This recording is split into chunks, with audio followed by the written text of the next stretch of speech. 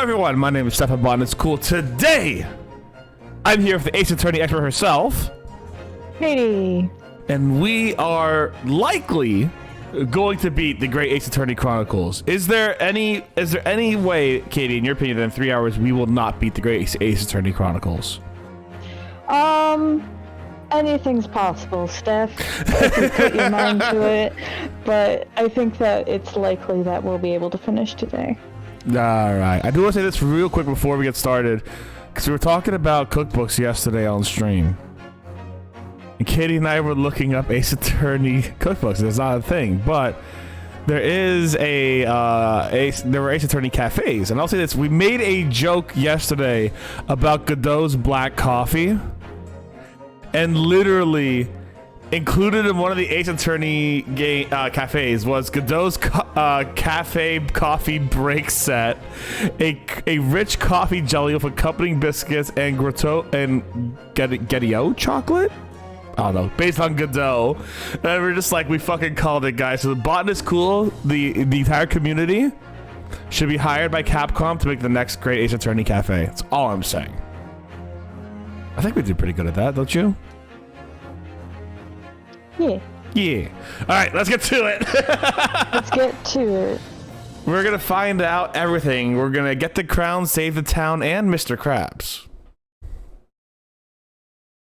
What?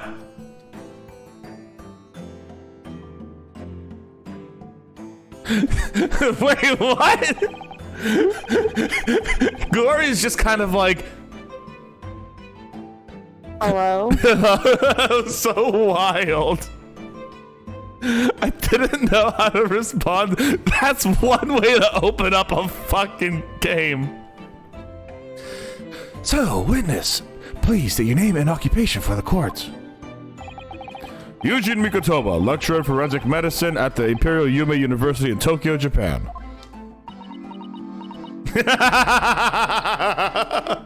I don't know if she's in the middle of like fangirling or if she's like, I don't know what's going on in her mind. The only thing I can think of is that this is a weird way of fangirling because he did the autopsy with Wilson and is another, you know, forensic scientist. So like, I can only imagine she's fangirling, but I don't know if she is. I don't know. It's a mystery. It's a mystery. And Professor Mikotoba, the young lady beside you is... Ah, this is Dr. Maria Gorey, Scotland Yard's practicing coroner, the daughter of Dr. Scythe, I understand. Yes, Dr. Scythe. I'm afraid I can't tell you why she...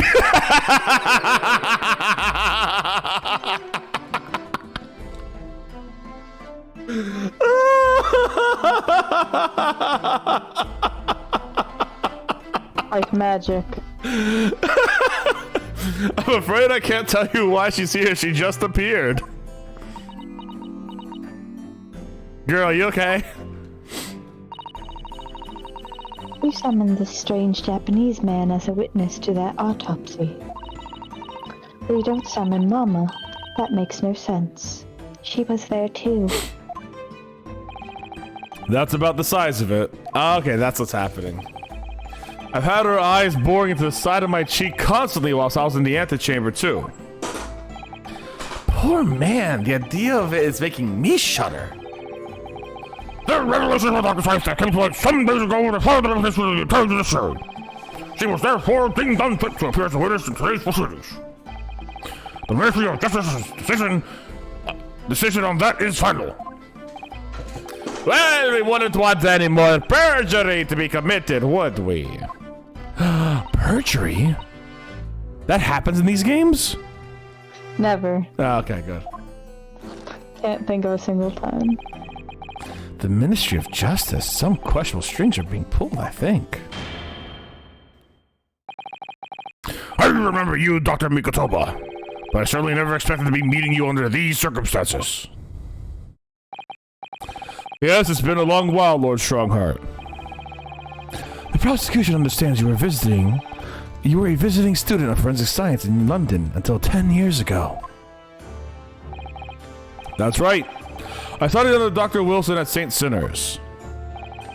So, you were present at the autopsy of my brother, Lord Clint Van Zeeks. I was, yes. I assisted Dr. Wilson with the entire procedure. Mama is far more skilled than any Japanese man. This is I'm racist now. This is the exact opposite of fangirling. Well, Dr. Wilson asked me to be his primary assistant on that occasion. And this autopsy report was actually penned by you, I believe. Yes, I noted all the doctor's findings, and when we were done, he read through the document and signed it. Poor Mama. As a secondary assistant, she wouldn't have had such a good view of all the innards. So, Professor, do you remember Inspector Gregson? Yes, of course. If it wasn't for his insistence, Lord Van Zeek's autopsy would never have happened. But he is absolutely convinced that it would reveal decisive evidence against Genshin, you see. So Lord Strongheart had to entreat the nobility to allow it to take place. Do correct me if I'm wrong, my lord. It was a result of the autopsy that the mass murderer was apprehended and the justice was done. But Gregson admitted to it before he was killed. He admitted the result of the autopsies were fabricated. You were there at the time, so you must testify. You have an obligation to tell the truth about what really went on. Absolutely. That's precisely why I'm here. And that's why I'm here too. Okay. Very well, then. You will give your formal testimony now, witness. Before you begin, a word of warning. Oh? You will state truthfully and accurately what you saw and what you heard at the time. I wouldn't dream of doing otherwise, my lord. The moment you testify for your supposition, I will expel you from my courtroom. Remember that. So can we not press him that much, or is he going to be or is he just going to be really careful of his words? Rikatoba's a very smart man. I have no doubt he is literally thinking of every way to abide by this ruling, but we're a Naruhodo. We fuck shit up in court. I don't expect us not to fuck up Mikatoba by accident. That's how we get to the fucking ending, isn't it? Do I have to save here? I'm gonna save here just in case.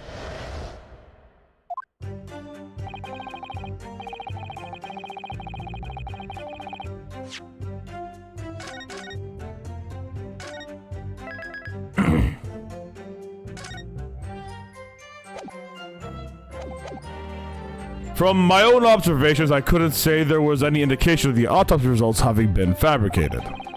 Death resulted from a wound made by a Western-styled sword transfixing the heart. That I found a little strange.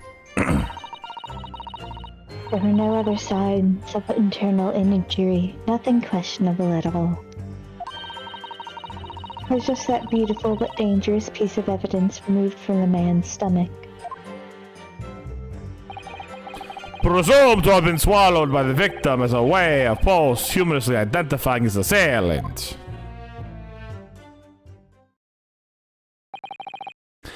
No indication. Nothing to suggest a fabrication. Professor Mikatoba, are you certain about that? Well, nothing that I could positively identify as such, much less swear in to testimony. No, okay, what was again?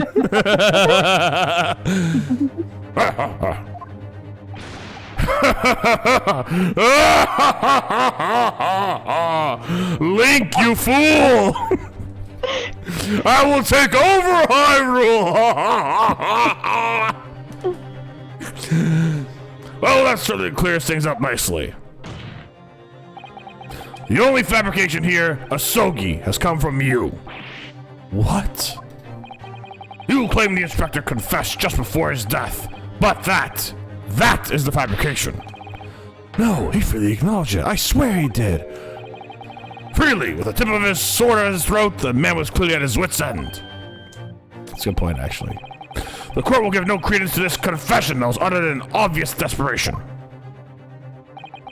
Quite simply, there was nothing questionable about the investigation of Lord Clint Van Zeek's death. And with this testimony we have, without question, uncovered the whole truth of the matter. She's still staring at him. If I may, my lord, there was most certainly something questionable about it, and the whole truth does rather elude us, I feel. I beg your pardon? Well, you're obviously aware of the facts of the case. All 4 of the professor's previous victims died when an enormous beast was set upon them that ripped out their throats. Oh, such horrifying crimes. But curiously, the killer's last victim, Lord Clint Van Zeeks, suffered a different fate. Yes, you're right. He was stabbed through the heart with a sword. That's enough! I believe I warned you about this, witness. I promise to curtail your testimony as soon as it entered the realms of supposition or speculation. Very well, my lord. In that case, the defense will pursue a conclusion to this during the cross-examination. What? I have the right to cross-examine every witness after testimony. And I fully intend to exercise that right. Ryunosuke.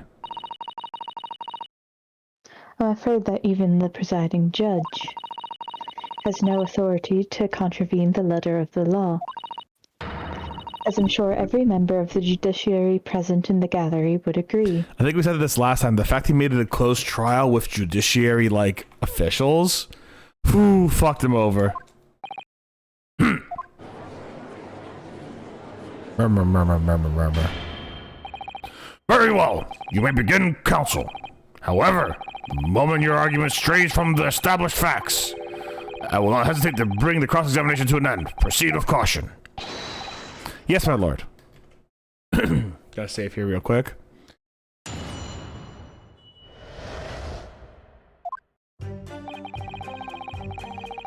God, he is going to be stopping us at every fucking opportunity he has.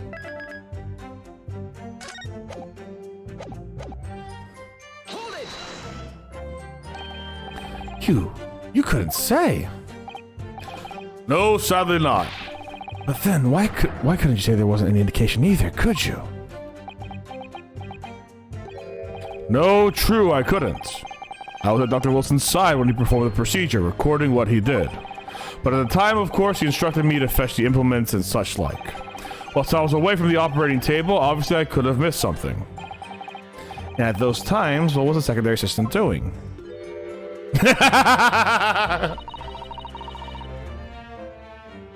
Following this Japanese man's orders to adjust the lighting or pass him implements. That doesn't mean Mama wasn't a vital part of the team.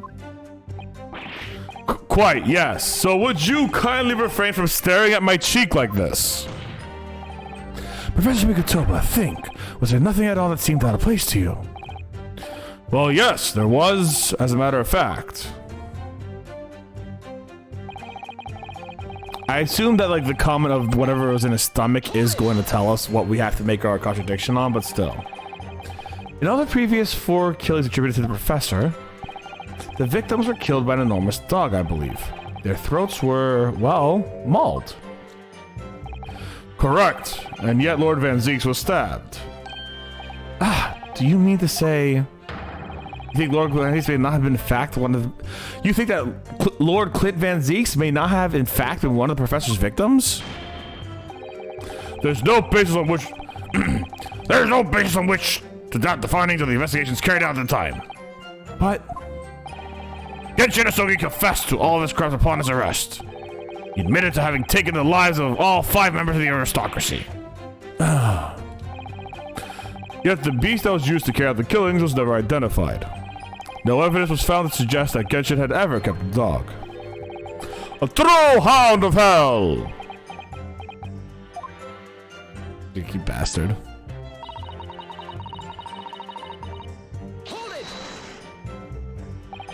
But, you weren't actually present at the autopsy yourself, were you, Dr. Gory? Ugh, get out of here. You're a really valid girl. I don't know why. Are you doing good stuff? I don't know why. It just felt so sassy for a reason, and I don't know why. Does that matter? Oh, well, I just wonder how useful your testimony can be in that case, really. I mean, it would be different if your mother, Dr. Scythe, were on the stand, but... I've read all the paperwork about the case, and Mama's told me the story countless times. The statement I just made is exactly what's written in the autopsy report. I did confirm that myself at the time. It's true. Besides the stab wound, there were no other signs of internal trauma. I see.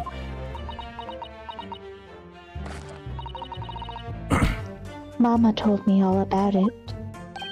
Oh? She said there was nothing of note internally. But they did find an amazing piece of evidence. Something unbelievable. Unbelievable? What do you mean? Come on, Dr. Gory, what was it?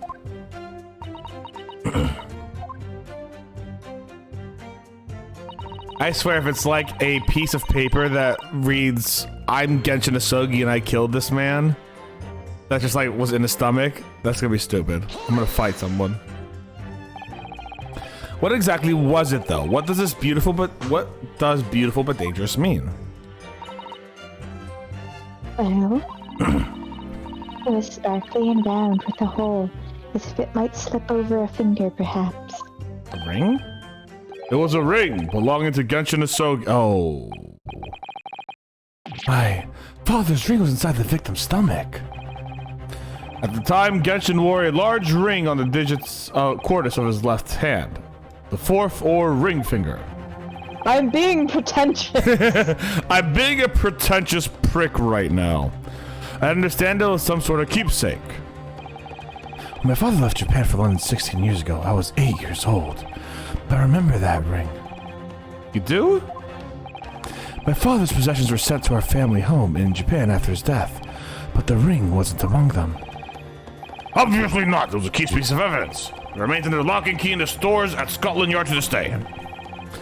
After the autopsy, Genshin was summoned by the police to check for the presence of his ring. It wasn't on his hand, of course. Moreover, there were deep abrasions on his finger where it had been pulled off. They arrested the man... I almost got the Van Zings for a second.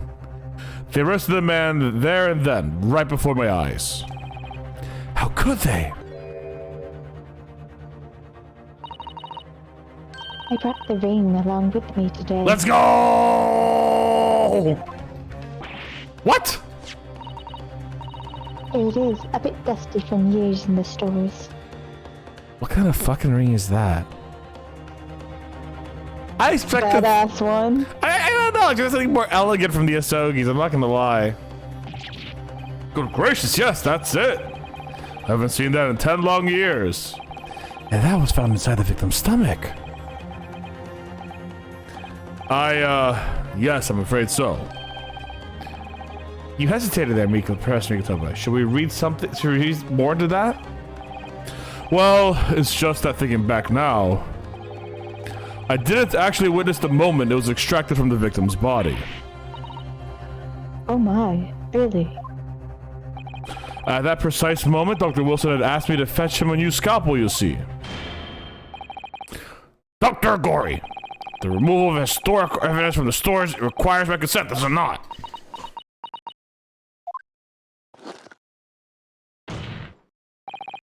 However it came to be here, the court cannot deny this crucial piece of evidence for today's proceedings. Very well, you may submit it.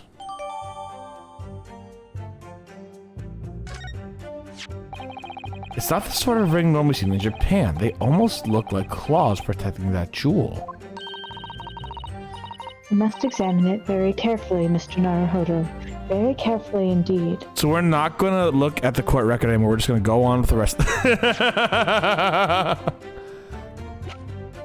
All right, what are we looking for here?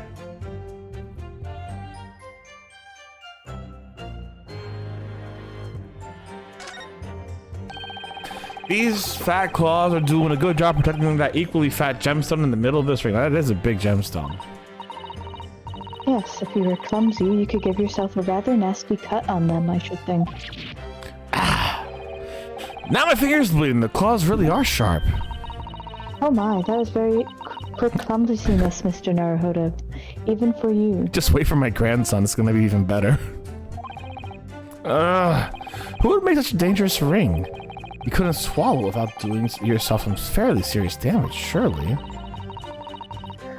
A sticky mochi bun of about that size would go down much better, with some red bean paste in the middle. I'm hungry. See, god damn it. Someone as clumsy as me would probably manage to choke on it somehow. I kind of get what they're saying, like, how could he have swallowed it?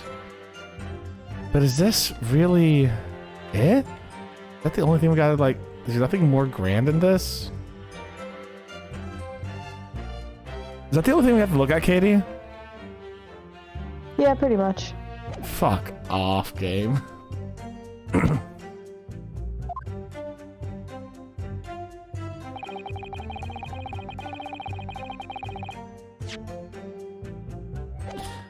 Save.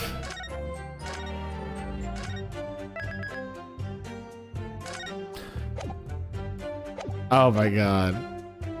I'm cackling because it's gonna be Lord Strongheart will be like, anyone can swallow that. It's like, well, you swallow it, Lord Strongheart, and tell us how it passes through you, bud. Like, oh shit, no. Objection. What?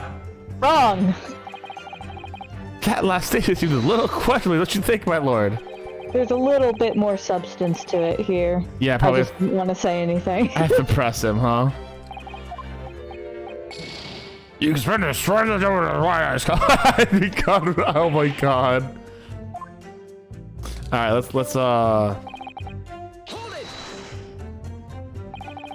And that was the decisive piece of evidence that led to Geshin Nasogi's arrest. Correct. After further investigation of Scotland Yard's, the man was admitted to his crimes. That's a lie. My father was no killer. Baroque Van Zeeks, it was you. You twisted the truth to suit your purposes. Oh, you're not helping us, Kazuma. Your hatred of me doesn't change the facts that were established 10 years ago. My brother, Clint, had closed in on the professor. At the end, he exposed the man and put a stop to his lethal rampage. And the only way a man of my brother's caliber could.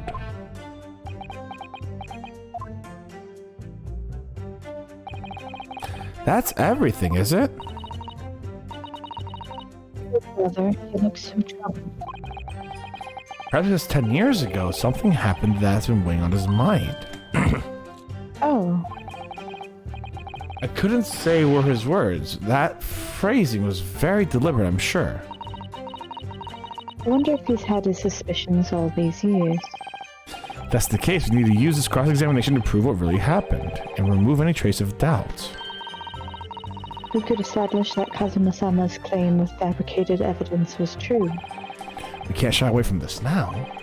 Even if what we might uncover could lead to total calamity. Don't worry, Mr. Naruhodo. I'll be right beside you, whatever may happen. Hell yeah.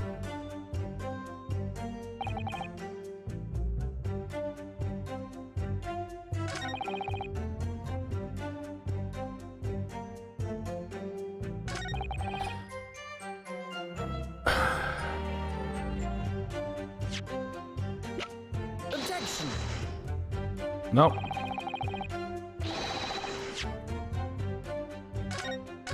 No! Exact opposite of what I wanted to do. No, actually, I'll take that. I'll take the loss.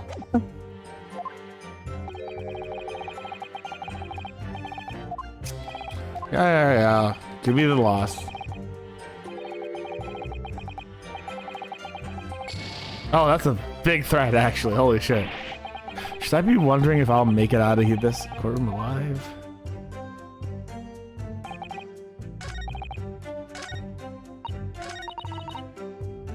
Wait a second. Hold it! Fuck! Wrong button.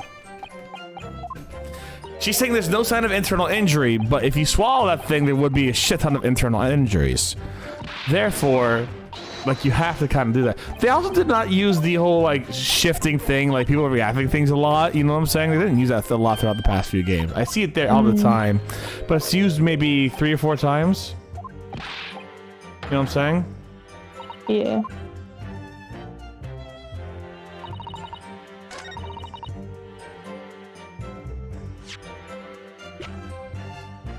Objection! There we go. The court has heard the ring was extracted from the victim's stomach, but you didn't actually see it being removed, did you, Professor Mikotoba? That's right. As I said in my testimony before, at that moment, I was fetching a replacement scalpel that Dr. Wilson had requested. In other words, you can neither confirm nor deny whether this ring, in fact, really came from the victim's heart or not, stomach or not. What are you suggesting, counsel? That the ring was never in the victim's stomach to begin with. It's entirely feasible that Dr. Wilson fabricated that detail about the autopsy. What are you saying? That Dr. Wilson was never in possession of the ring in advance after it was somehow stolen from Mr. Asogi. And he produced it during the procedure, pretending to have found it there and then in this victim's stomach. Supposition at best! What possible evidence would you have to support such a rash claim? This evidence, right here. That's the autopsy report. It's explicit in the report, counsel. Other than the ring, nothing unusual was noted internally, so I'm not sure how you tend to prove your point. You've already done it for me, my lord. The lack of internal injury sends it all. What? To swallow the ring of this size would require considerable effort and determination. In addition to its size, there are sharp claws around the gemstone to contend with. My brother No, don't do this. My brother was a determined man on the brink of death, even more so, I'm sure. He would have stopped at nothing to ensure that the evil killer was brought to justice. But if he really had swallowed that enormous ring, it's inconceivable that no traces of its passage down his throat would have remained as internal trauma. No.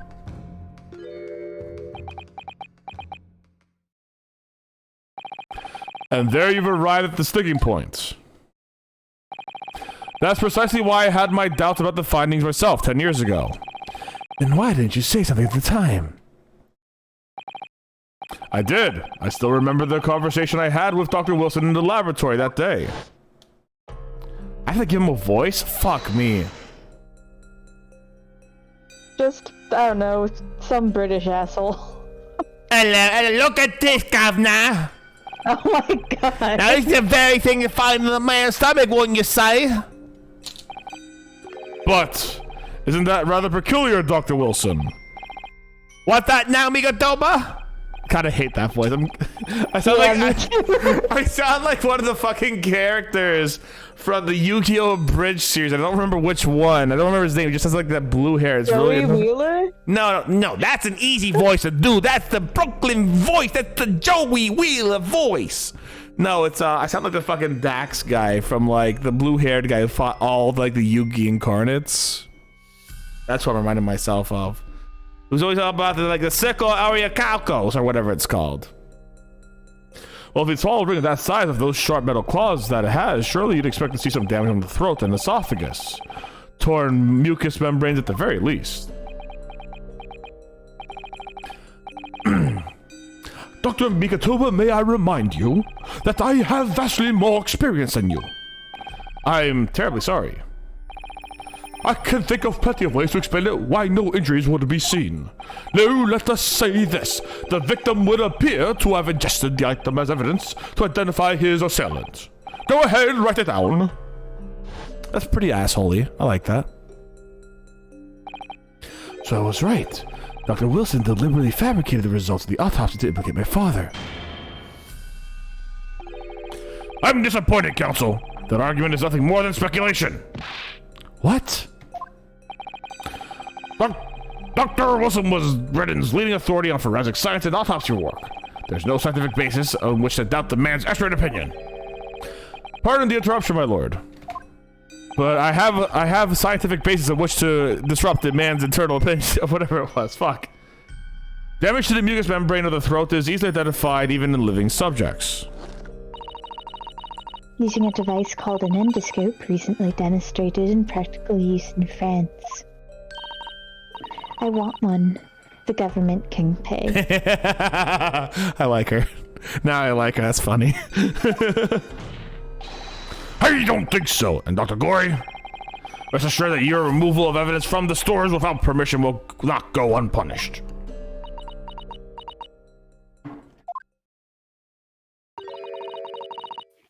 We open up the dead to find the truth. I beg your pardon. But Mama, she chose to stitch her corpses up with all her secrets inside. That's wrong. Dr. Gory, it's looking as though she's chosen to walk a different path to her mama.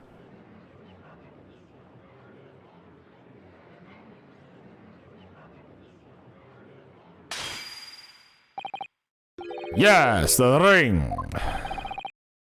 What about the ring? I've just remembered something. In an earlier incident. What incident?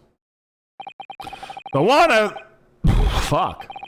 The one I recounted to you before about the memory I have.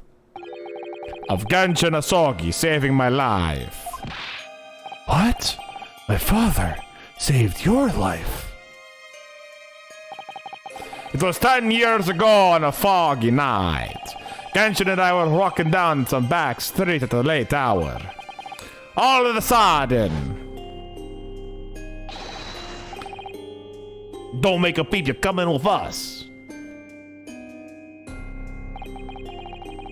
All of our sinners were armed with pistols, their faces obscured by scarves. Bang! The next thing I knew, there was silence all around. Genshin lay on the cobbled street. Blood was seeping from his left hand. He shielded me. It was on the ring finger of his left hand that he used to wear that ring. Ah, are you saying? I've always believed those thugs were after me. But now I'm starting to question if perhaps I wasn't the intended target after all. Wait, what? Genshin was arrested 2 days after that attack.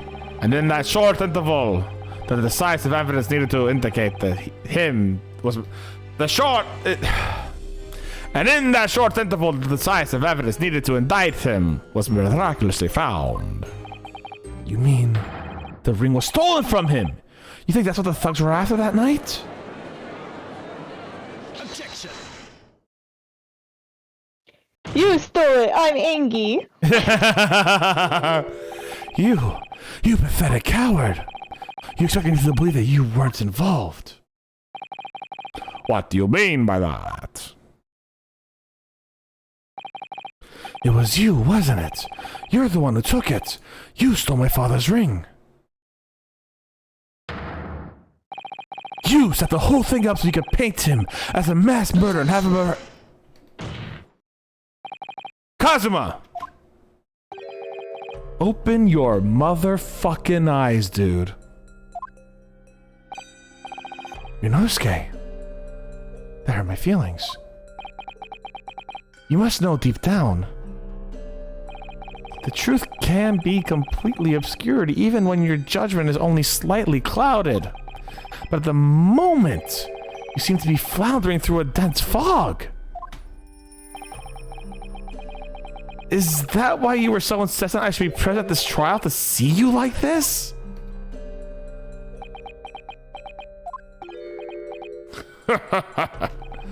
Well, this is an amusing spectacle. What a grandiose expression on your face, as if you were Lady Justice herself. Seems you've thoroughly convinced yourself on this alleged fabrication of the autopsy reports. So much so that you apparently blind to the blatant contradiction that had been born out of it. What? Though it's extremely hard to believe, let us imagine there was some misconduct during the autopsy. If that were the case, why would Asogi not have disputed the findings in his trial? Because you're racist. Oh. In that close court hearing 10 years ago, the defendant never once denied the claims against him. Isn't that right, Lord Van Zeeks? Yes, it is indeed correct. Upon hearing the verdict of guilty, he merely closed his eyes, quietly accepting the judgment. The actions of a man who has accepted responsibility for his deeds and resigned to his fate. But then... Oh my, that is very strange. If Mr. Asogi did nothing to oppose the charges against him, then... that would surely mean there is no fabricated evidence. An obvious conclusion at which you should have arrived at many minutes ago, Prosecutor Asogi. Your twisted loyalty and clouded judgment are hampering your ability for logical thought.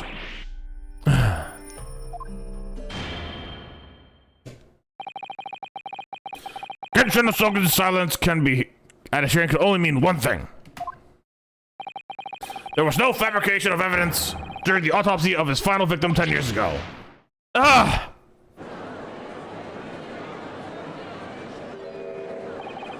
But if that autopsy were all above board, there'll be nothing to stop Lord Strongheart bringing this trial to immediate conclusion. Wait, that's a voice.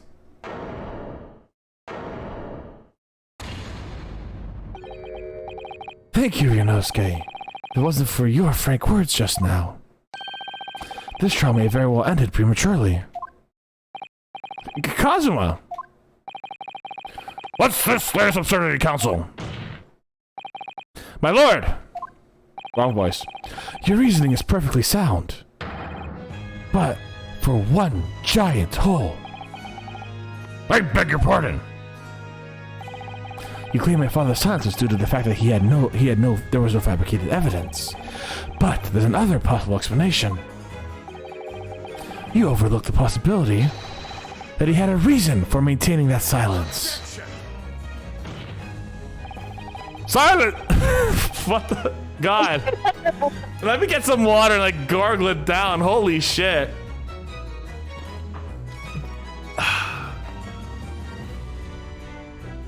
Silence! I would lead him to being convicted and sent to his death. If the autopsy reports were any invention, there is no conceivable reason why the man would not have protested. Oh, those results were invention, all right. There's no question of that. Or are you forgetting that 2 people with a connection to the autopsy have been assassinated? If I force the grievances I feel from mine, I start to see you in a very different light. I think perhaps it's you who's been living in delusion these 10 years. Me? Kazuma-sama has created one last chance for us here, Mr. Naruhodo. If we can only show there was a reason for his father's silence in his trial. A reason why the man would have said nothing, even though he was innocent. Could it have been part of some negotiation, perhaps? Enough rhetoric! The court has been shown evidence. What proof do you have that the court could possibly explain Asogi's silence in court? Fuck me, dude.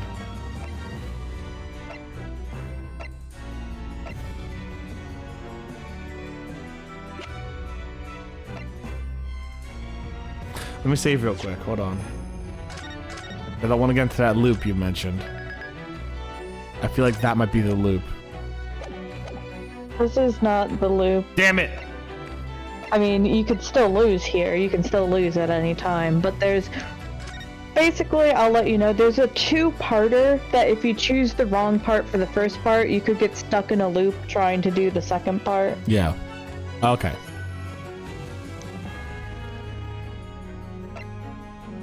Well, basically, it will ask you a question, and then based on the question, you have to present evidence, and it will let you present evidence after evidence, even if you chose the wrong answer.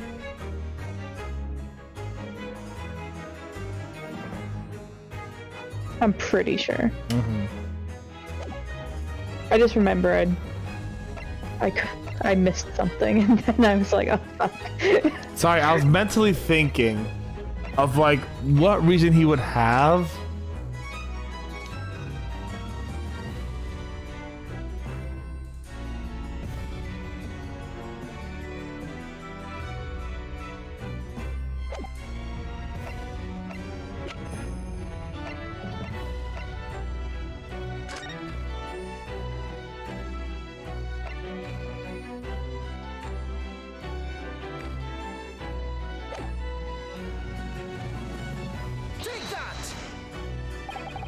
It's true that Genshin Asogi's silence during his trial resulted in his conviction.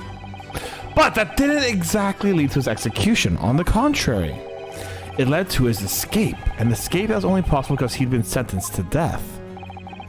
Although I find it hard to believe my father would have negotiated in that way, the defense is correct. A fake execution, falsification of the death certificate, and a jailbreak inside a coffin. Clearly such an elaborate plan could not have been carried out by my father alone. He must have had the help of a collaborator from the judiciary. I have here the dismissal notice of the chief warder who was working in the prison at the time. The note reads, there are indications that the jailbreak was in planning prior to the inmate's incarceration. In other words, there were suggestions of some sort of negotiation between Mr. Sogi and the British government. In exchange for his silence in court, he was given assurance that he would be broken out of prison. Yes, with that sort of clandestine agreement in place, I can imagine he would have kept very quiet. I would go further than that, in fact. I would say that the elaborate jailbreak of Mr. Sogi can be explained in no other way.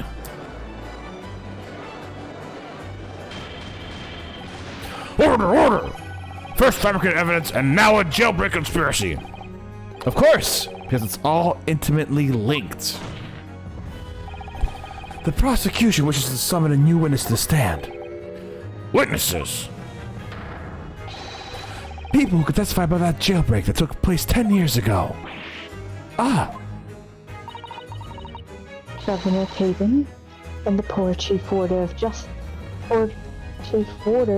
prison. Who just got all of his memory back. Okay, that's great. I won't allow this trial turn into a farce to summon the governor of a prison after all these years.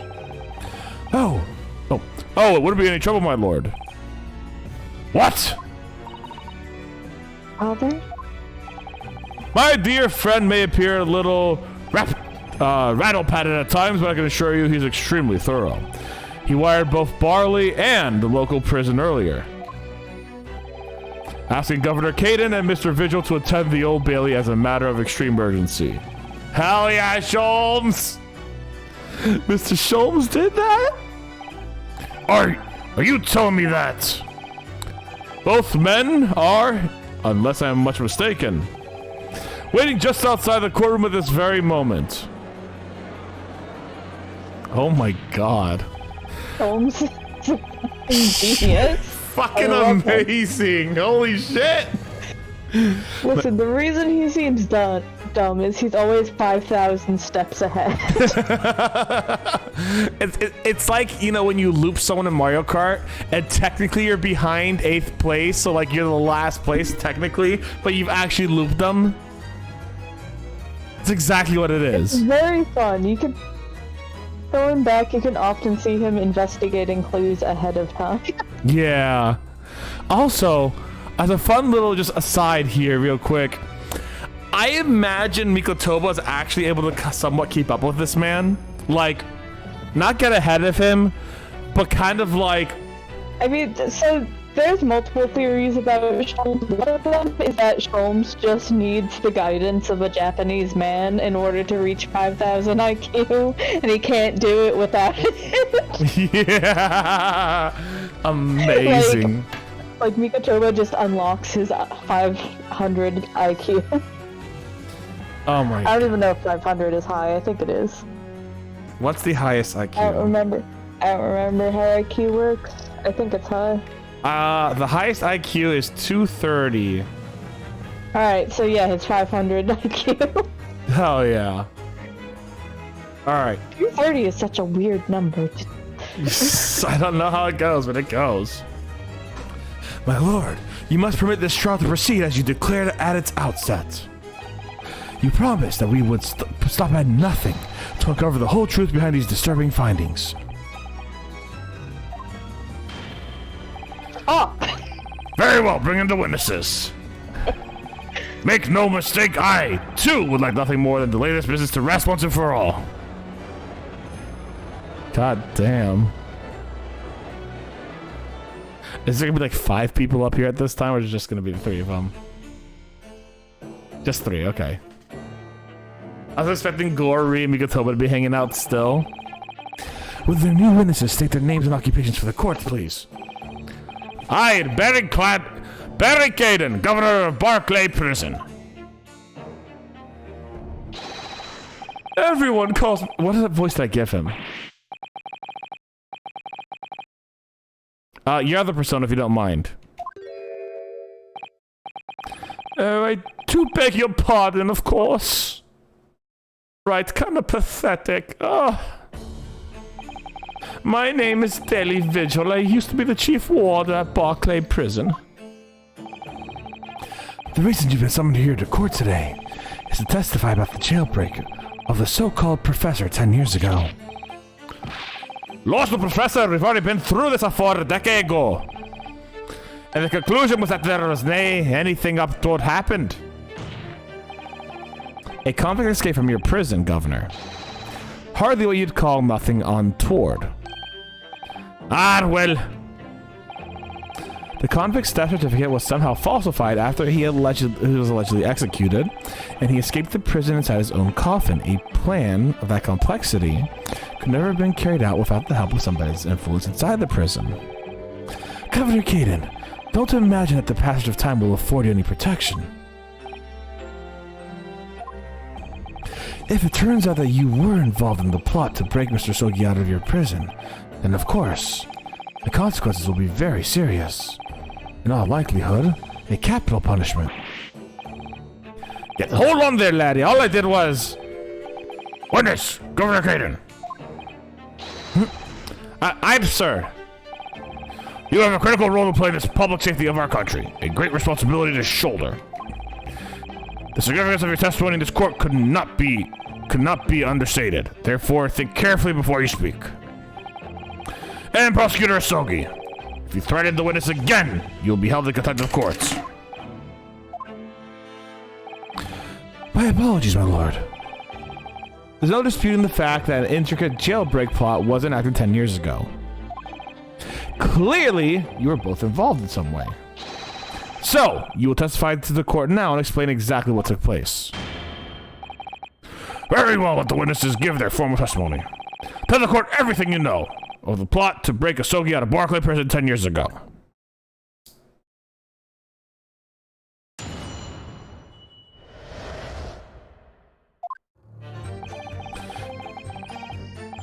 It was the day the Japanese jock had been found guilty. The directive came from the prosecutor's office. I signed the convict to the chief warder vigil here, and I put and planned an action behind the scenes. I was responsible for Asogi right up to the night of his execution, but I knew nothing of any plot. I didn't care if there were some negotiations between the convict and the prosecutor's office. All I did was carry out my duties for Her Majesty's great British Empire. A directive from the prosecutor's office. Are you saying that that was the jailbreak plot? Aye, that's right. Who sent it? Who authorized that plan? I didn't care that. You're saying you don't know? Listen, there one thing about the prosecutor's case that one unusual in some way. I didn't ask any questions, I just did what I was told to do. More than that, I couldn't tell ya. I see. God, I do not know how to do this voice. I forgot it. If the jailbreak plan originated from the prosecutor's office, then one thing is very clear. As suspected, there were clandestine dealings going on between Mr. Sogi and the office. The jailbreak was promised in exchange for Mr. Sogi admitting to the crimes he didn't commit. Wrong voice. That, counsel, is nothing more than speculation on your part. So, let me ask the defense. Oh, yes, my lord. I fail to see how these witnesses have any more pertinent information here. Do you intend to assert your right to cross-examination? Yeah. Absolutely. I have no intent on squandering a single opportunity, my lord. No, I give up. I don't want to do it anymore. I'm tired. This is all way over my head. My lord, I just came here because I was gay for a second. I snuck into a bag, and then I was stuffed in a wardrobe, and now I'm practicing law.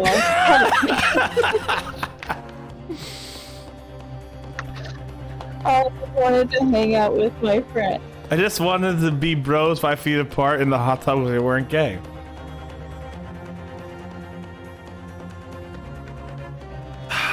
There we go. It seems all you Japanese are fiercely tenacious. Very well, proceed, counsel.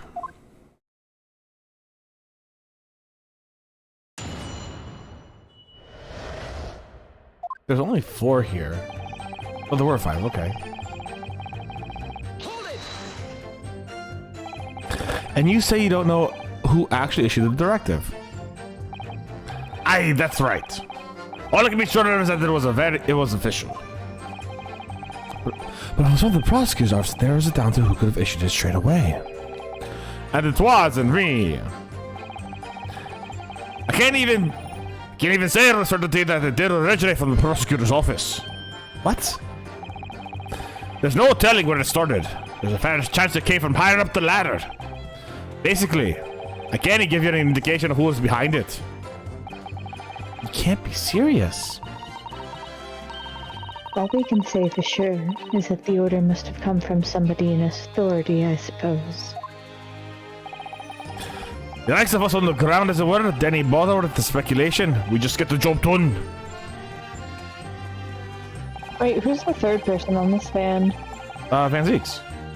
Alright. I was like, Gory and Mikotoba left, right? Right, yeah. So, Mr. Vigil, you didn't know anything about it at all. That's right, my only role in the scheme was as a scapegoat. That's right, isn't it, Governor?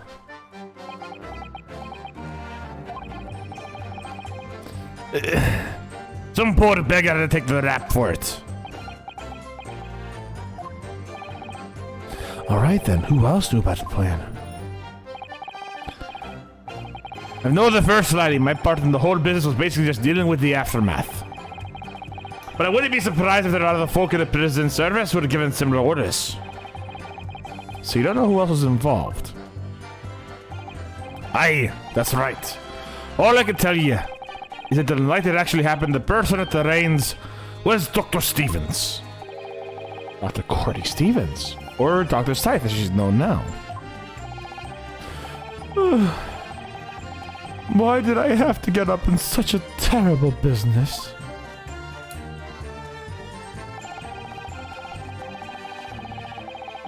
Hold it! Do not take any notice of anything unusual happening in the lead up to that night.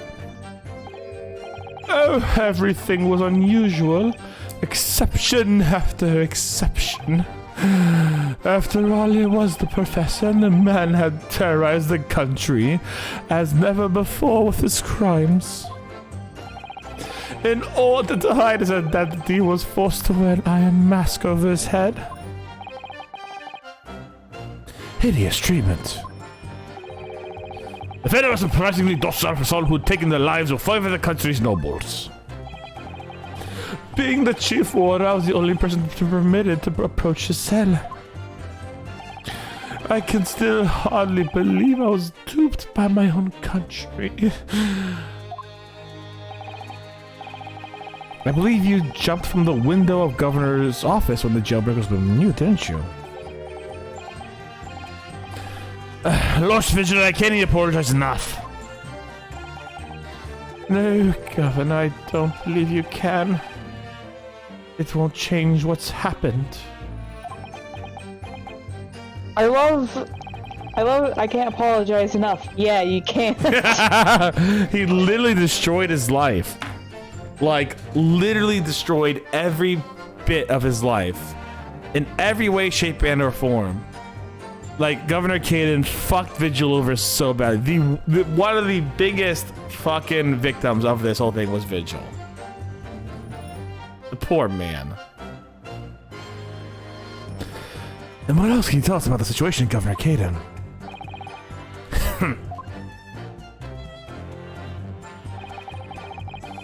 Don't get me wrong, Vigil's a little bit of a bitch boy, but still. Yeah, I mean, his wife didn't know what was up, so, like, it couldn't have been too bad. Like, I know it was bad, but also... Fair enough. Okay, you know what? Fair enough. He was... I mean... He did lose his memory. He got so scarred, he literally cut off a whole part of his memory. True. All I'm saying, the man also did attempt to just off himself there, so, like... Yeah, no, that's bad. Yeah. I meant more, like, his life afterwards. Yeah, that's fair. I mean, he got money from Gregson a lot, so I'm pretty sure. I know. Yeah. I don't know. This is a big fucking conspiracy, man. This is a big fucking conspiracy. Yeah, it's complicated. But you've already acknowledged the orders came from the prosecutor's office in order to arrange for the man's escape. There must have been some sort of negotiation. That's the only explanation. I will be as may. I didn't care nothing about it. The witness stand is no place for telling you what you don't know for sure. I can do that much. And I presume you also know this. Not telling what you do know is a criminal offense. So, you were just following orders, is that it? I'm afraid that won't absolve you of guilt here. A man was killed illegally even if it was a condemned criminal. You may as well be found complicit in murder, Governor. So, that's what it's ought to be, is it? Even with the threat of conviction, you won't break your silence.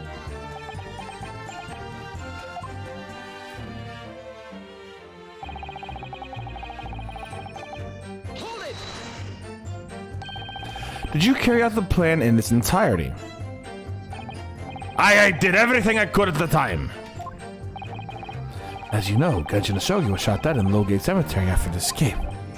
Tell me, was that part of the plan too? My instructions to do were to get in the joke out of the jail and nothing more. I can't tell you anything about what happened after that. Only... personally, I believe his death would be the last part of the plan. Seems normal. Yeah, it's fine. Excuse me.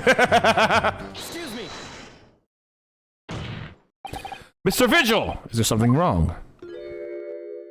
Yo, dude, chill. You're gonna get me fucking dizzy. Oh. Yes, sir. What can I do for you, sir? He's saluting now? What is it? Some sort of Barclay convention? What Governor Caden was just saying seemed to upset you. Did it bring something to mind, perhaps?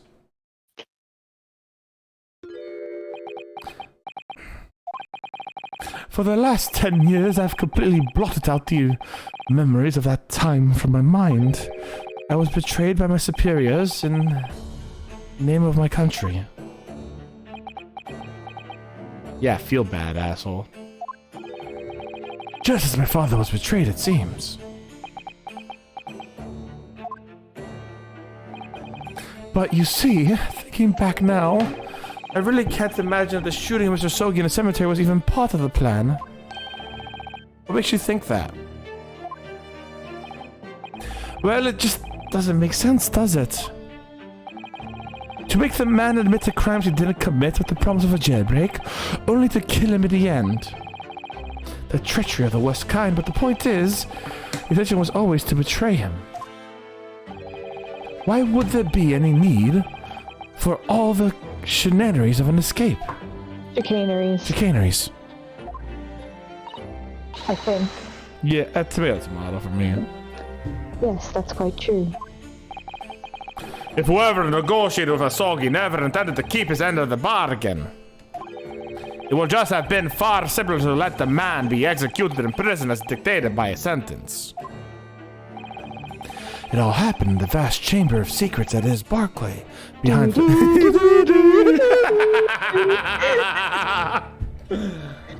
that is Barclay, behind the high prison walls. I suppose nobody knows what really went on in the execution room now. Yes, it's an unsettling mystery, certainly. Truth be told, there is a wee matter that never quite made sense to me. If you believe that there is some kind of negotiation behind the jailbreak between Asogi and the body at the top, doesn't it quite add up, does it? Governor Caden, I must insist that you explain these doubts you have by amending your formal testimony. I go on then. Yeah, he's not happy. It looks like he's about to be found guilty.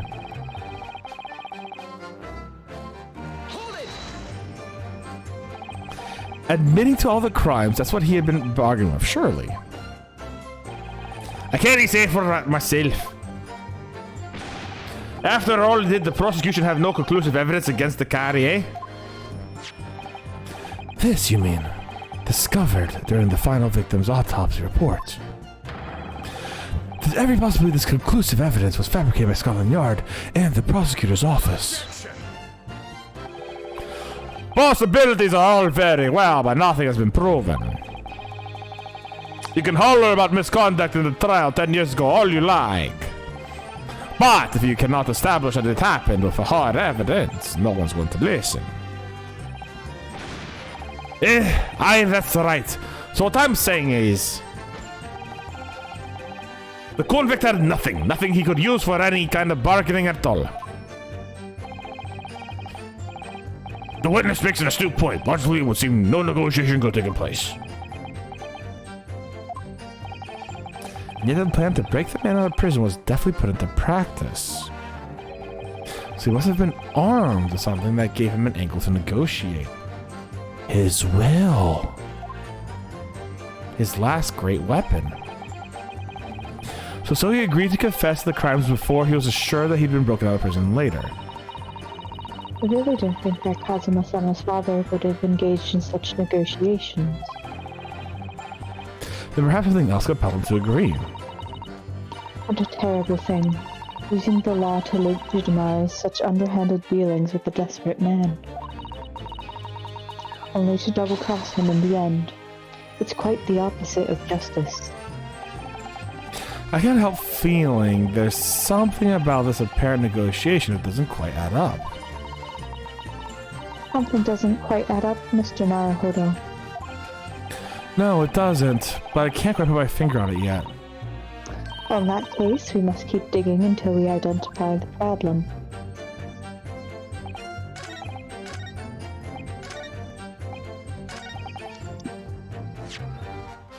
He had a secret gold mine.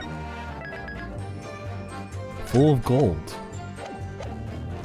Let's present the Asogi papers. Objection. Confessing under oath to murders he didn't commit on a verbal assurance of later being broken out of prison. Genshin Asogi was taking an incredibly risky gamble. Very true. There was nothing to stop the British breaking the word and executing him behind closed doors anyways.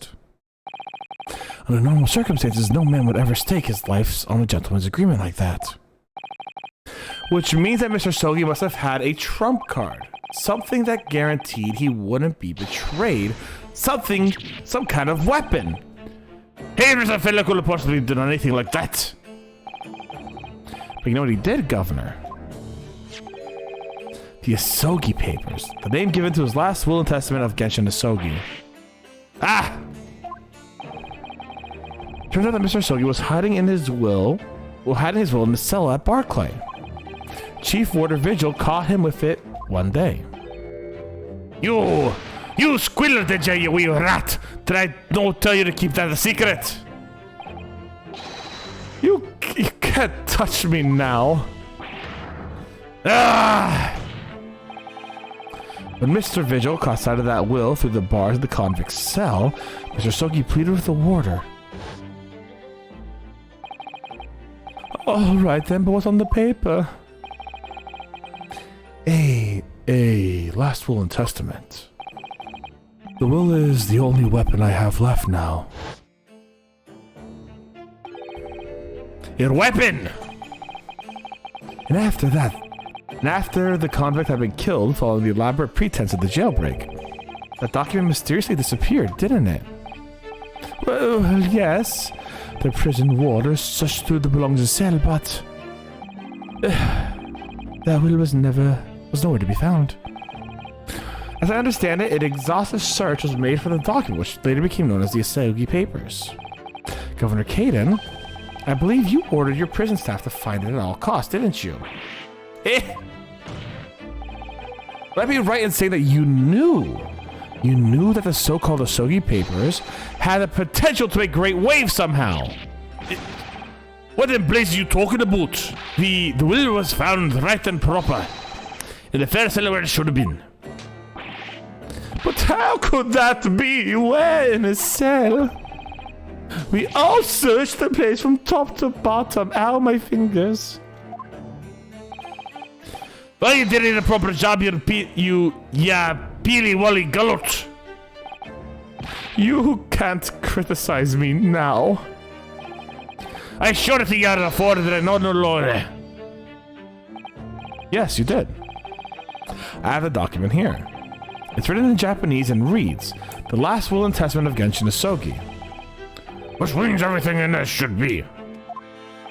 Not quite, my lord. You see, there's an undeniable inconsistency here. What? What inconsistency?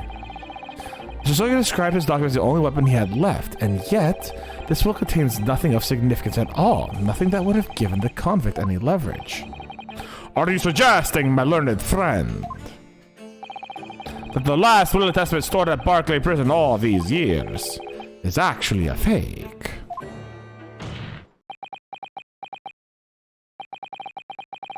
As it's clearly been demonstrated already, what went on at Barclay Prison was far from above board.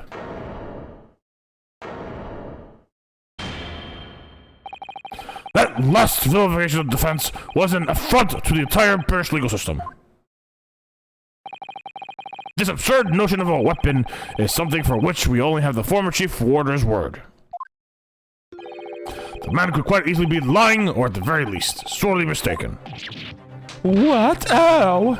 No, I'm definitely heard him say that, I swear. Clearly, we need to get to the bottom of this. We know exactly what happened with these so-called Asogi Papers. A waste of time! If the will was fake, where is the real document? Mr. Vigil was stabbed in the back of the judiciary 10 years ago. He lost everything. Very nearly his own life. And now you're going to do it again. You're ready to brand him a liar and turn your back on him without even letting him defend himself. It's clear Barclay Prison is hiding something. It's clear the jailbreak was masterminded by someone in the prosecutor's office. It's clear that someone knows the negotiations took place. Is your lordship going to gloss over these obvious and reprehensible facts? What did you say? Whew, shit. Let's go. Let's go. It would seem that a vocal feud...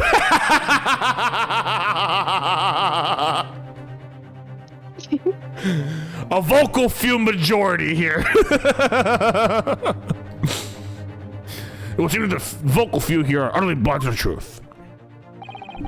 Very well then, let the witness testify again. Tell the court precisely what you think you saw the convict's last will and testament. Yes, sir, my lord. Let's save this real quick.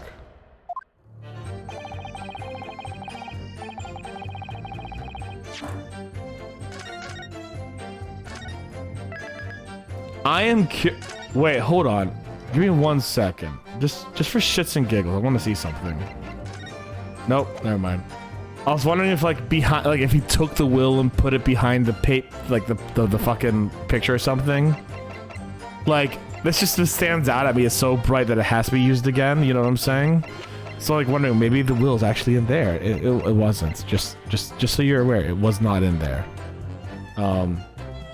As the warder responsible for goddamn convicts, I intended to Mr. Sogi and keep watch over his cell. Ow! That's right, I think he was found guilty in court. He was doing something without will in his cell. They turned the cell inside and out looking for it at the execution, but to no avail. The only found out about the Asogi papers when the directive came out telling me to impound them. The document was in the folds of the fella's robe that was in the cell. A kimono, I believe it was called. That's only 3, okay. His kimono, that's a lie. Ow, we searched every inch of the man's cell. We looked through all his clothes, it can't be true. Where do you know sir started calling me a liar once, eh? You wee waffiger. You're literally the liar. There's nothing you could do about it now. You don't have any hold over me anymore. You know what? Actually, here, I'm gonna say this real quick. The light that Mr. Vigil's getting on his like left side with that purple, I think he looked pretty badass with a ponytail. Like it kind of makes me feel like he has hair going to his side right here. I feel like I can't see your mouse, but yeah, I see what you mean. Can you see my mouse now? Yeah, now Like I can. right here. Like I can see that like being hair. I think he looked kind of badass with a ponytail actually. Anyways. You don't have hold over me anymore. Other than the hold, you like to take over my cravat, of course, if that's what you're gonna do, is it? I like how the cravat's still being pulled. Right? I know, it's so great. Kind of funny. Are you gonna give me a good shake?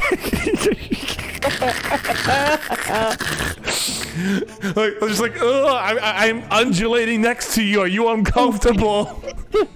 To be fair, I would be. Same, actually. Are you gonna give me a good shake again, or are you too scared?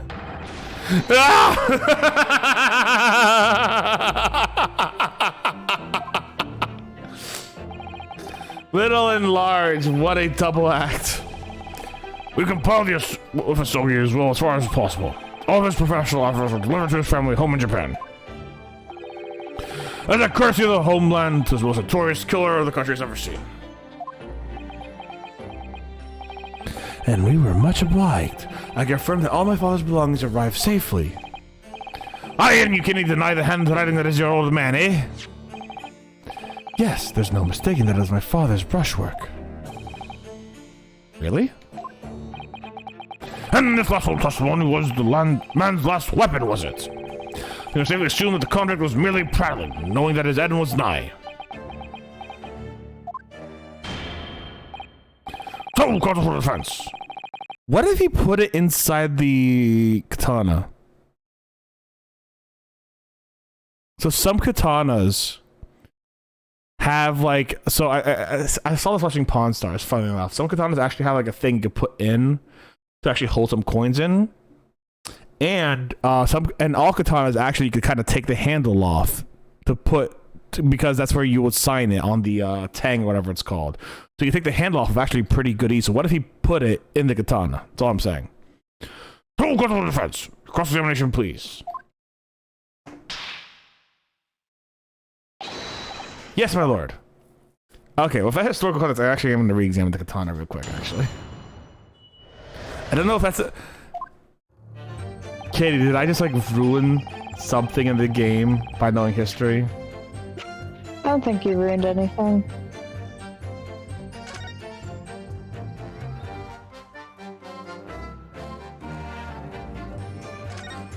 See if we can take that off.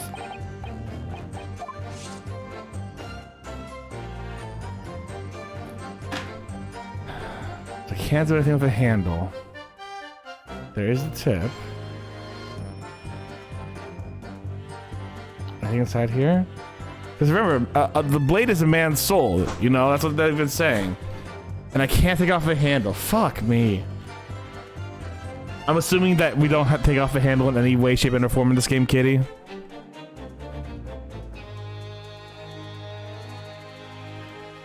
This banana's fucking killing me. I hate it. Where is banana is the thing. I hate it. Oh my god. Like, what is that? Let's see this little, that could be a piece of paper.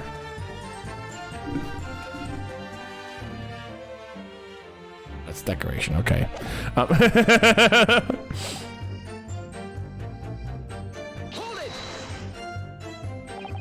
So would that mean that you converse with Mr. Asogi? Yes, certainly. Though there was precious little time before the execution was due. He was remarkably calm considering his days were very much numbered. In all honesty, he really didn't strike me as a man capable of mass murder. Yet he confessed and fall to the crimes. I know, that's why I felt compelled to ask him one day. I can still recall his reply. I'm guilty of the unforgivable crime of ending another human's life, yes. But he was so tranquil and intelligent, it put me in the mind of an Eastern holy man. What about the will you solve? What can you say about that? It was the beginning of all the drama, I remember it very well, yes. Ow! I love his little hand slap. Owie. Owie? Evie? Evie, can you bring a band-aid, dear? I got a single, what's it called? Splinter. And Well, you don't want to bandage that up. Can you bring the pliers, dear? You know what? Medical equipment's not good. I need to get an amputated finger, dear. Bring the hacksaw. Bring the Riagori. Does he feel if you not to report him, did he? Yes, that's right. Like the bumper to your eye, did he tell me the blatant breach of trust that was? I could see the man had a noble spirit. I found myself wanting to treat him accordingly. According to what you told us 2 days ago, the convict had been strictly forbidden from having any writing materials whatsoever. Yes, you're quite right. So when exactly was the will penned? That was before the remand was remanded in Barclay, obviously. Yes, at the prosecutor's office under supervision of the relevant authorities. I personally instructed Asogi to make a will for the benefit of his family in the homeland. In that case, why was it found in the cell? What do you mean by that? Well, if it was penned at the prosecutor's office, would you have expected it to remain there for safekeeping, surely? Ah! It's curious. There doesn't seem to be any obvious explanation for why it was subsequently found in the convict's cell. Oh, well, The defense makes an astute point. Well, Governor. the president's got Kenny explained to take the Kenny in and walk out of the prosecutor's office. In that case, Lord Strongheart, perhaps you could shed some light on the matter. I'm unable to offer an explanation here and now. I'll have to consult with the notary responsible for the will at the time. Shallow, with the fact that my father's will was discovered in his cell is clearly inconsistent with what is expected. I want to know why. Another inexplicable mystery, then. Well, the thing about that will...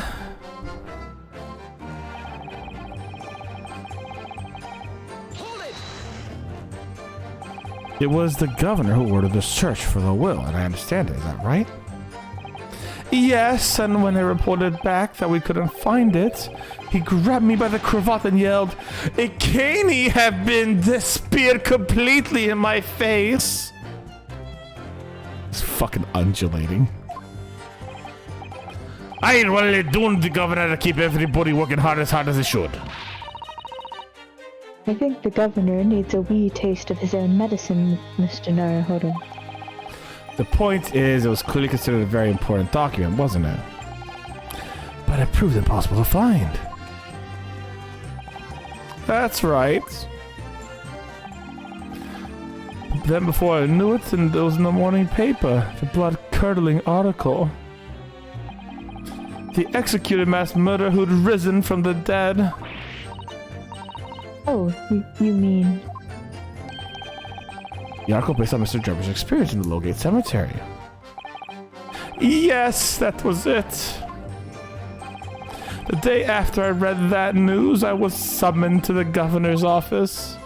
And that's when the awful accusation was made. The aided Genshin Isogi and escape from prison, resulting in your immediate dismissal. I'm afraid I really don't remember anything after that. As the governor of the prison, I had no choice getting done anything else.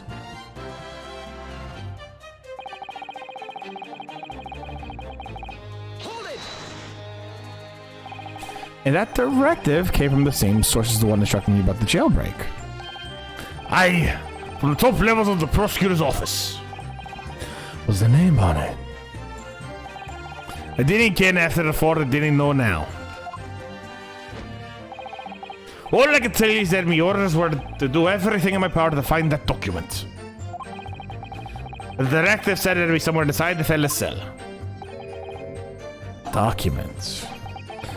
What was that wording? Document, not will. Aye, that's what it said. Am I clutching at straws here? I just wonder if it was really Genshin Isogi's last will and testament that was the sender of that directive after it. Continue with your testimony, then, witness.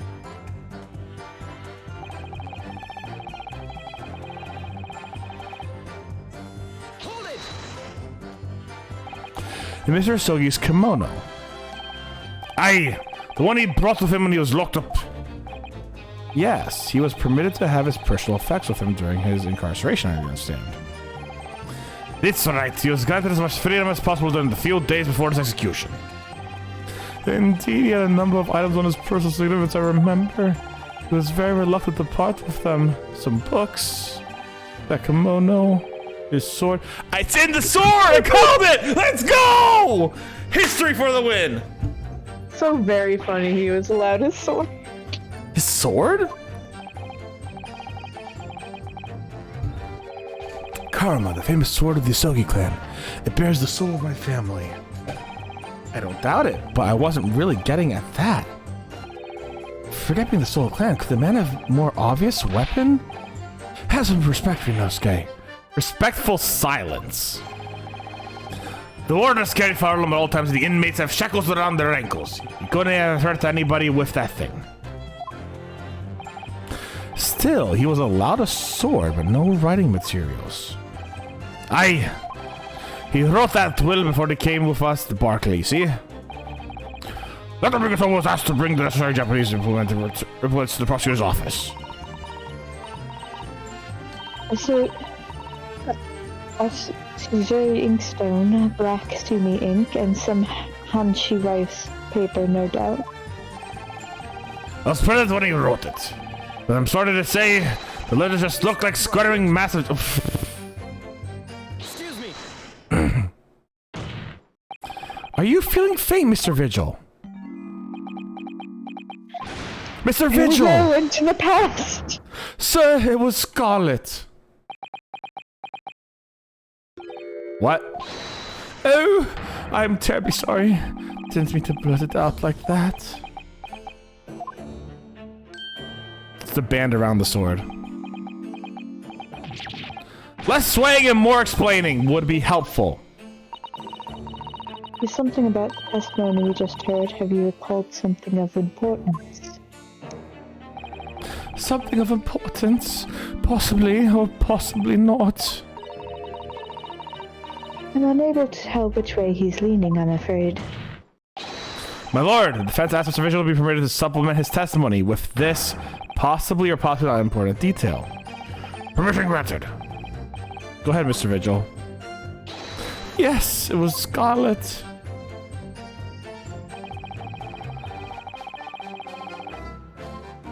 Scarlet ink. Hold it! Scarlet, you say?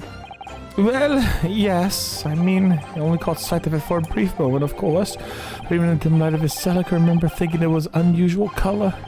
At the very least, I'm quite sure it wasn't black. Witness! Is that really what you saw? What? Sir! Something wrong, Lord Strongheart. I apologize. Continue. What do you make of that, Mr. Naruhodo? It lacks old Strongheart to be so visibly shaken in that way. Oh, did he ever? You can plainly see the writing here. It's black as the Earl's old hair's waistcoat. Well, yes, you're right. Mr. Vigil, I'd like you to confirm one point with you. Did you actually see the content of the document that Mr. Soggy was holding that night? Oh, well, no. I mean, there was no time. Should he noticed me, he hid it behind his back. But it was definitely a will, was it? Yes, it was. That was Mr. Soggy told me. According to the first time in the matter, we have the will in question in our own possession. There's nothing more to add. A will written in scarlet ink. What did Mr. Vigil see when Cosmo's father was holding the one? Yep. If you have an inkling, Mr. Naruhodo, you must present it to the court at once. I'm gonna need to probably re-examine it. That testimony doesn't... just let me... It just pisses me off.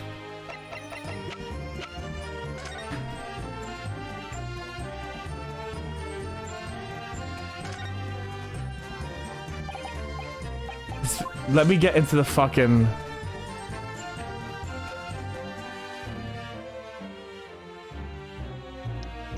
Let me examine this, you... The fucking murder of these guys.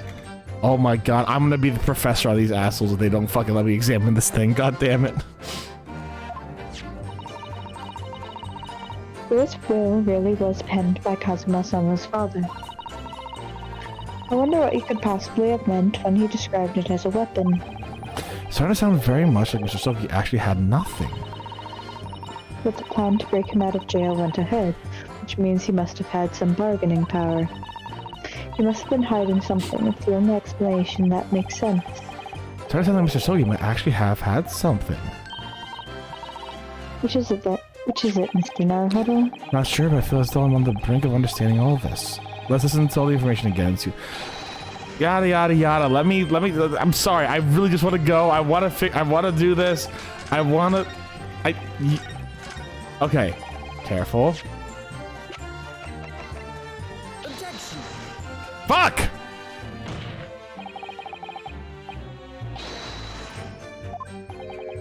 God damn it. Mistaking you thought you saw red ink, it was a sword, is a bold statement to make, I will say. I'll see more length of the red sash on the sword, but okay. You thought you saw red writing, it was actually a sash. What has red writing here?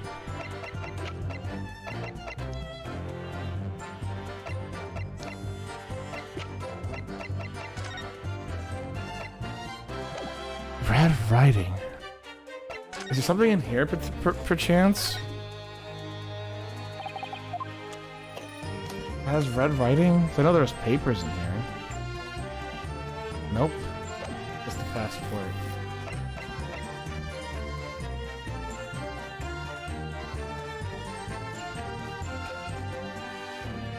Not yet. Not yet.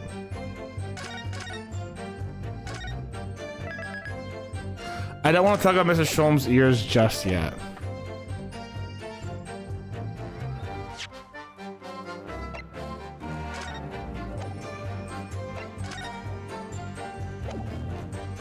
Red ink. Do I have any proof of anything with red ink on there?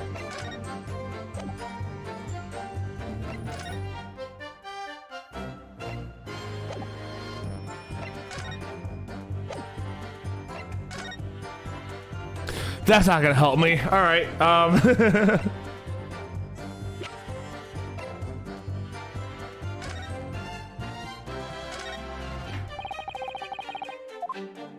Open it, you ding dong.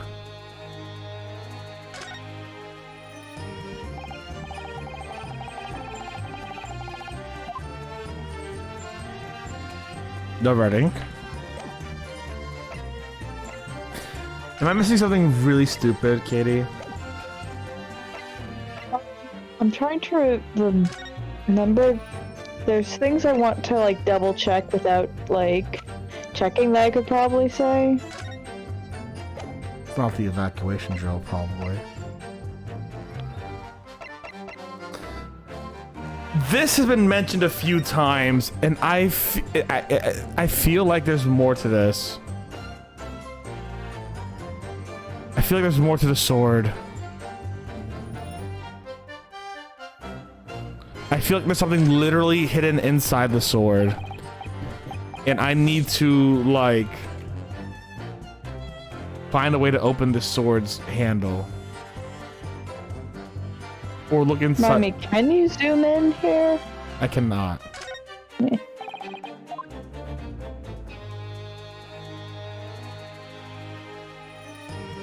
Or Asogi's headband. If you put on this headband, maybe that'll have something to do with it.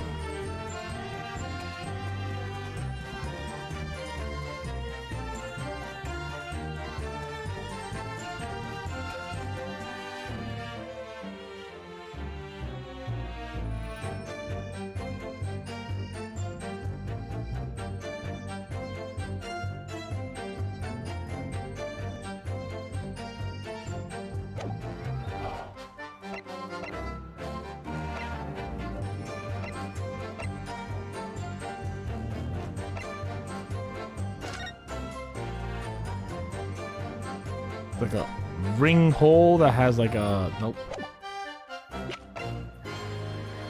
Wait, hold on. No. I'm actually quite lost. Do I dare pull on the bunny ears? You do not. I'm just gonna save you that penalty. Alright. I'd say, do you want my advice for what to look for without looking at? Can we reread the Asogi papers? Fuck! Wrong button! Not this again. I'm trying to remember if there's like a hint in there or something. But that's what my gut is saying, is look at the Asogi papers. Because maybe there's something in there. I get to hereby request that upon my death, any and all material possessions and wealth belonging to me in London are delivered to my son Cosmo Asogi in the Empire of Japan. It is these satisfied I accept my fate in this foreign land, in the knowledge I will never see my homeland and family again, but I regret nothing about my chosen path. Okay. I can start consulting my memory, but maybe I wonder if there's any, like, if you have to, like, repress something, but... Let's just start repressing them and I'll see what happens. Yeah, and I'll consult my memory, quote-unquote. Yeah. What if he just says, like, he was putting that thing in his sword?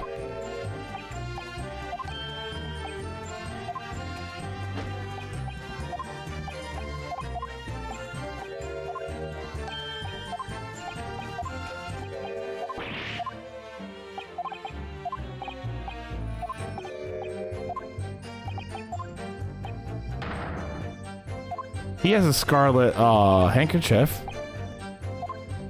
The Barclay prison guy.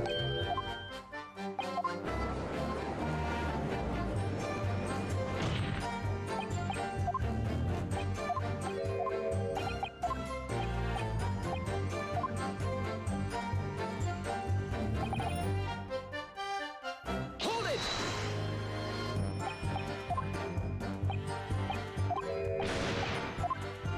The undulating's hilarious.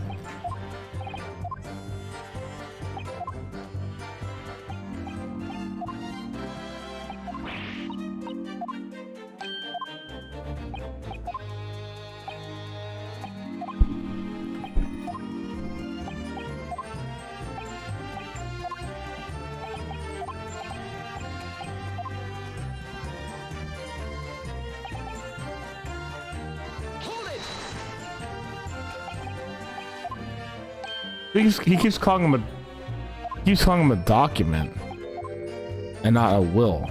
So I'm very curious. All right.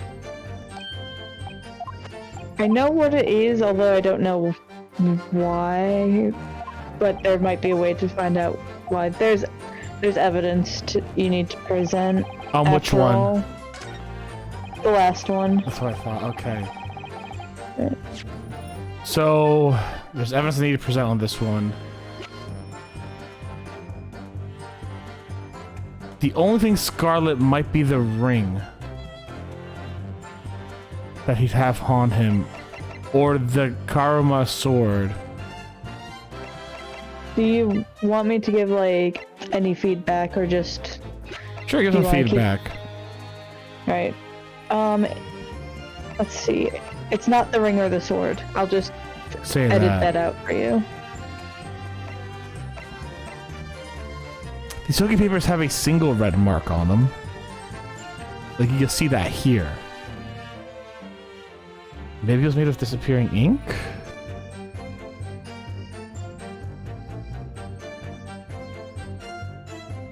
There's no And let me know if you want like hints or anything.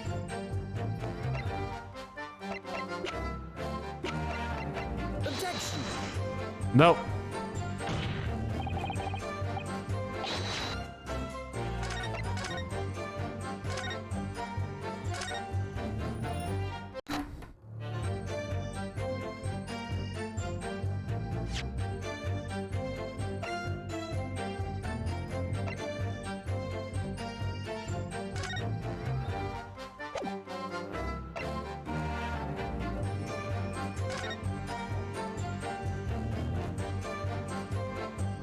Oh, I don't think it has anything to do with this, even though it has Caden's name on it.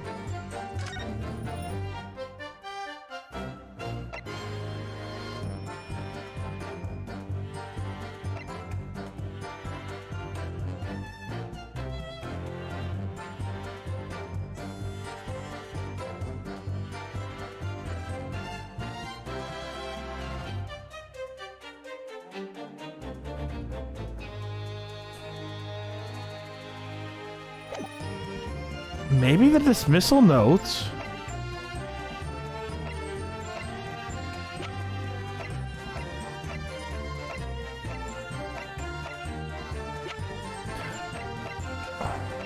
Let's try it. What else am I gonna do? Objection. Nope.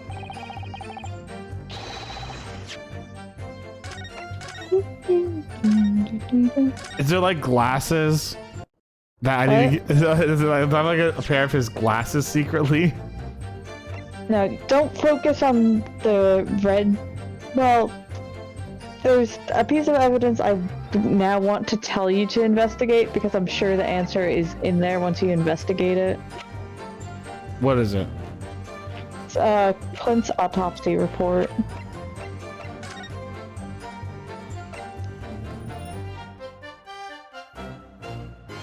Oh. Oh. Oh, actually. Fair enough. Honestly, I would not have gotten that. Objection. I would not have gotten that. And I think I probably read that out too myself when we first got it. Scarlet colored writing is what you said you thought you saw, Mr. Vigil. And I believe that's exactly what you did see. What? Hey, once again, you have no evidence to say that. Have you looked at the report? That's my brother's autopsy report. Yes, and there's something in here that bothered me since I first read it. It states that the scarlet-colored ink stains were noted on the fingers of the victim's right hand. Yes, so it does. Scarlet ink. Now, I'm not familiar with the habits of the British aristocracy, I freely admit, but I would hazard a guess that they don't all go around with ink stains on their fingertips, do they? Your wit is not appreciated. Clearly, it is blood on my fingertips. Slip, slip, Elizabeth. It was dinner from last night. I'm still licking it off. It's such a delicacy. My brother was a well-bred and fastidious man. To think of sullied his fingertips. He would have had cleaned them immediately. What's your point, Council? My point is this: whatever Lord Clint Van Zeeks was writing that was unusually colored ink must have been directly before his death, because he died before he had the opportunity to clean his hand. What? I remember something troubled me at the time. At the scene, the lid of my brother's inkwell was open. But Clint was meticulous about such things. It seemed unusual. And no document penned the color of the ink was in the inkwell was ever found. So the document had disappeared.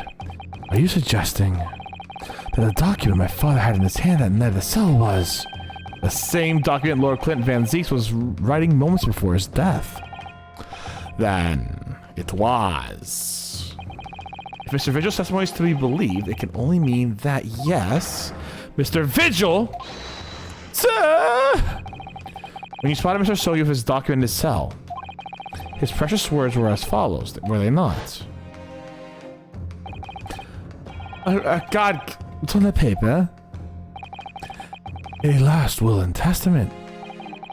This will is the only weapon I have left now. A last will and testament. Yeah, we've heard it. If the conversation really did go as Mr. Vigil says, then what we now know completely changes the meaning of what Mr. Asogi said. You really think?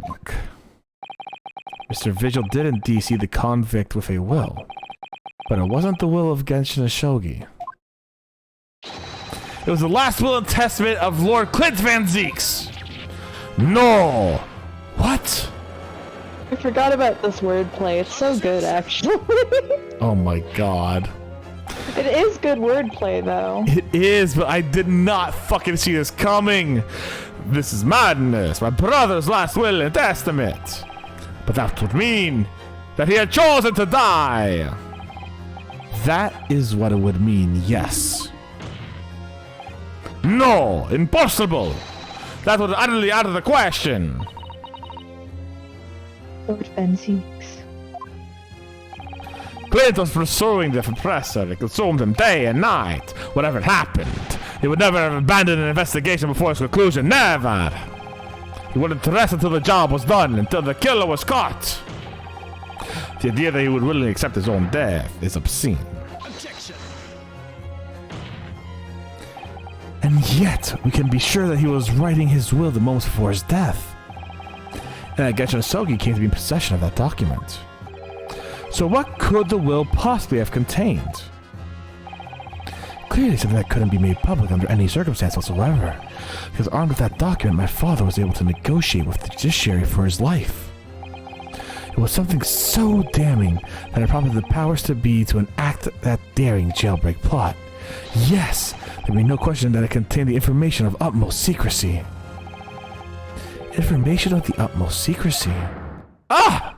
No, it couldn't be.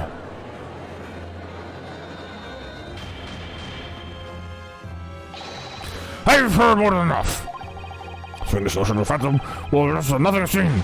Serves absolutely no purpose. No, my lord. That's unacceptable. What did you say, Council? The last will and testament that Genshin Asogi had in his possession of that light was that of Lord Clint Van Zeeks. All that testimony and evidence presented in court has logically led us to that possibility. We have a duty to pursue the line of reasoning to its conclusion. There's no possible means of knowing the contents of the document. There's no line of reasoning to pursue. Oh dear. A reason why Lord Clint Van Zeeks, a man of high noble standing, would have chosen death. Information so secret perhaps people in the judiciary would be willing to negotiate a jailbreak with them to kill her. The only explanation that fits these facts, the unthinkable truth that turns everything on its head. But it's just too hideous.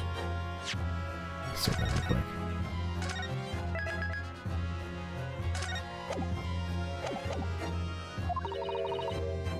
Mr. Naruhodo. However difficult the situation might become, You work with your client in pursuit of the truth. That's what you resolved to do when you entered the courtroom this morning, if I'm not mistaken. Mr. Sato. So hold your head high and keep soldiering on. Yes, you're right. 10 years ago, in his final moments, Lord Clint Van Zieks left behind a will. A will that Genshin Asogi was able to use as a weapon to negotiate his escape from prison. In all probability, the details of the will were related to the professor's case.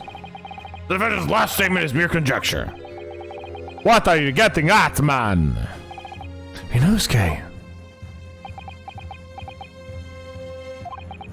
As soon as these words come out of my mouth, there's no going back. I believe that the last will and testament of Lord Clint Van Zieks was in fact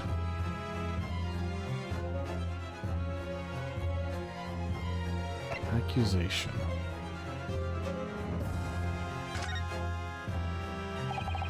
Obviously, it must have been an accusation. An accusation? Yes, revealing the true identity of the professor. Which would explain why Asogi took it, since he was the one who was implicated in the documents. No. In that case, that will wouldn't have given Mr. Sogi the bargaining power at all.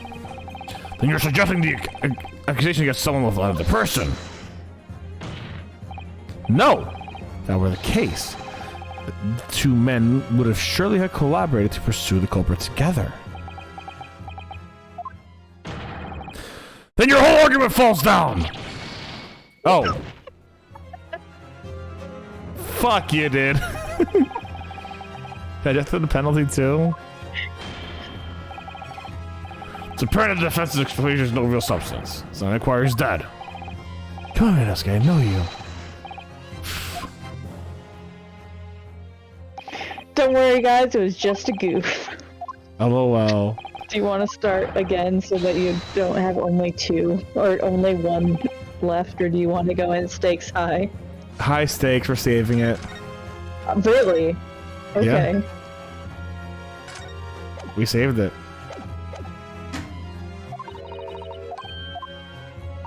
I'm ballsy today. Okay, so this has to be confession. Clint Van Zieks is the professor.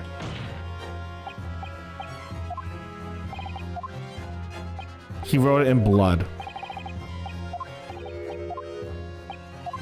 Well, no, it was red ink, but... Have you ever seen blood? Basically red ink. But he has a inkwell. There's no proof of that. There's proof of that. There's no proof of that.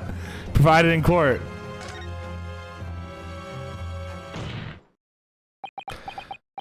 Yeah, this is the right one.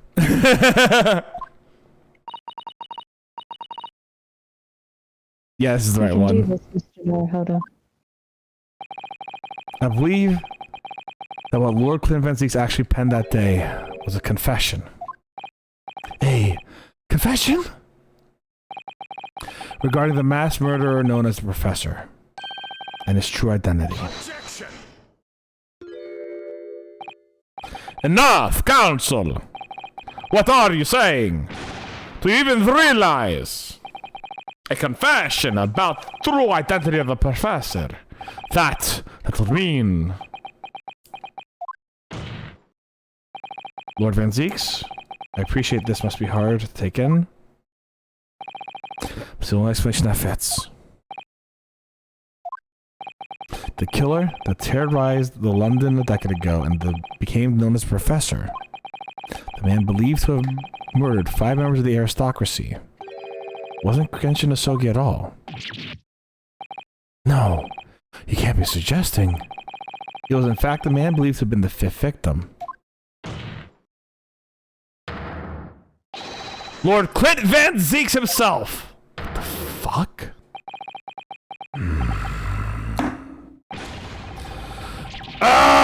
Fuck. I don't have a voice for him right now. I don't have that voice. I'm not gonna do that scream. My voice is fucking... It's finally open as a Pandora's box. They've been through the thoroughbreds of the British Identity for years. And Lord Clint Van Zieks, he's the paragon of justice in the capital. But he was actually a mass murderer? A perpetrator of atrocities of the vilest nature?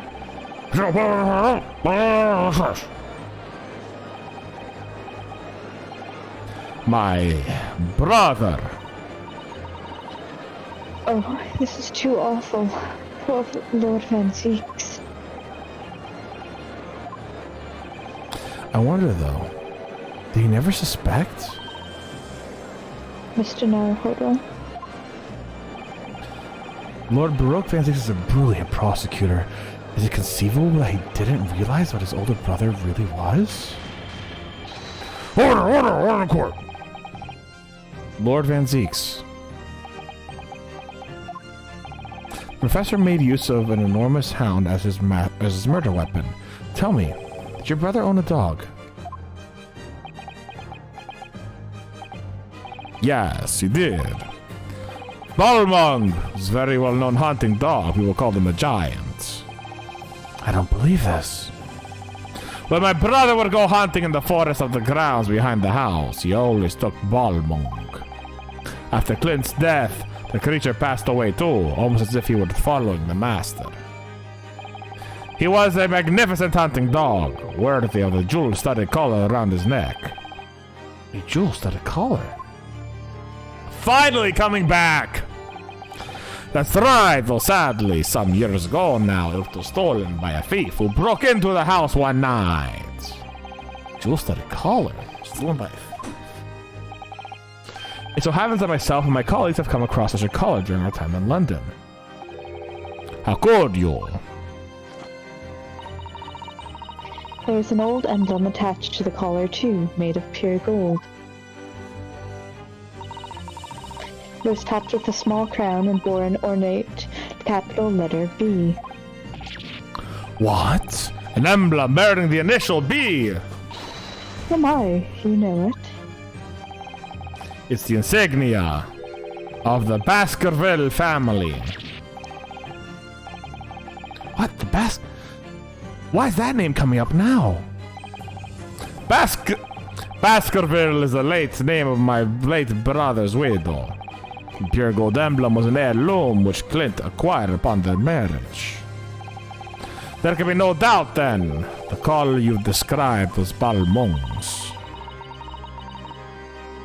Family insignia of Lord Clint Van Zeek's widow. There was a considerable amount of blood on the collar when we saw it. As we both know the dog was used for hunting, it could have been from the quarry, of course. But it could equally have been from human prey. So it's true then. Clint Van Zeeks really was a professor. Impossible. These Japanese are making up one thing, right their own. So in fact, the person responsible for these murders of the nobles and the royals was a noble himself. And that threatened to be an enormous scandal that would irrevocably destabilize British society. My father knew that and was using it to negotiate his way out of the unjust charges brought against him. But at the very last hour, those he bargained with betrayed him, slaying him mercilessly on the foreign soil. Well, can you deny it, Lord Strongheart? 10 years may have passed. Still now, the 6 million inhabitants of our great capital rest easily believing that justice was done. That though his anonymity remains, the diabolical murderer was caught and executed. Very well then, you may have the truth.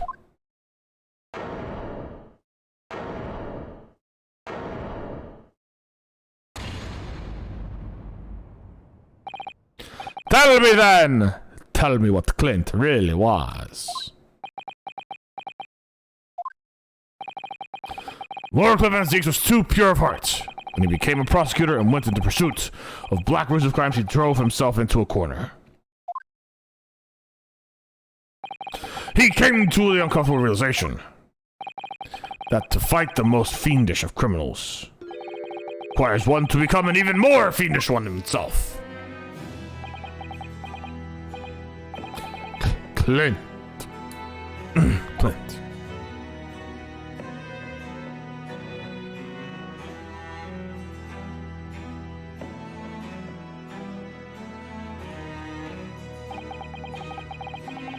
The 19th century was a truly miraculous 100 years of Great Britain, and indeed the whole world. New industry, new technology, and with the birth of the Metropolitan Police Service, new law and order. But these dazzling new developments meant even deeper shadows were cast on society. Water sullied by the factories, air thick with noxious fumes and crime, growing daily to fill the darkness. Lord Van Zieks made his mission to combat these darkness. As time went on, it slowly ate at his soul, till eventually he was consumed. It's ironic, really. Somewhat surprising that the truth had once again been unearthed by a Japanese. Once again? What do you mean? 10 years ago, your father, Tenjin Asogi, turned up at my office one night.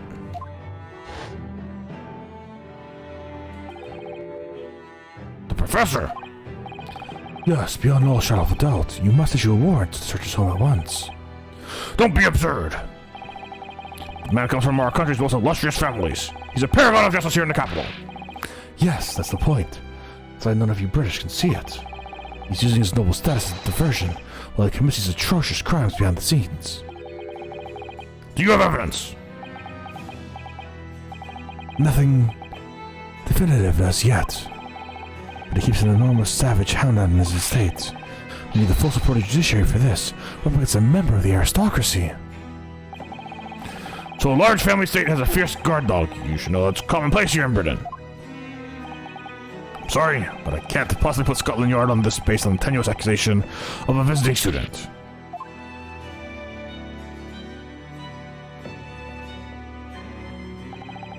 So I turned down Asogi's plea, and as a result, he took it upon himself to visit the Van Zieks mansion on his own. You can only imagine now what happened between the two men. So we know the outcome, of course. Lord Clint Van Zieks perished. I don't believe this. So, in actual fact, it's Kazuma Sama's father did. He made the late Lord Van Zieks meet the same fate. He put a permanent end to the professor's killings by taking the drastic measure of ending the perpetrator's life. As soon as I heard, I hurried to the mansion. When I arrived, it was easy to grasp what had happened. And what about the will? Asogi must have already taken it. Nothing of that nature was found at the scene. We had no idea of the existence of such a document at the time.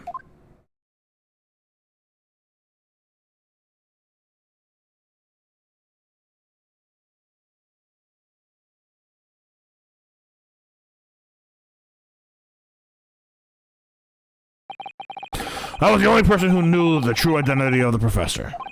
So, I resolved to keep it a secret. And to guard the secret to the bitter end. So you're admitting to it, that you were behind it all. It was you, then, who planned the crimes of my father. I did what needed to be done in order to protect the law and order of the British Empire. Even if that meant employing an unforgivable ruse. Then it was you who arranged this fabricated evidence. I ordered that detective to take care of it, whilst keeping the truth from him, naturally. Gregson. Obviously, he opposed me at first. Are you off your rocker? We can't do something like that. There's no question. This was Asogi. That was Asogi who murdered Lord Van Zieks. The house staff made statements that they saw the man running from the mansion that night. Yes, well, I no doubt it was a Japanese fella. We haven't got a shred of conclusive evidence against the man. Worse than that, he doesn't keep a dog. So we're short a murder weapon to boot. And we're short on time, Gregson. Let's put a stop to this man's rampage for the good of the country. Use whatever means necessary to make myself clear, detective. Blimey. So that night, 10 years ago, when I was attacked by those thugs in the back streets, and Genshin's ring was taken, that was him, was it? That was Greg sending some hired help. And the detective handed the stolen ring to Dr. Wilson, who feigned its discovery in the victim's stomach during the autopsy. And in the light of the detective's decisive evidence, Mr. Sogi was found guilty of the charges brought against him. However, behind the scenes, he had actually already struck a deal with his accusers, in which he agreed to silently accept the charges. But I just don't believe that part. As far as the man I knew, my father despised such underhanded dealings. It was extremely easy to make him comply. You see, he had one crippling weakness. What weakness? Isn't it obvious? You, Kazuma Sogi. Me?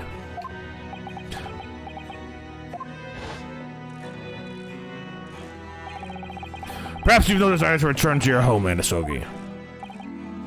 What? Though I hear you have a 14-year-old son.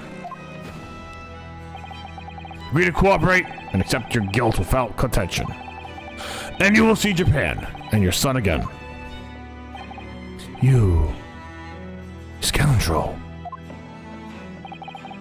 Whether you choose wisely or not, it will be a closed trial by order of Her Majesty. So whatever rash claims you will make in court will have no trouble in stifling them. There's only one outcome for you, Asogi. The gallows. Don't forget, I still have a weapon at my disposal. A document revealing a truth that I know you're desperate to keep hidden. Yes, it hadn't escaped my mind, which is the only reason I'm willing to bargain with you. I only want to protect this country's law and order. You understand? So, what's it to be, Asogi?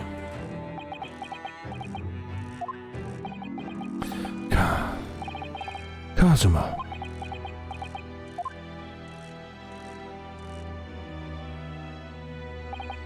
He did it for me. And as I told him at the time, my motive was simply to protect Britain from the damage the truth would do. To protect this country's law and order, at any cost. Objection! I've never dared let myself even consider this possibility until now, but in the light of all this treachery, I have to ask. The mastermind behind the Reaper of the Bailey was you, Lord Merrill Strongheart.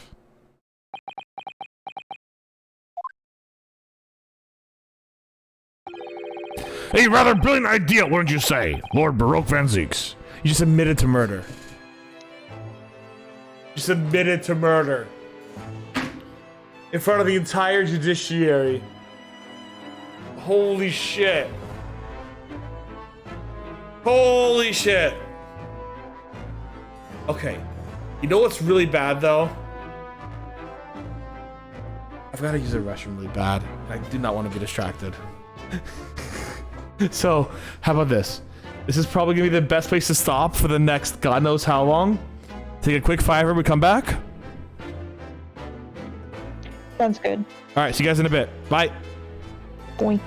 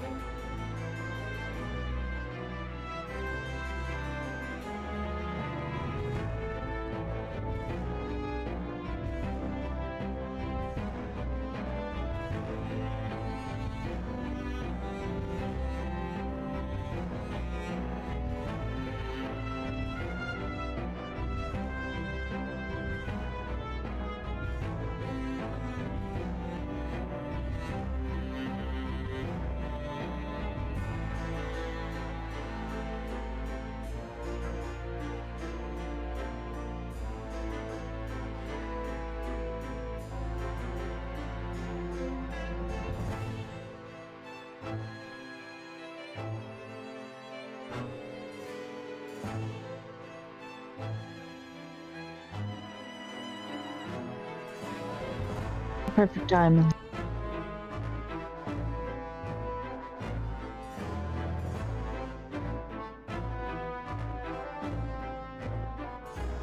All right, we're back. Hello, everyone. Hello. So, this man just admitted to murder.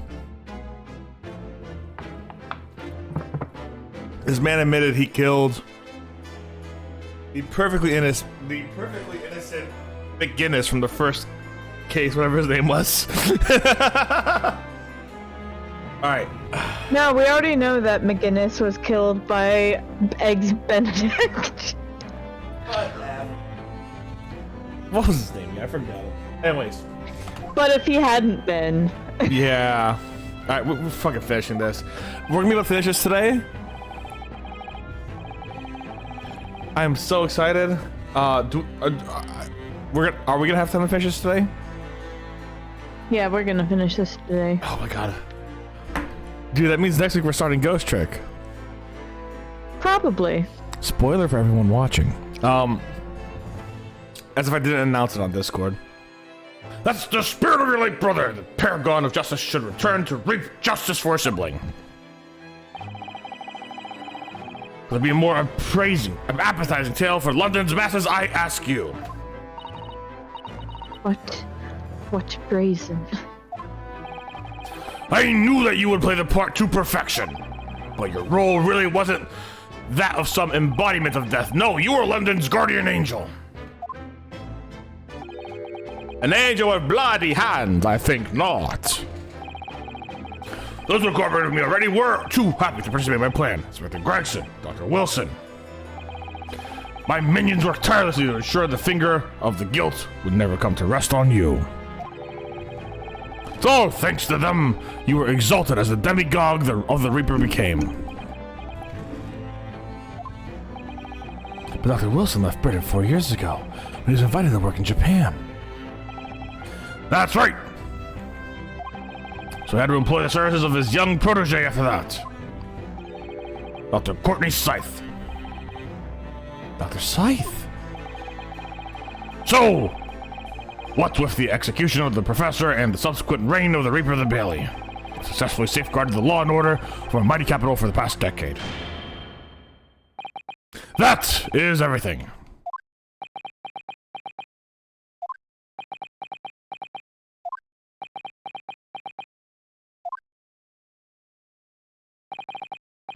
My lords, ladies, and gentlemen, I hereby do confess, it was I who stirred the cause of the Reaper. However, let me say in my defense, it was all for the preservation of law and order across the entire empire. A Strongheart did it? An unforgivable collection of crimes, but still... All those guys Those all done to keep London safe.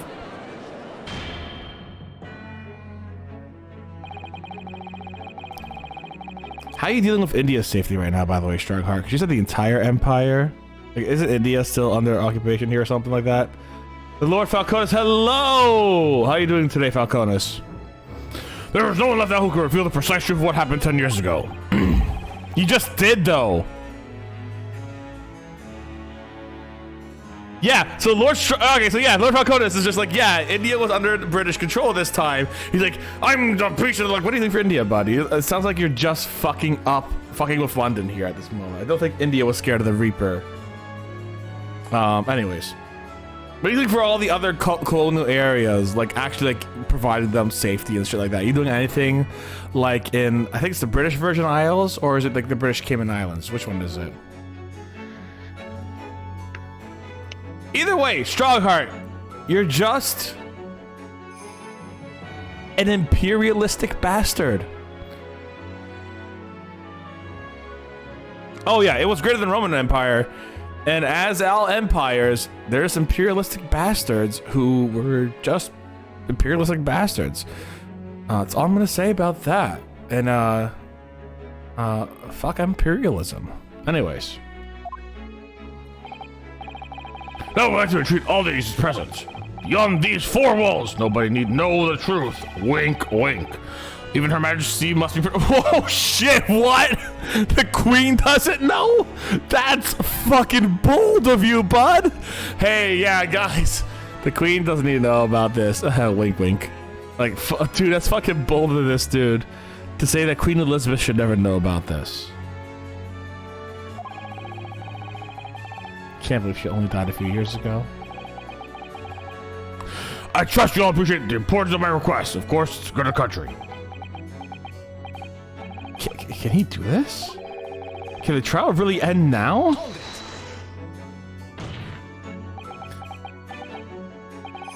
I have one last question for the accused, Lord Van Zeeks.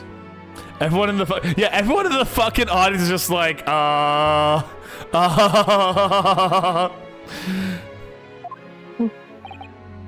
What?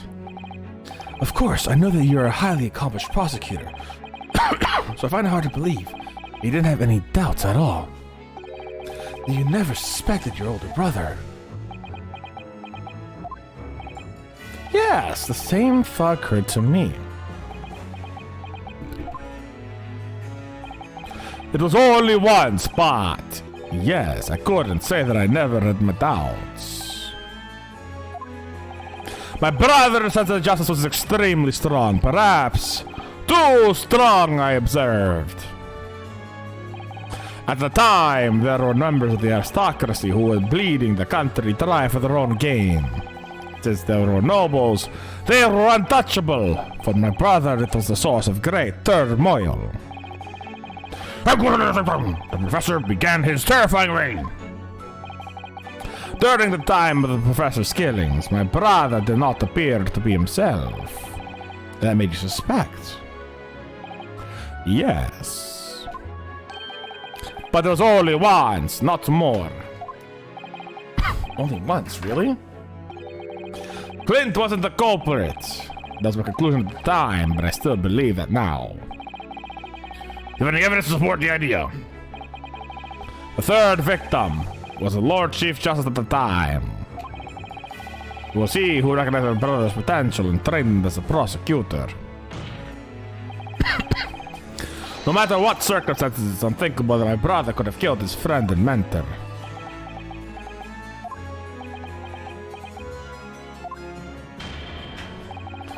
That will do. Strongheart murdered him.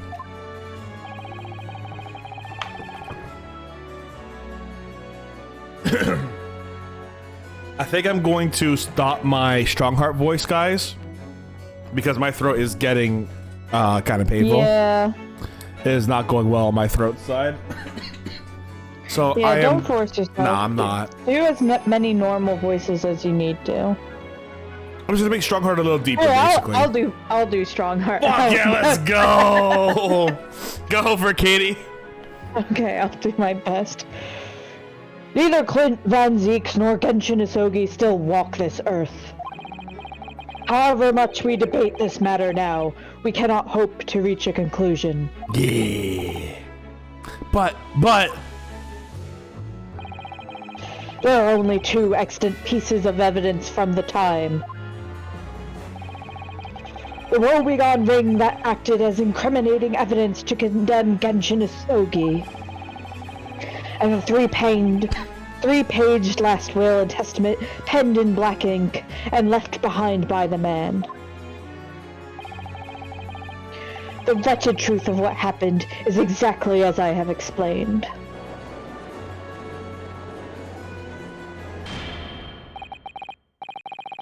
Later today, I will present myself at the Ministry of Justice for whatever sanction is deemed appropriate. at least he has the fucking goal to do that. That is all. Court is adjourned. Alright, I feel like we're calling, what's his name here? No? Okay. Oh, yeah! God, how many fucking objections are we getting? Yeah, Falco, I gotta be careful about your voice, especially because I had, like, throat damage years back, and I'm not gonna make that even worse. It's been getting better, though. Thank you, Kazuma. Me. If it wasn't for you, I wouldn't have made it this 11th hour discovery. What discovery? My lord! I'm afraid I must insist the trial continues. That's you now. Right, yeah. I beg your pardon. This is gonna wreck my throat now. It's gonna be great. As the court will be reminded today already, we must stop at nothing to uncover the whole truth. And to that end, one particular statement. God damn it. It's just like... It's like... Right, you'll save here, I think. Okay, cool. Thank you for telling me. Fucking hell. Moments ago, revealed a very subtle contradiction. What contradiction? But, all I did was ask the accused one single question. I don't see the contradiction either. Well, it began with Lord Van Zeeks and his recollection about his brother.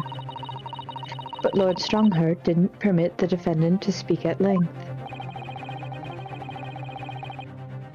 I merely pointed out that we can draw no further useful conclusions here. So where on earth is the contradiction? If your voice does get hurt, I'll just do a deep voice from like, oh, words like, you know, nothing too bad on me or something, you know what I'm saying? Yeah. One of them definitely just said something contradictory. Time to identify who. Fuck me. I don't remember what anyone said. Can you check the court record? That's exactly what I'm about to do. This is exactly where I got, like, fucked up. Yeah.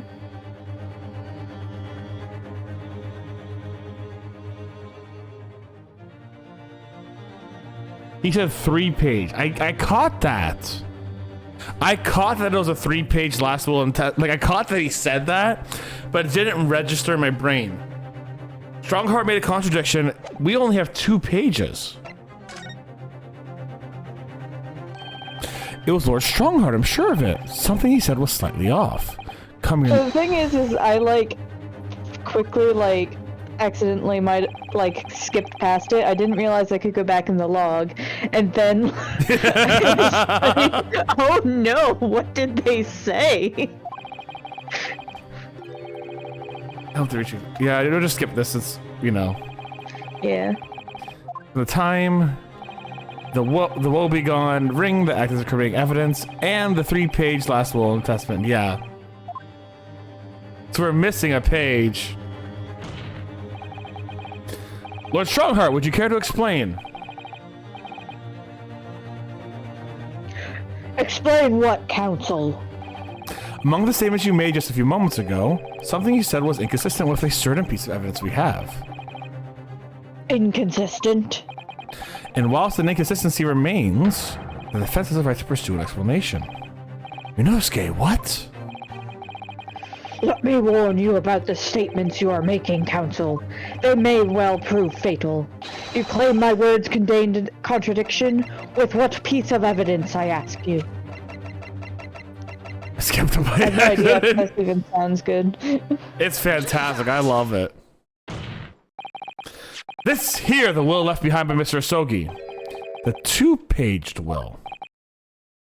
What? Yet moments ago, your precise words were the 3-paged last will and testament. Ah. Could it be that originally there was a 3rd page?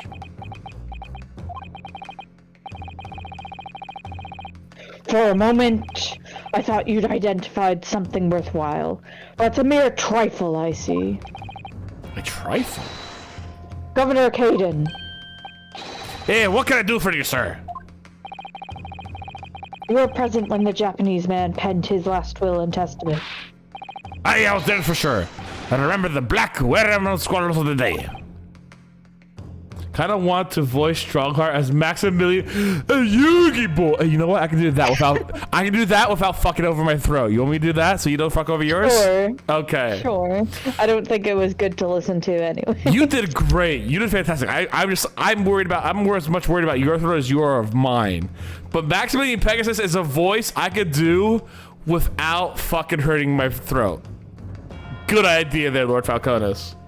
And I'm quite certain, my lord, that there's a third page at the time. What? What? Only the first 2 pages was the actual riddle. If I remember correctly, the third was a message to the lad back in Japan. For legal purposes, we require only his will. Now, what are any other comfortable words about Britain getting back to Japan, eh? So it was decided that the third page shot nay be sent. Objection. How dare you make that decision? I had a right to know what it said and hear my father's final words to me. The courtroom is not a place for sentimentality, counsel.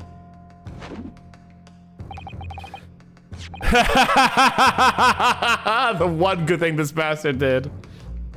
Everyone's just like, surprise, it's evidence. Oops, all the evidence. Oops, all the evidence. As it happens, I have the third page of the document with me here now. My father's message. It'll be given to you at the end of the proceedings, Kazuma boy. We'd say, well, let's try it over. We need to know what it says now. Even the slicing might give us a vital clue. My lord, the defense calls for the Genshin Asogi's last words to his son be read out loud before the court now. Your request is denied. The inevitably molten words can be of no consequence now. The prosecution agrees. The court should be shown the contents of that message. Every possible piece of evidence must be thoroughly examined. Very well then, Governor Caden. Caden boy, you will read the third page of the document for all present to hear. Yes, sir. Only, I should point out, my lord, that I can't actually read the Warm language.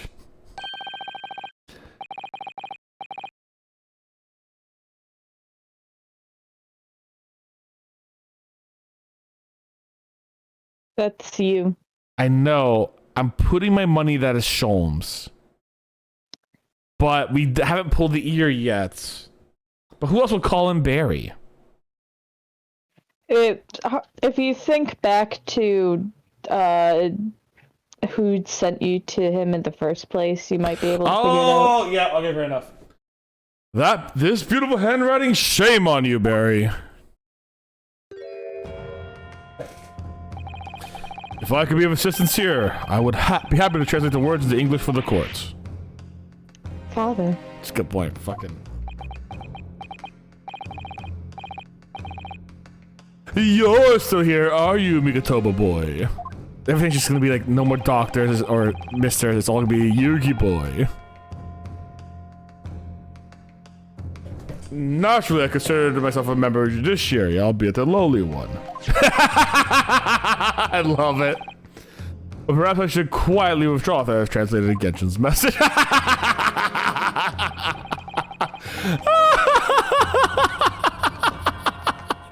This man, your cooperation is much appreciated.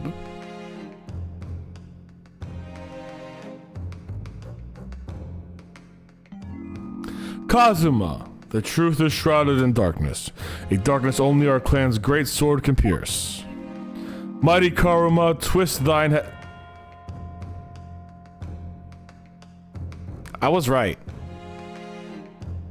I was right. We're taking off the fucking handle of the Karuma. That's the end of the message, it would seem. Yeah, Goopum, twist thy head. Father. What is Karuma? The name of the Asogi clan's famous sword. A razor-sharp blade known to all, passed down for generations. It embodies the Japanese spirit. It is not known to me. It's the katana sword that submitted as evidence in his proceedings. The one worn by the prosecutor counsel when he confronted Inspector Gregson. Can I re-examine this sword now? I tried this earlier.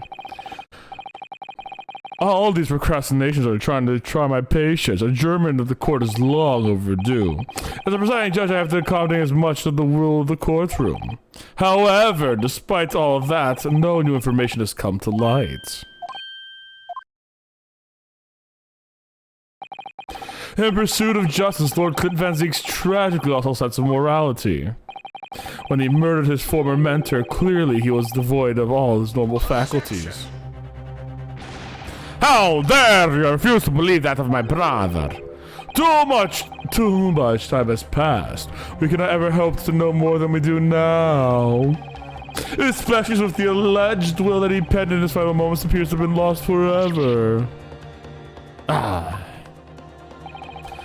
Lord Strongheart, you appear to be in something of a hurry to wrap things up. I wonder why. We've heard you state time and again during these proceedings that everything you did was in the interests of the protecting British law and order. And I stand by that. Without the Reaper, we could never have achieved this reduction in crime the capital has seen. What about Inspector Gregson, then? And Dr. Wilson. They were no criminals. You used them to achieve your ends. And then you had them killed. However you dress it up, there's nothing fair or just about that. Lord Strongheart, what exactly is that you're hiding? Dr. Mikotoba, were you not to quietly withdraw after the translation of your former associate's will? In this courtroom, no argument carries weight unless it's supported by evidence. And it would seem that the defense has no more evidence to present. In which case, I hereby order all disclosure of the proceedings to be struck from the record.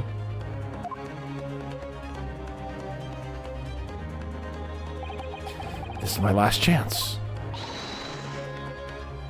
Mr. Naruhodo.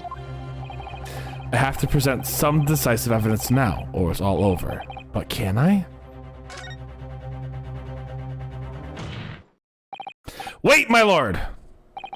As it happens, the defense does have evidence to present. What? Don't be absurd. There's nothing of relevance remaining from the time. It's high time you realize something, my lord. This gentleman has an uncanny habit of producing evidence at the final hour that had escaped everybody else's attention. Nonsense. What is it, Ryunosuke? What do you have? I dare say, the final, decisive piece of evidence that will reveal the whole truth about this rotten tale. How can you? Decisive. Well, Peter's no escaping it now, my lord. Let it be so. Present whatever you think you have as an old decade-old enigma if you're capable. What exactly? With one penalty left. The stakes have never been higher. I am gonna double check and make sure I can't take off the top before I do this. Or if I just have to present it as is. Like, obviously not everyone knows you could take the head off of the katana. But I'm gonna double check just in case that I can't take it off before I present it. Because that would like show my ass if I didn't, you know what I'm saying? Alright, let's do it. Check the head again. Fair. Mighty Karma, twist thy head and watch them fall. All at the more falls. It's the proper way to use a sword, is it? Maybe I should try it. It hurts my neck. That's the trouble. Mr. Naruhodo, if I might make a suggestion. I think perhaps it doesn't mean your head. Oh! I once studied the history and development of the katana some time ago. As I'm sure you're probably aware, the sword's head is the part at the very end of the hilt. Written as head in Japanese, but it's pronounced as kashira, I believe. Kashira? So some of these words really meant twist the butt of the hilt. I don't think. There it is. Oh. Look what's inside! Is that... A tightly wound... Oh. A tightly wound sheet of parchment. The word parchment's in scarlet. Wow, probably know, right? It's scarlet ink. It's written in scarlet ink. I penned this, my last will and testament, in the final moments before my inevitable and willing death. This is it, isn't it? Miss Naruhodo, look at the signature at the end. Clint Van Zeeks. And the date, 10 years ago, on that fateful night. So for 10 years, it's been silently concealed in Karuma, and nobody knew. Nobody even thought to once inspect it. Yeah. Not once. Not in these once. 10 years. Not fucking once.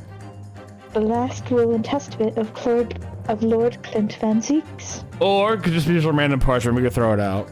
I mean, I don't read English, you know? I mean, we could inspect it. Nah. Wait, oh my goodness. Look at this. This is unbelievable. We now have to inspect the... I'm gonna love going back to... I have the will and testament, by the way. Wait, I can't... Okay. I can't... That's fine. Let's present it. It's a good cut. It's a good, we get to hear what's on it. Yeah. There's a single piece of evidence I can clearly from 10 years ago. Sorry, I'm just laughing. Actually, there weren't anything about it. That's true. The last will and testament of Lord Clint Van Zeeks. Ha! A wonderfully astute observation, I'm sure. But in the case it escaped your notice, that document was long lost ago. That's right, it was! Only I just found it! Discovered just...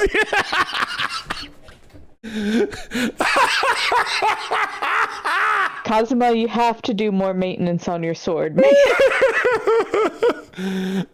Kazuma, I know, but you gotta do maintenance on your sword, man. I just found it, bitch, yeah?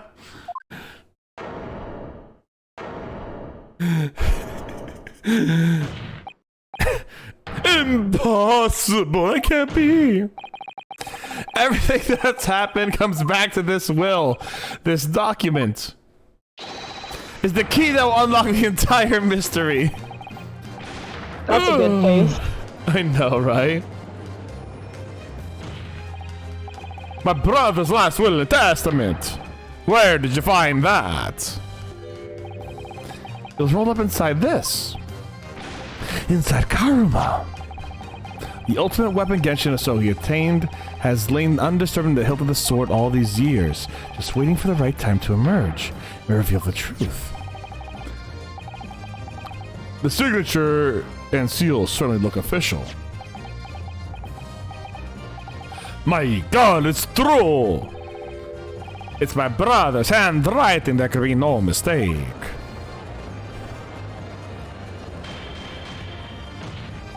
I forbid the contents of that document from being read out loud. Do you hear me? I strictly forbid it.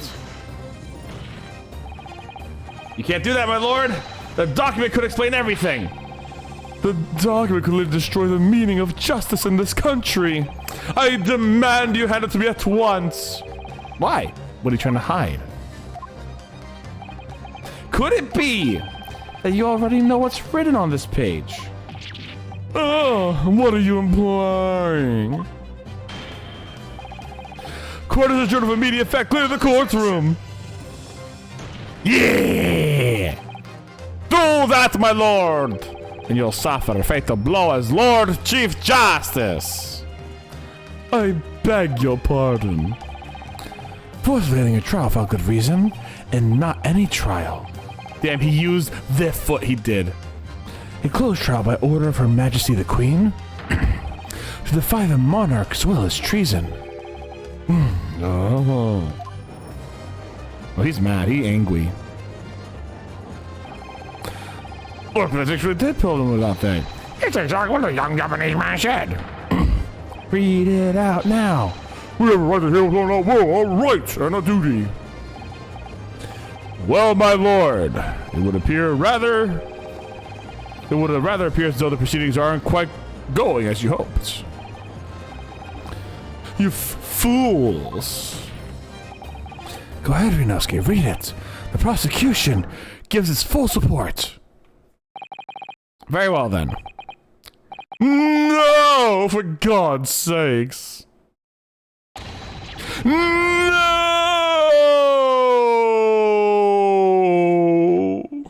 It was then when Lord Strongheart became Lord Strongfart. Oh my god.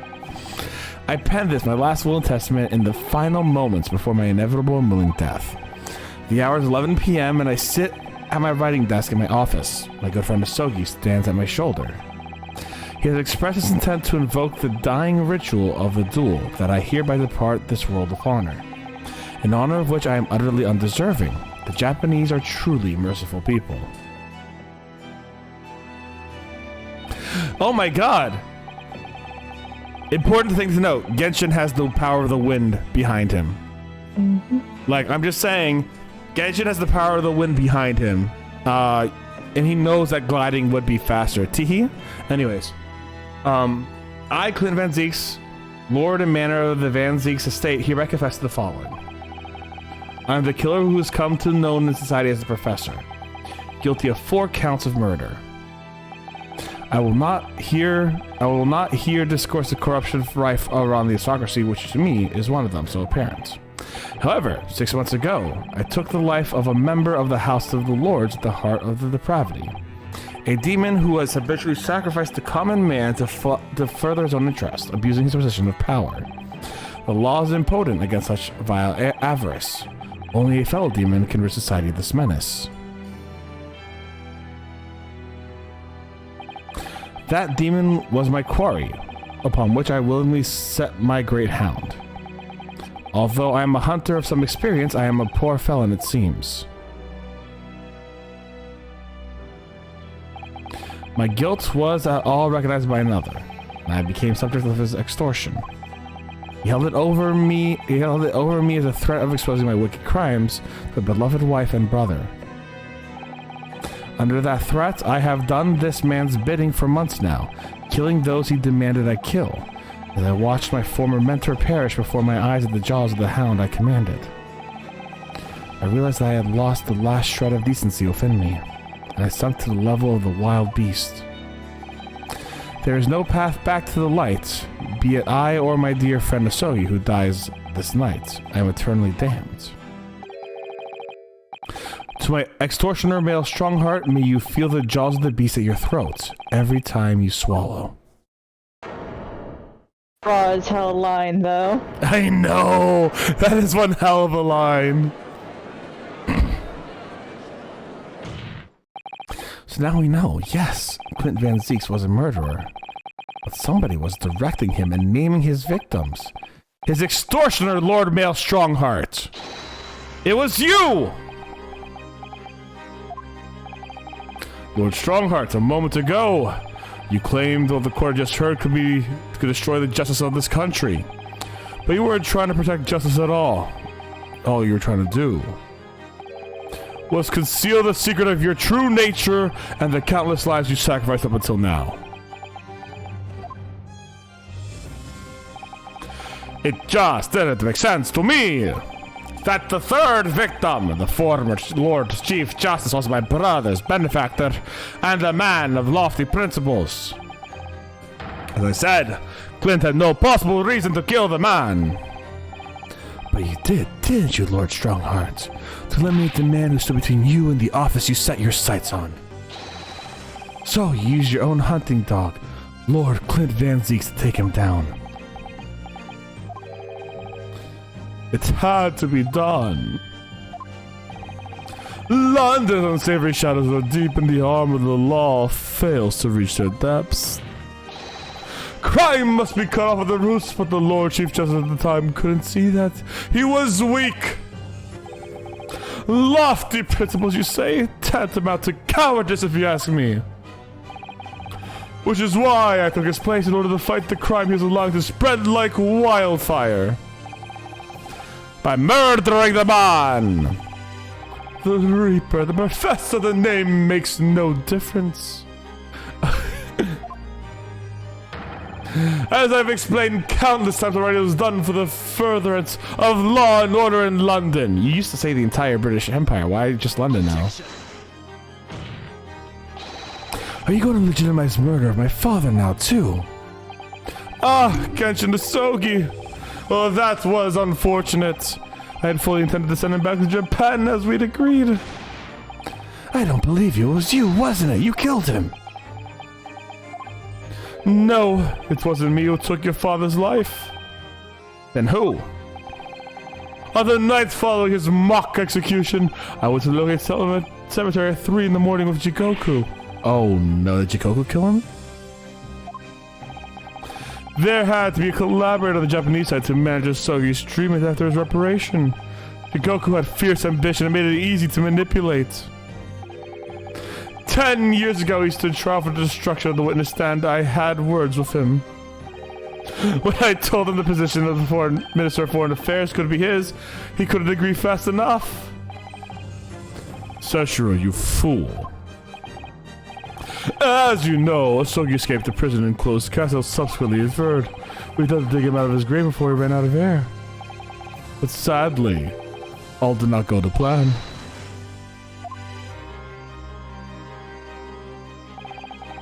There was an unexpected visitor to the cemetery with his own ideas of digging up graves. A man who witnessed what nobody was supposed to see. Enoch Trevor. Of course I knew grave robbers frequented Lowden cemeteries. But that grave, on that particular night...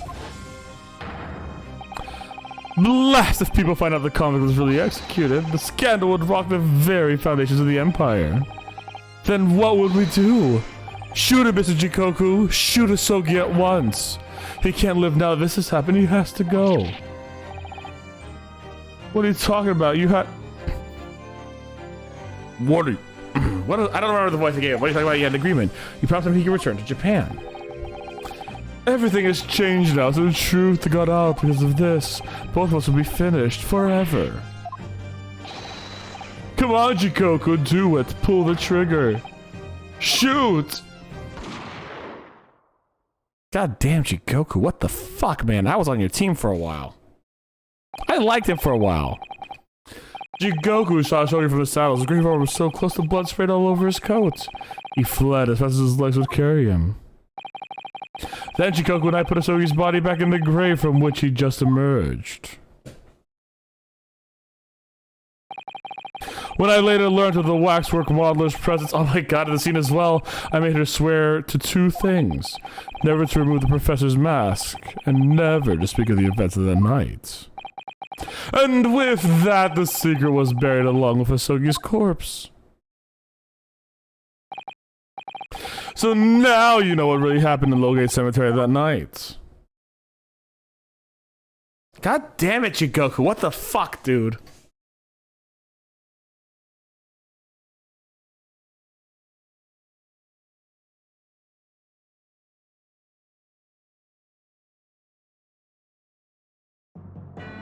Can you declare at least Van Zeke's not guilty right now real quick, Val?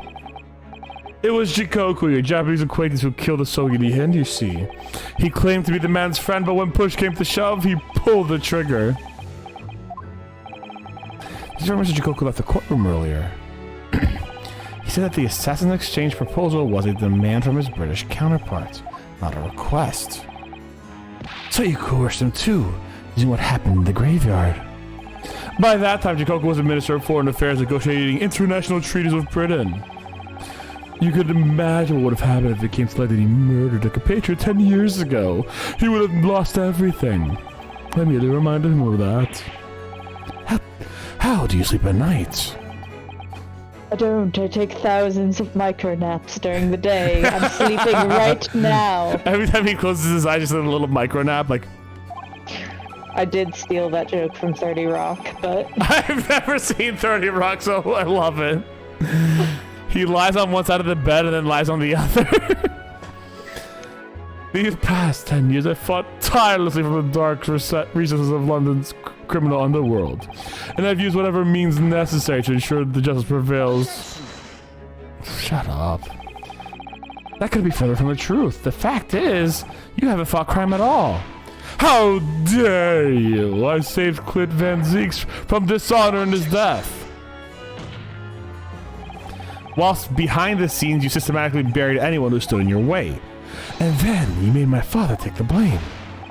It was unavoidable. The only way to protect our justice system and public order. Let's not forget the others you had to kill as well.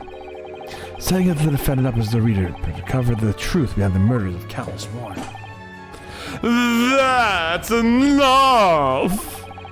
Do you have any idea the conniving that led to the acquittals of those wretched criminals? We had to fight fire with fire. Our courts cannot function without a Reaper. Can't you see what I've done for this country? It's all been my struggle. You've done nothing. It's Lord Van Zeke's here worked tirelessly and justly in the courts, whilst enduring the disgrace of the Reaper name. And Inspector Gregson, fraught with anguish for having sullied his hands with the desire to do the right thing. Not to mention Genshin Asogi, who risked his life going to pursue the truth you tried to hide. No, the darker recesses of London's underworld were largely filled by you. You little. When will you get through your thick skulls? That was all for the Queen and country. I'm tiring of that excuse. You've consistently twisted the truth for bargaining powers to make others do your bidding. Nothing more. People who are willing to twist the truth and coerce others have no right to call themselves part of the judiciary. I strongly suggest you don't ever talk of justice again.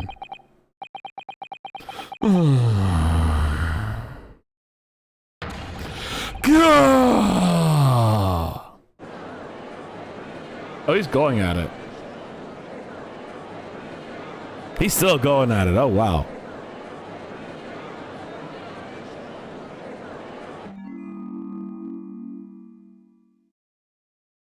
Oh, but there's no proof. LOL.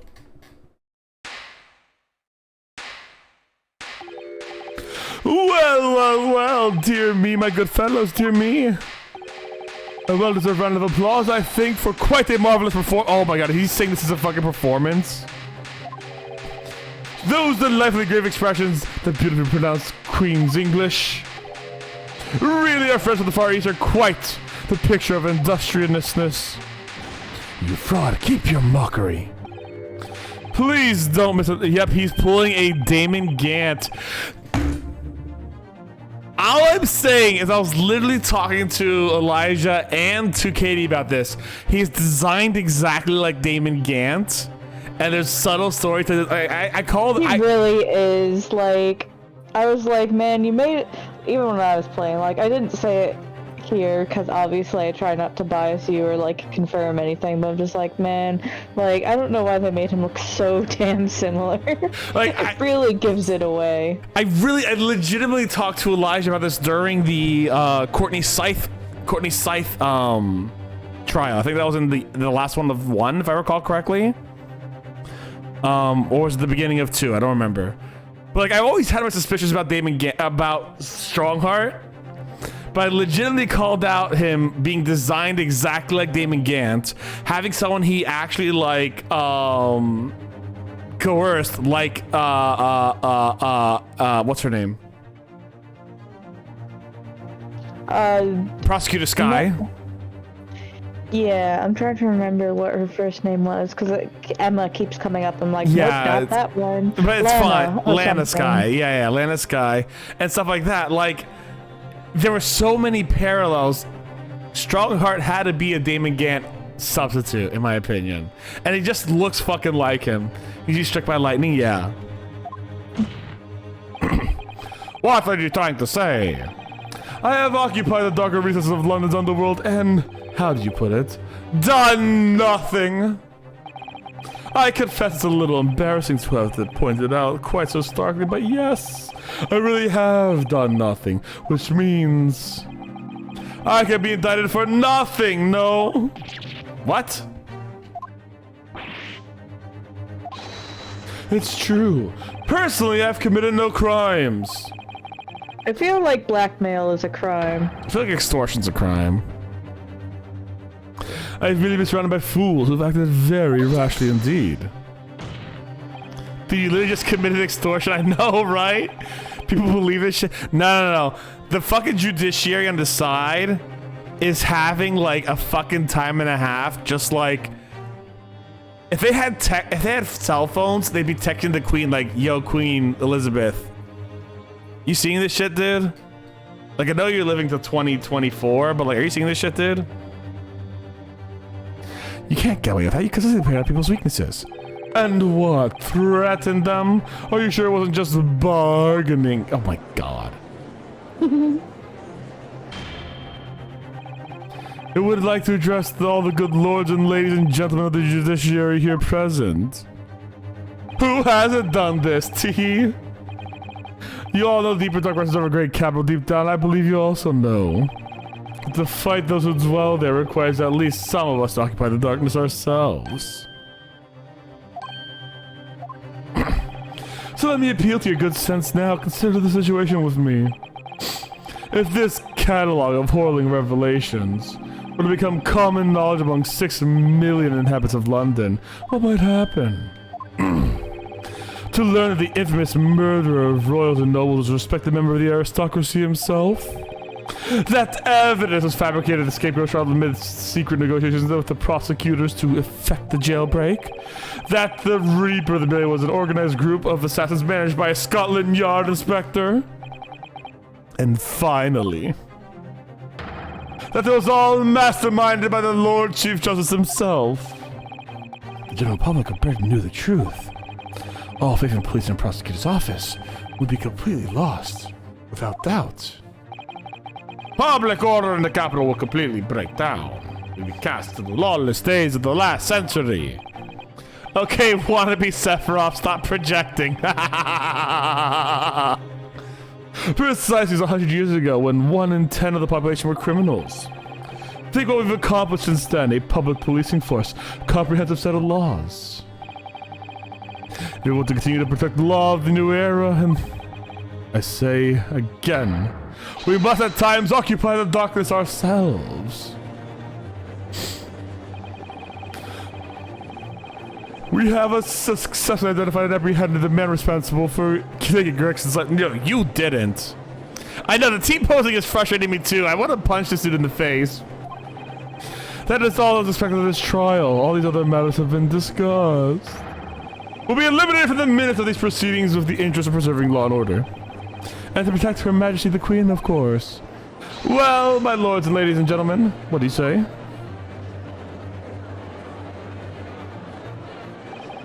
Yeah, that's a point. Things like that kind of On the other hand, isn't our duty to maintain law and order in the capital? We can't deny that the threat of the Reaper over these years has done wonders for the crime rates. And by fair means or foul, that's thanks to Lord Strongheart. Oh, fuck. So this is how liberty dies, with thunderous applause. This is literally Star Wars. This dude's Palpatine. That makes Clint Van Zeke's Anakin.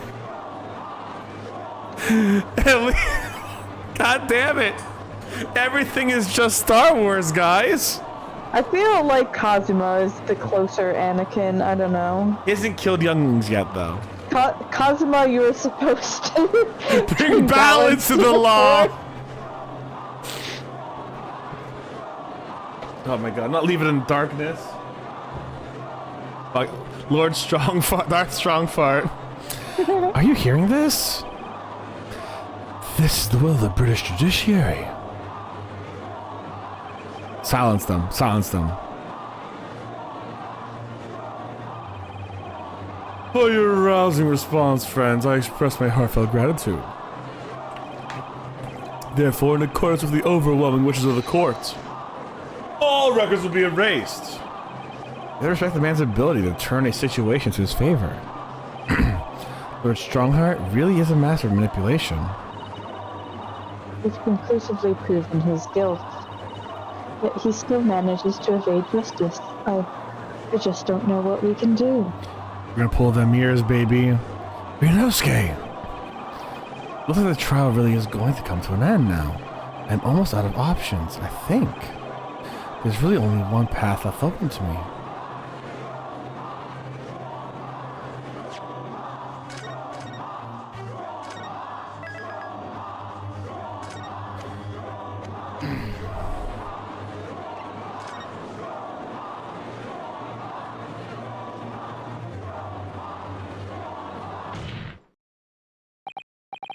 Yes, as I know only too well, the only thing that carries any weight in the courts is hard evidence. But Mr. Naruhodo. Is this a new song? It might be. Holy shit, hold on.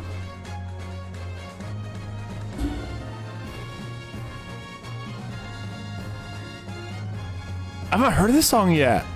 Oh fuck it, that sounds dope. What evidence is there to use at this stage in the trial? I have an idea. I don't know whether anything will come of it, but there was ever a time for using this particular item we have among the evidence. It's now. And they make it very clear it's not evidence. Take that! Oh my, yes, it's Mr. Sholmes asked if you had that with you earlier. We've exposed all of Strongheart's wrongdoings now. I've no doubt that Sholmes has already deduced exactly how the truth will unfurl. So I think it must be time for the great detective to take center stage, don't you? Are we doing another dance deduction? Yes, absolutely. Steph, you're not prepared for what's about to happen, so we'll just let it go. Let's take it the hair by the ears then, and heave! Alright, here goes! Heave! Ow, ow, ow, ow! My dear friend, as I remind you every time, a gentle tug will suffice. Mr. Sholmes, you're looking in quite the wrong direction, Mr. Naruhodo, because I'm over here! Oh! Mr. Naruhodo, he's... A hologram? It's Mr. Sholmes! No! It can't be hologramming projecting this shit into London City Square! Please don't tell me he invented hologram technology for this shit! What? Katie, are you being serious? I wish I was not. But I told you, you're not ready. This man created hologram technology? This is Star Wars! This is... See, I love this scene. I also hated it. So it's like, you're telling me that instantaneous kinesis is not possible, but he invented hologram technology? This is literally a Deus Ex Machina. Oh my god, he's walking. I wasn't expecting you back, Sholmes. I was hoping for a second this would be like a really bad like rendering for a second, but no, it's a fucking hologram. Delighted to be again here, Lord Strongheart. What the fuck's happening? What is the meaning of this? Fucking, I fucking can't with this bullshit. Oh my god, Katie. Like, I'm stuck on this right now. I know, I understand. Baylor. I was right there with you. See, put them in irons. This is a closed court. You've been won once already. Okay, Super Saiyan Judge, let this guy talk. I know. Oh my god. No. What the? We can't get ultimate, my lord. We just go right through. He's doing the Macarena. He's doing the Macarena. I fucking can't believe this shit. I fucking can't believe this bullshit. Oh my fucking god. I just hit the fucking wall. I just pissed my roommates. This is the biggest amount of Ace Attorney bullshit that I've ever seen in my life. The biggest amount of Ace Attorney bullshit you've ever seen. This is so, why isn't this an anime? This would be a perfect anime. Oh. I am so fucking mentally done. Anything can happen at this point. The second coming of Christ himself is gonna happen on this fucking game. I'm afraid your efforts are wasted, you see. The great detective you see before you is composed entirely of light and shadows. An image, if you will. What?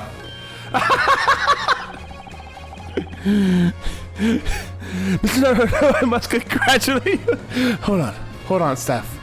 Hold on, Steph. I know, you've got to You're so close. You got to hold on mentally. I know it's impossible, but you have to try. Is there something wild that's gonna happen? I have to know. I mean, Holmes is right there as a hologram. I know it's impossible. You just have to hang in there with it, man. Okay! I am so excited. Holy shit. Mr. Naruto must congratulate you on your fine deductions. Mr. Sholmes, what on earth is? Are you familiar, I wonder, with the invention known as the telephone? Fuck off. Well, yes, I've heard about it. Some public telephones have been installed recently in Tokyo. The sound of the speaker's voice is converted to electrical signal and transmitted instantly to another place. Quite! Sounds are transmissible, so could not images keep them company amused. Actually, I did some modest experiment. Modest? Modest? We don't have that in 2024, bud. Modest?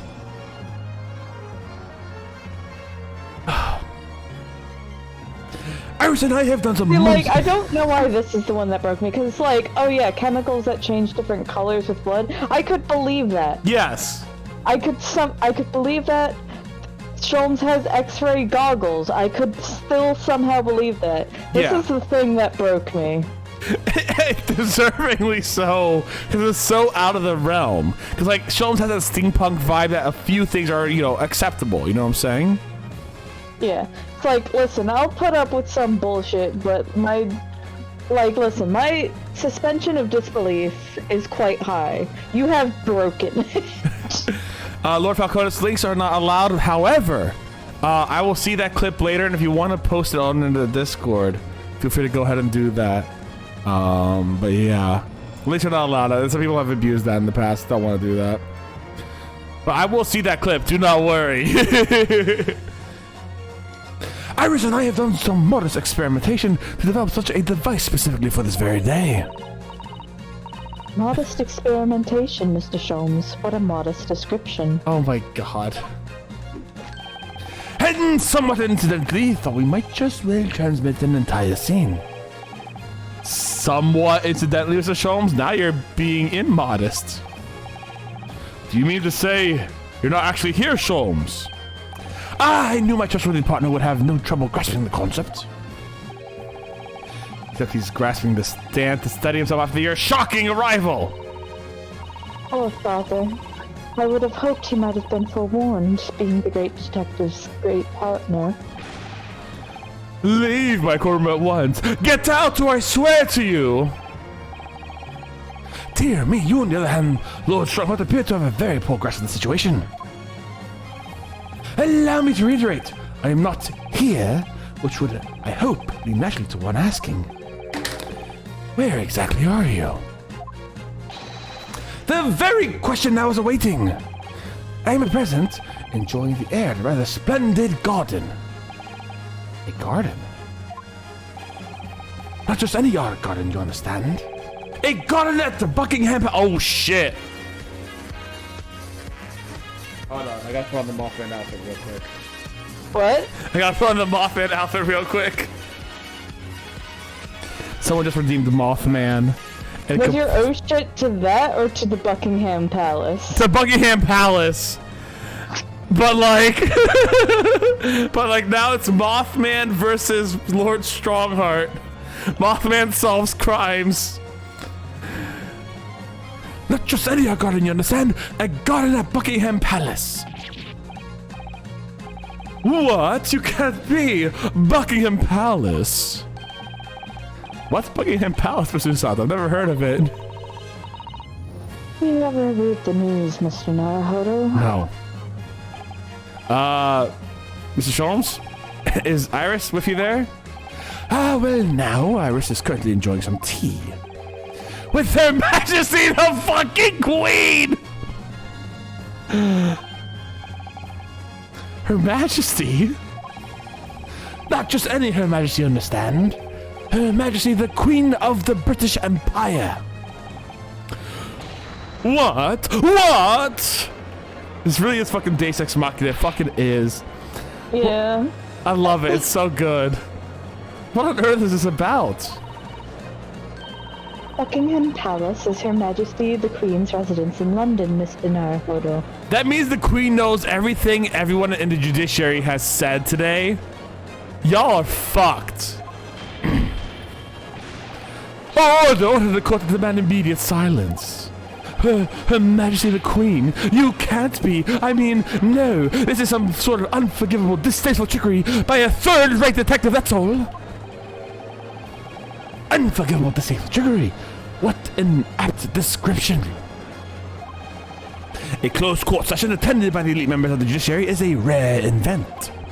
I presume that Her Majesty would be more than a little curious about the proceedings. So I decided to show her everything from start to finish. Huh? You showed her? Indeed. You're third-rate player of a second-rate deck. By dint of the Hairlock Show's remote cinematography. You meddling. This is some kind of nightmare. Just as I appear to be standing before you, regaling you with the tales of my latest invention. The fear on their faces. It's so good. I love it. You know about a third, the reverse is also true. You don't mean. Her Majesty has seen and heard every moment of the proceedings. I assume there will be no objection after all. Every trial in this country is conducted under the auspices of Her Majesty, as you know. You. I confess I'm quite impatient to hear Her Majesty's opinion.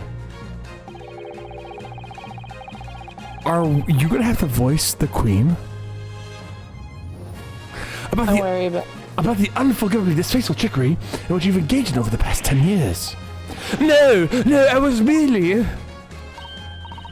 Oh, so sorry to keep you all waiting. Vicky and I had so much to talk about. Vicky? Oh my god! She's like, oh yes, the Queen Victoria, my casual tea time buddy. Oh, Giddy's here with us too. Iris, there you are. In fact, I have a little message for here from Her Majesty. A message? Look at her pouting. She's like, I wanted to read it. So pure. For those who can't see her because she's behind me. There she is. Also, I just love the fact that they made sure this scroll was excessively queenly with the 4 crowns on it. As it should be. As it should be. Well then, if everyone's sitting comfortably, forthwith and with immediate effect, all authority previously afforded to Male Strongheart is hereby revoked forevermore. Prepare for thy royal ass reaming. Furthermore, you will be prosecuted for crimes against this country in a public trial by a jury in the coming days. So, it seems that Her Majesty doesn't believe we need to have a fight fire with fire. Justice in this country need to be administered by the shadows after all. Male Strongheart, the darkness you fostered to conceal your despicable actions these last 10 years is a thing of the past now. After all, today, your brand of law and order has no future because you are no longer are you the Lord Chief Justice. In the eyes of the law and Her Majesty the Queen, you are nothing but a criminal.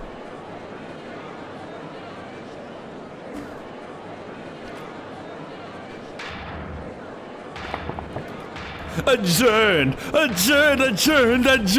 Court is adjourned! Oh, he broke it. It was timed pretty decently, Reem. She did good. Oh, shit. Oh, he's dead. Oh, shit. Oh, shit. Oh, shit. Oh, shit!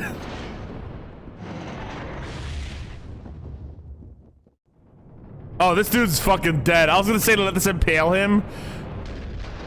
Oh, shit. Oh.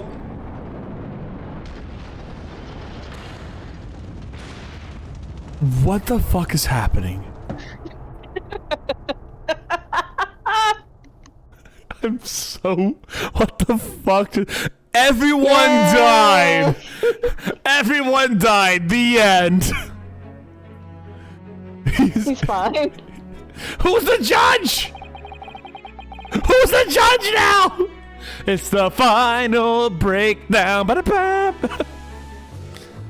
Lord Clemenzique left the will which he confessed everything. When those words came out of Asogi's mouth, it deranged me completely. I knew I must do everything and anything in my power to contain the situation. But I couldn't find the damn document I searched his cell, but it wasn't there. Which precipitated into the jailbreak plot, I suppose. What do you mean? The need to obtain the will was all-consuming. I was sure I facilitated Asogi's escape, he would emerge with the will somewhere on his person. But despite searching his limp body in the cemetery that night, it still eluded me. It never even crossed my mind that it was concealed in the sword's hilt.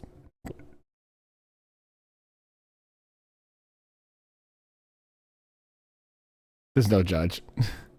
I just want like the normal judges to come back in for fun and do the ending of this. What pains me now is that my brother has left the world without a word to me. I'm sorry, Lord Van Zeeks. In point of fact, I think perhaps that isn't the case. Sorry? How can that be? There is more to his last will and testament. Oh, goddamn, okay. We just had to take a little dramatic reprieve. What?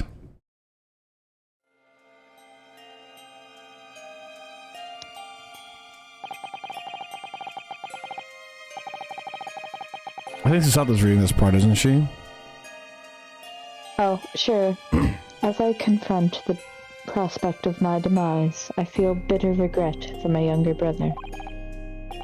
Baroque, you have always looked up to me, and now you follow in my footsteps to become a prosecutor. It is my fervent wish that my unspeakable deeds should not hinder your advancement. I ask not for understanding, for none could understand my depravity. I ask only for forgiveness. Poor man. Baroque specifically. Asogi is a fine detective, and a hunter worthy of respect. He has agreed to honor my final two wishes. The first is that this document survives. The second, I cannot commit to paper. I have confessed my sins to my wife. May she find resolution in my death. With my eternal gratitude to my Japanese friend, I rest my quill. Clint Van Zeeks. I'm gonna say this, I also did call a few episodes ago that Iris would be Clint's daughter, just in case that happens, and that's the second thing.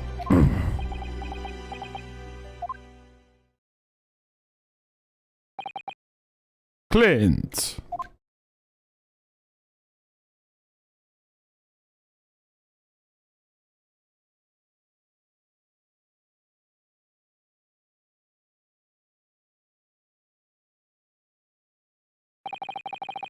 Male Strongheart? You colluded with Seshiro Jikoku in a criminal plot so immense it spanned the oceans. And you cold-heartedly murdered all those who knew about the truth of what happened 10 years ago. Why did you set all that up now, a whole decade later?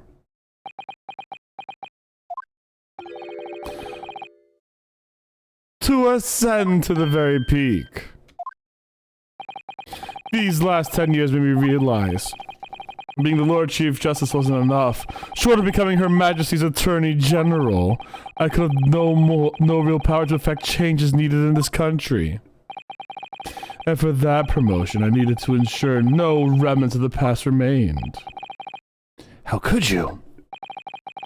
I like everything to run smoothly in the exact manner that I prescribe, like a well-oiled machine. And I was just a step away. And for your ambition to succeed. You did everything. Did you even bother to count the number of brilliant people you had killed?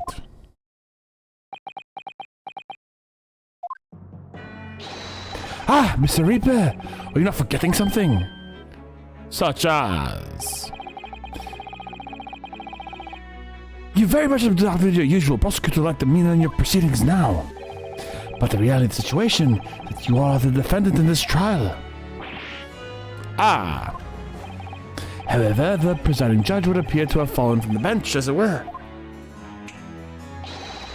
Let's go! He's back! The king! The champ! May I suggest we entrust the final adjudication to an old friend? My lord!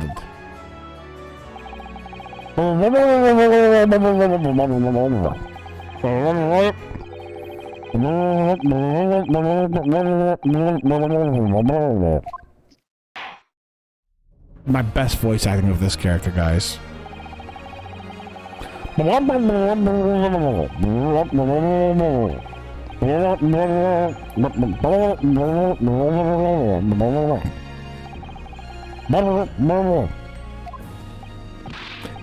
my lord.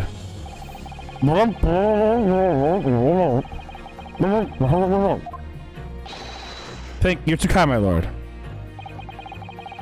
The first time I faced you in court, just under a year ago now, I had the faintest of intimidate, whatever that word is. And the British were so rewarded and twisted over this long history was finally to know change. This might just be the man to do it. What? But at the time, I wouldn't allow myself to acknowledge the possibility. I couldn't overcome my hatred of the Japanese after the circumstances of my brother's death. Mr. Naruhodo, allow me to apologize for my countless discourtesies on my part. You are the lawyer of boundless talent. Oh, huge Ben Seeks. Damn, he has a heart, guys. He's no longer racist. And his heart grew 3 sizes that When I first arrived in Great Britain, I was literally a nobody. Certainly not a lawyer. Oh yeah, did I ever tell you, Ben Zeeks? I wasn't a lawyer in my country. I was just some dude who came up by accident. Jack. I come back and hear he's no longer racist. So Van Zeeks has always blamed the Japanese for his brother's deaths. So he's always been a little racist towards the Japanese. And by a little, I mean pretty overtly racist. Especially for like early 1900s, you know, English folk. And the game has had some institutions that has had some like racist conduct in there by some of the Englishmen who, you know, like, oh, the Japanese are weird and crazy medicines and hoo-ha land and whatever it is, right? So Clint was one of them. Just like feeling superior. Yeah. Like. Yeah. So finally, Baroque just like, you know what? You're not so bad because you did me a great service. Is that really renouncing racism, though?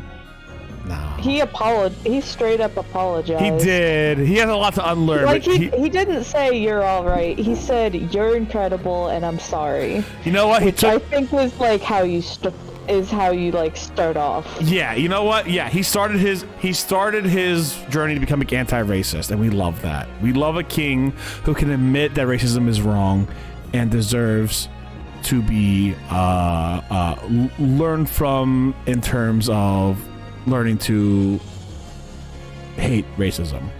We could stand that about our boy Baroque Van Zeeks. I mean, it's always better to convert someone exactly if possible. Exactly. You know? The truth is, my fortunes have entirely been made up by the miraculous people I've met. My best friend Kazuo Sogi led me to the burden in the first place. My loyal and ever-patient digital assistant, Mr. Sato, who helped me study to become a lawyer and threw me around the place physically. The brilliant Lord Van Zeus who never failed to challenge his Nipponese rival. And not to mention, the exceptional master of logic and reasoning who showed me the true art of deduction, Mr. Sholmes. Saving the best for last, Mr. Naruhodo! What a relief! And of course, Iris. I'm well aware that without all these people's help and support, I wouldn't be where I am today. The truth is a guiding light that always leads to happiness.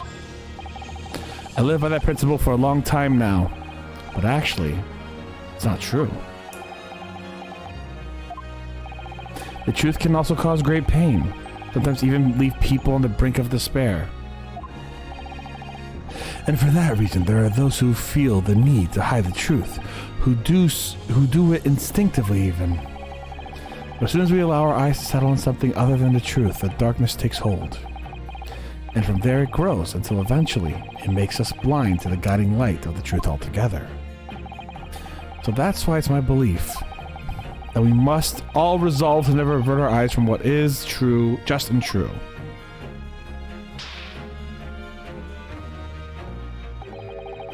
So that we can continue to walk the straight and narrow path ahead. I don't know why he did that. Same. I was gonna let it slide though, I'm not gonna lie.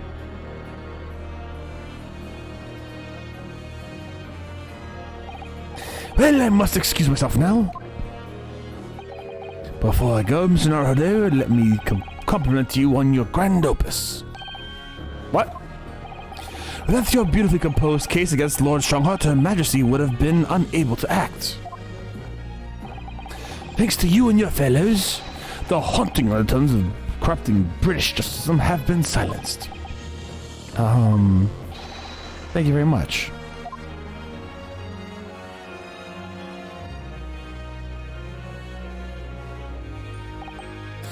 So, until the paths cross again somewhere. Goodbye. I faded into the ether.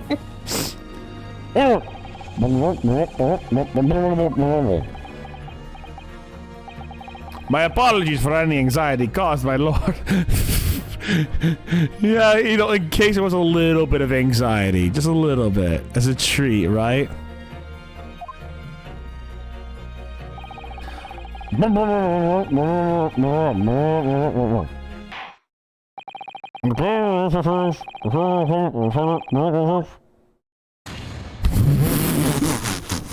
Right, we were trying to prove him not guilty. That was the whole point of this thing, wasn't it?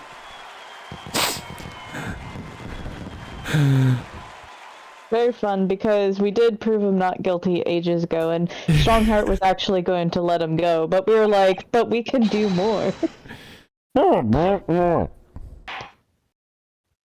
god. Well, actually what happened is Kazuma made a bullshit accusation, but... It's a typical Ace Attorney case, a near infinite tangent, yeah. Alright, let's see what the post story is. I'm so excited to see what happens after this. It's really all over. But did I sacrifice too much? Mr. Naruhodo. I really must congratulate you. It was a truly splendid performance. I couldn't be happier for you. Oh. Thank you. So very much. But I really couldn't have done it without you on my side through it all, Mr. Sato. Oh. Your kind words mean so much to me. It really was a splendid show, that, Naruhodo. I'd have thought you'd be smiling from ear to ear, but you look rather glum. Well, of course I'm delighted about the verdict. But in exposing the truth, I'm afraid I've caused my client a great deal of pain. I'm really not sure that's what a lawyer ought to be doing.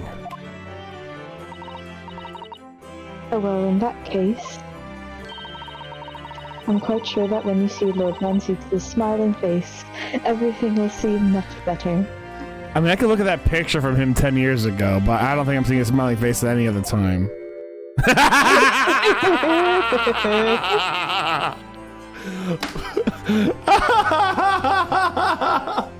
You had to know it was coming, though. I know!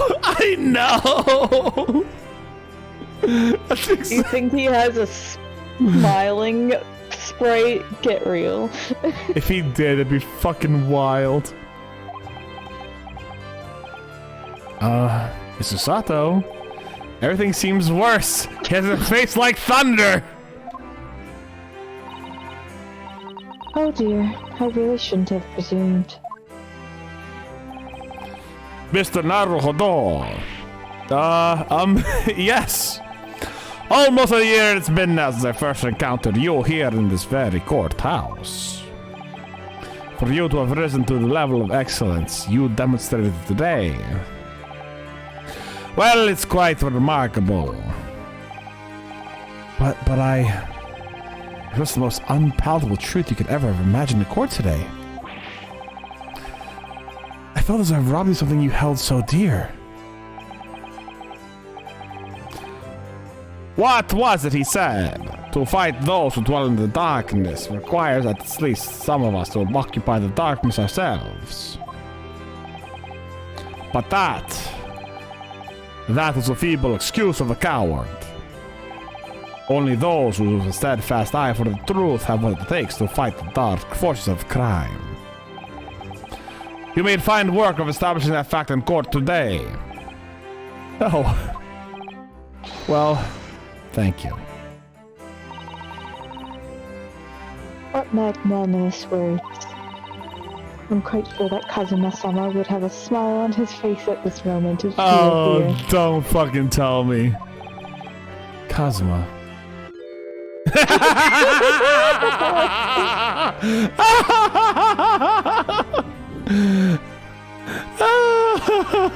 Oh, the double gag gets you every time. I know, right? We need it 3 times a charm. 3 times a charm. Let's get gory in here or some shit. Mr. Sato. There's another face like thunder here. Oh my, and he really was here. Lord Van Zeeks. Allow me to congratulate you on your acquittal. Congratulate me or curse me. You failed to bring down the Reaper. I owe you an apology. No, it is I who should apologize. Your father, Genshin. If I had been stronger, then perhaps. I made an unforgivable error in judgment. I can offer no excuse. And I can offer no forgiveness. Don't tell me. Are they gonna partner up? It's like, I can't offer an excuse, I can't offer forgiveness. We're best friends now in law. That said, I suppose you fought for justice and the truth. For that, at least I can't withhold respect. Okay, maybe not. Your words mean more to me than you know. I will hold them dear. Kazuma-sama.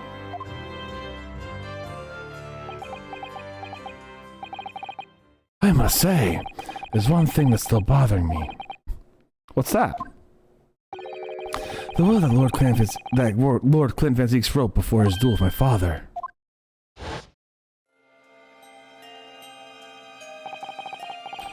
Asogi's a fine detective and a hunter worthy of respect. He's agreed to honor my final 2 wishes. The first is that this document survives. The second, I cannot commit to paper. I have confessed my sins to my wife. May she find resolution in my death.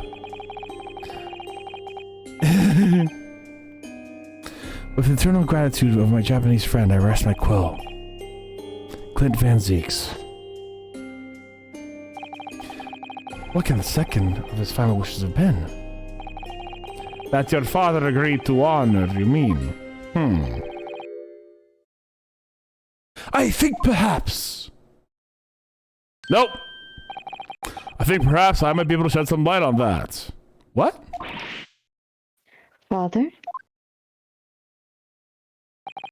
It was 10 years ago, as you know, the day before the execution was scheduled. I went to the prison to say my farewells to Genshin.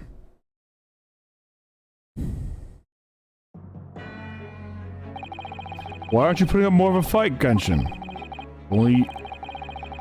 If only you'd agree to it, Seshiro and I would gladly petition the government. We've been through this. You don't need to worry about me. Anyways, Eugen, I have a favor to ask of you. Something of great importance.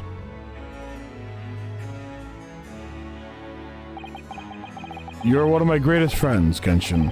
Whatever it is, consider it done. I'm going to tell you an address. I need you to go there at once, in secret, and telling no one. You should find a lady in the gentry in hiding there. A lady in the gentry? She's not in a good way, and she's a child. The birth is imminent. As a medical man, I'd like you to attend to her, please. You're her only hope. And by any chance is the child yours, Genshin? Don't be daft. It's a favor that's asked of me by a man I knew. It's his dying wish. My goodness! I swore to the man that I would help. That I would do whatever I could for his wife and his unborn child. If something should happen to me, I need to ask you to do that same favor. You're the only person I could truly rely on. Fucking called it, fucking called it! What did you say? If something should happen to you, tomorrow night you're going to be...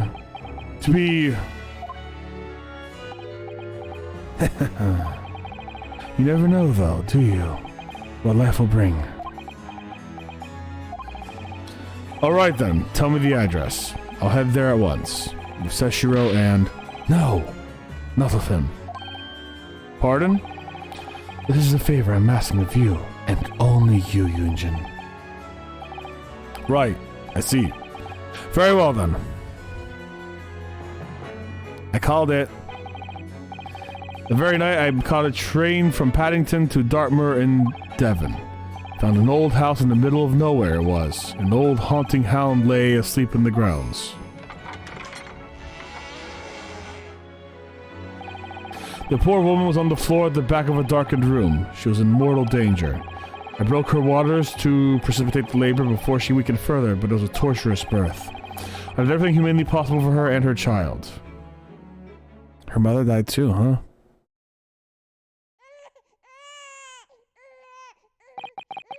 And in the end, I was lucky enough to welcome a new life into the world. But tragically, my efforts to save the mother's life were in vain. I held the healthy newborn girl in my arms and wept for her, longer than I cared to remember. Eventually, in something of a daze, I looked around the room. There was a precious little in it, but an old travel trunk caught my eye. We've been looking over well after the years, made in top quality leather with fine stitching. But it was when I saw the emblem on the side of it that everything dropped into place.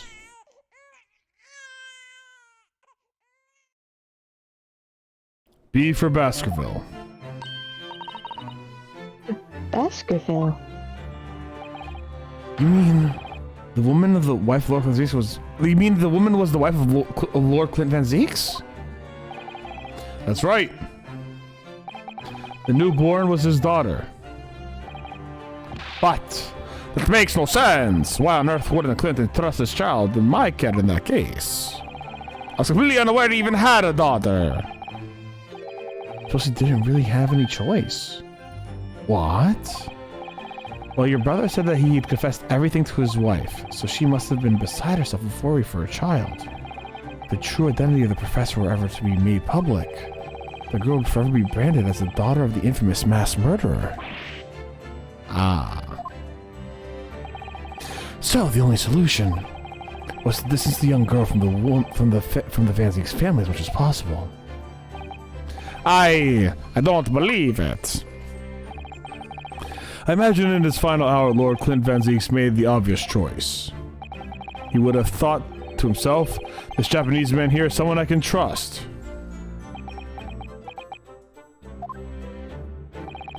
I honored my promise to Genshin, of course.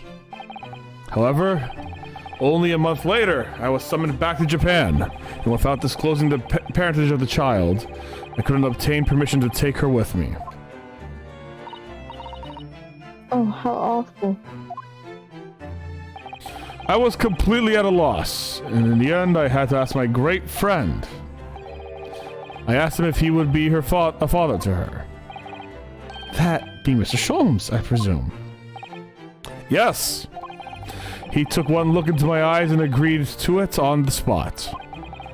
Mr. Sholmes, he has a heart of gold. Really, all it can be said is... All it can be said that I did for the child was to give her a name. Oh? When I come to Britain, I was trying to escape from the grief of losing my darling wife. So it was her name that I gave the little girl. Wife's name, Professor Mikotoba. In other words... The name of my mother. Ayame Mikotoba. Oh. Oh. That was you. That's right, Ayame. Or in English, Iris. Iris.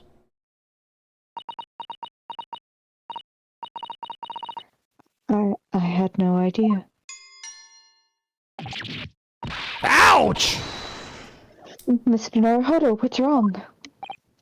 The little thing just pushed me in behind my trouser pocket. Hard. Oh, it's got him on the ass. Ah, my dear fellows, can you hear me? Alright, take off the Mothman for a bit. Mr. Sholmes, is that you? Ouch! Yes, yes, we can hear you. You see what excessive tugging can do. Let that be a lesson to you. Mr. Sholmes, you weren't able to thank you properly before, but you were simply marvelous. Your checkmate move was a stroke of genius, and it gave me a stroke. Indeed it was, wasn't it? I surpassed myself, I feel. I later every fucking thing, but I figured it out because I'm in a bloody arse. It had been apparent to me that to stop Lord Chief injustice would require some measures. Bruno, Susie. Oh, Iris! I am so pleased. What a wonderful outcome. Her Majesty Queen Vicky said she thought my special blend was delicious. Oh, I'm sure she did. After all, no one brews a more delicious tea than you do, Iris. Let's have a party to celebrate. And Mr. Reaper, you simply must come too. I cannot wait to see him at a fucking tea party drinking a little bit from like a tiny little teacup. Mr. Reaper. There's much fan art of it, I'm pretty sure. Oh my or at god. least a couple of bits of fan art. What? I'm afraid I couldn't. The Reaper the Bailey flustered by a 10-year-old girl again. No, really? Oh, pooh. But I give you my word that I shall present myself at your residence in the near future to express my gratitude. Oh, how lovely. You've promised now, I won't let you forget. Bye for now, then. Alright, Iris, thank you for all your help earlier. No, that was nothing. Just come back home soon. Ouch! Ugh. One final pinch goodbye, was it?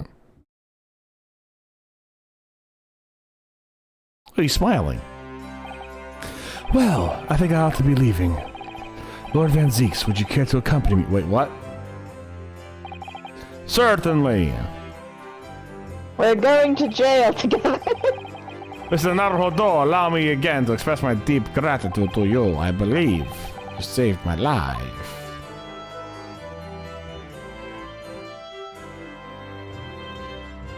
We're gonna beat the shit out of Strongheart together. Wait, Lord Van Zeeks.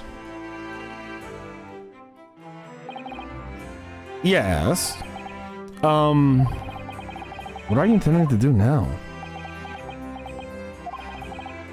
Well, clearly I shall have to resign from the prosecutor's office. No. I intend to publicize the full truth about the professor's case. Once that's done, the Van Zeeks family will be ostracized completely from London society. Surely not. So as soon as I'm free from my employment, I shall leave the capital. Oh, I see.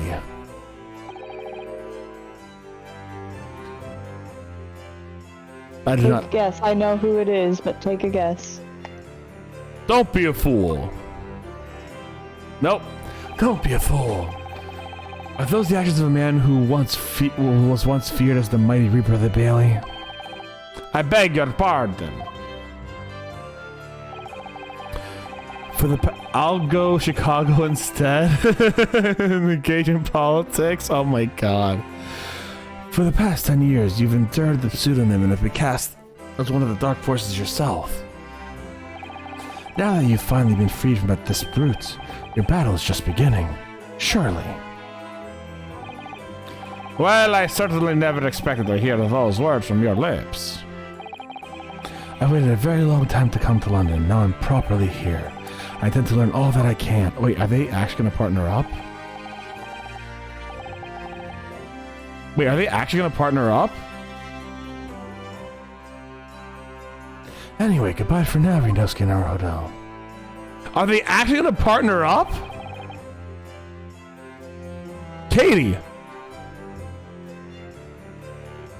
No, there's like a 20-year age gap. That's just creepy, Falcones. I'm not gonna lie. I know. If they were the same age, maybe. Everyone's But adults here. the 20 age gap is kind of creepy at that age, though. I mean, how old is Van Zeeks It's again? like 20 and 40, isn't it? He's not.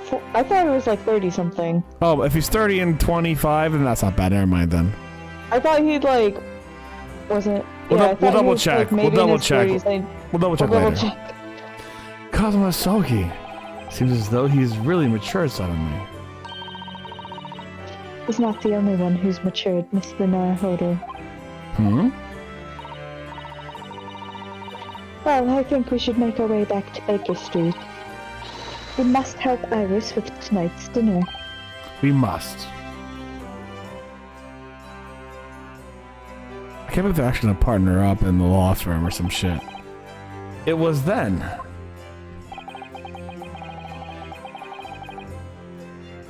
Yep. That I came by an important decision of my future.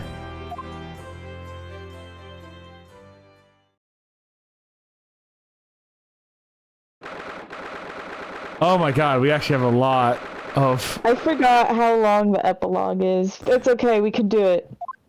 Oh, I'm down to do it. I just want to make sure you're down to do it. I'm down to do it. We're finishing this. I'm home. I'm home. Oh, shit! About time you got here. We've been waiting ages, Odo. What are you doing with that colorful piece of history? It's a party, isn't it? We gotta go off with a bang. I mean, fireworks, ideally. But when you ain't got far, smoke's the best next thing, ain't it? There's a girl on Fresno Street who could help you with that, I think. What the world? Exactly. Boy, well, remember that. Don't put the fucking firecrackers in your gun. You don't have to reload that thing every time I speak. And you really must hear this. It's quite the most extraordinary thing. I assure you, it will defy expectations. Take down every detail now, Mikotoba. Ah, the world-famous great detective regaling his partner with the tale of his adventure, a sight to behold. Would you care to hazard a guess? Where do you suppose the fiendish runaway had concealed himself? Would you believe? Inside the trunk, I found it abandoned in his cabin.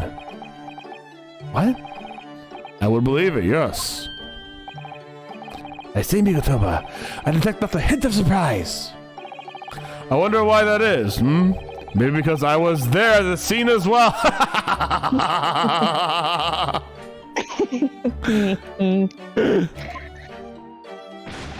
What? You were? Then why the deuce did you say so before? Not quite the sight I was expecting to behold, but still. It's hard not to feel privileged to see it. Hello, Mr. Sholmes, Professor Mikotoba. I'm finally back from the Bailey. And not a moment too soon. A feast prepared by Iris and Mr. Sato awaits. I must say, I haven't seen Sato looking so happy in a very long time. Oh, Bruno, there you are. Dinner is on the table, everyone. Please do come and take a seat. Time to fill me boots.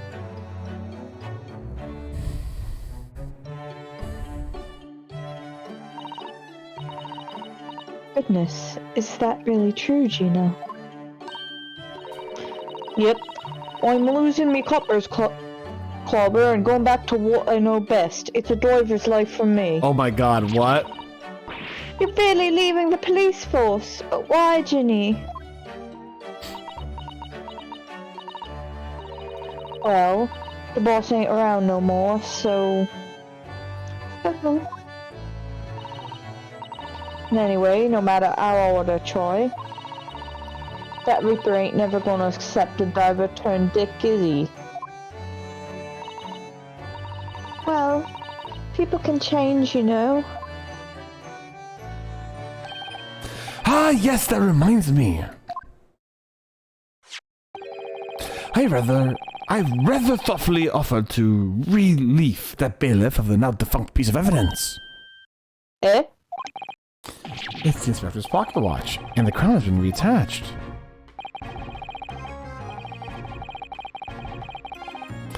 The watch is pride and joy, a symbol of a great achievement at Scotland Yard. Wait.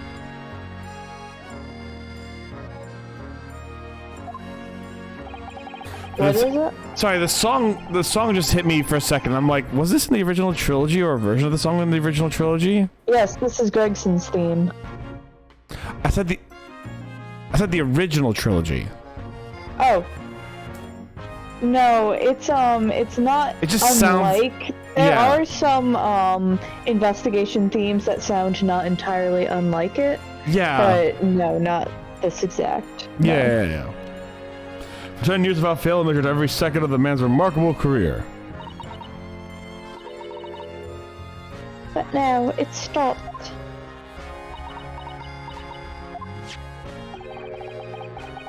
Someone needs to keep the memory of the Inspector Gregson's career alive. By taking on the great responsibility of winding that watch every single day again. Yes, someone with an equally fierce detective spirit.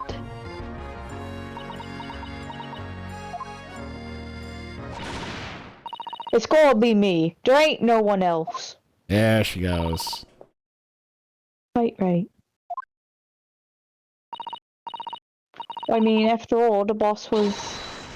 Well, he was my boss. Yes, Ginny, yes he was.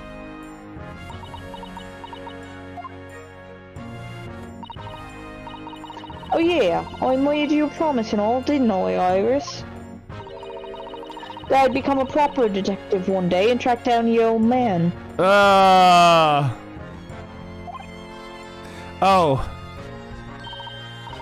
Alright, then it's decided. I'll do it. And I swear. No, you're good. I'll find your dad and bring him back kicking and screaming. That's... okay. I'm not entirely sure that would be appropriate. Yeah, I think, Gina, it might be best to, well... I'd like you to forget that promise, Ginny. Eh? Iris? Well, obviously I've always wondered about who my real daddy is. Of course I have. I wanted to know where I've come from. I thought it might tell me something about myself. But I've caused such a lot of trouble trying to find out. For so many people. Really, Reno, Professor Mickey. Oh, no, not at all, my dear. Really, you owe no apology to anyone.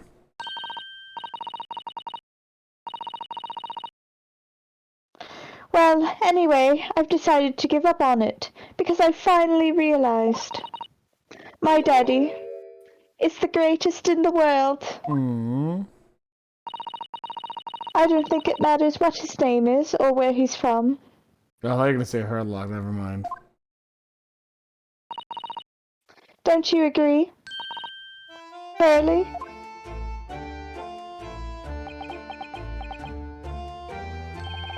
With every word, Iris. Thank you, Hurley. Thank you. Aww, she did. She did mean Hurley.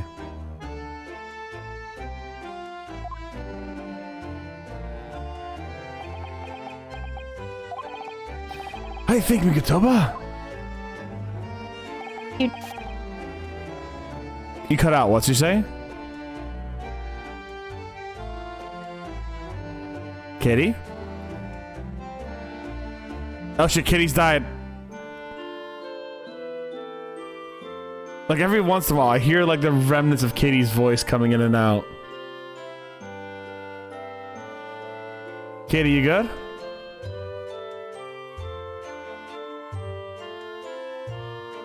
Kitty? She's dead, guys. I'm sorry. Hold on. I'm gonna try reconnecting on the stream. Oop. Katie, can you hear me?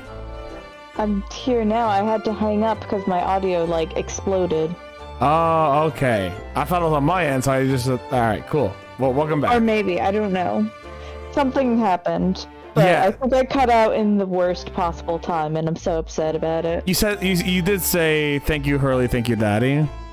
Alright, good. And I got the most important part out. And then audio, like, cut off immediately, and everything exploded. Yeah, basically, that's the same what happened on our side. But I'm like, oh, she does actually consider Hurley your daddy. Good. Yeah.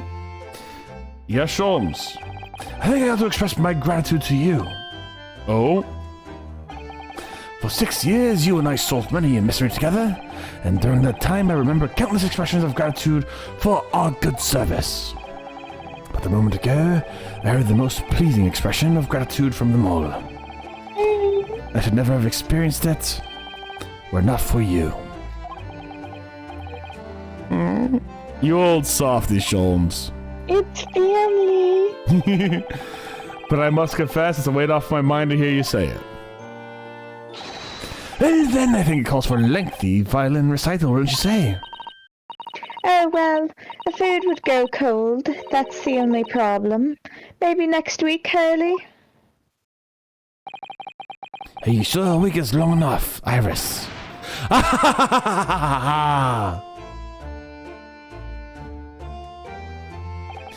Even amidst the most troubling of cases, even reeling from the most shocking of revelations, returning to the evening, to this suite of rooms, there's always warmth and happiness to be had. The home of the world's greatest detective, and my home too, with my greatest family.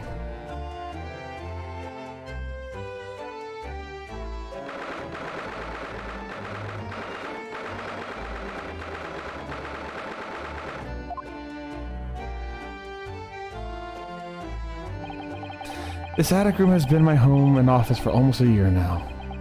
I've certainly had some unforgettable experience whilst living here. But I think now, time has come.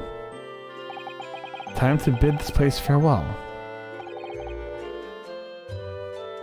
I think that might be me. No, that can't be me. Maybe it's Sholmes? Oh no, Mikatoba! Would be Mikatoba. Naruhodo!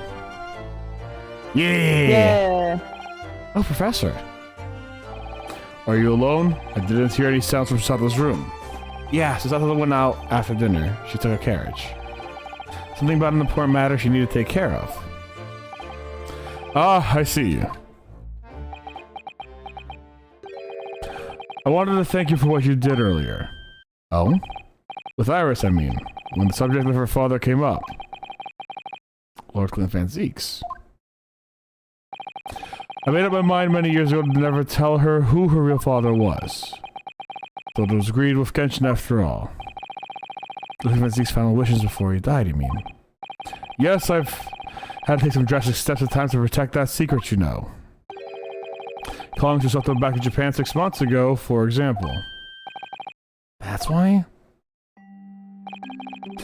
When I read Sosuke's son's report about his final days in London, my heart nearly stopped. He stumbled across the crux of that terrible case. The dog's collar.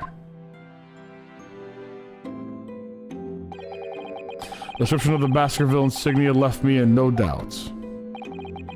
Baskerville? If you decided to investigate that insignia sooner or later, you'd have made the connection to the Van Zeeks. To take matters worse, Susato knew of the unpublished story as well. The story that Iris had written based upon my notes from that time. Ah, yes, the Hounds of the Baskerville. Exactly. See you later, Emus! It was a work of fiction, but based on the grim reality of the huge beast of a dog they used as the murder weapon. A dog with a Baskerville family emblem around its neck.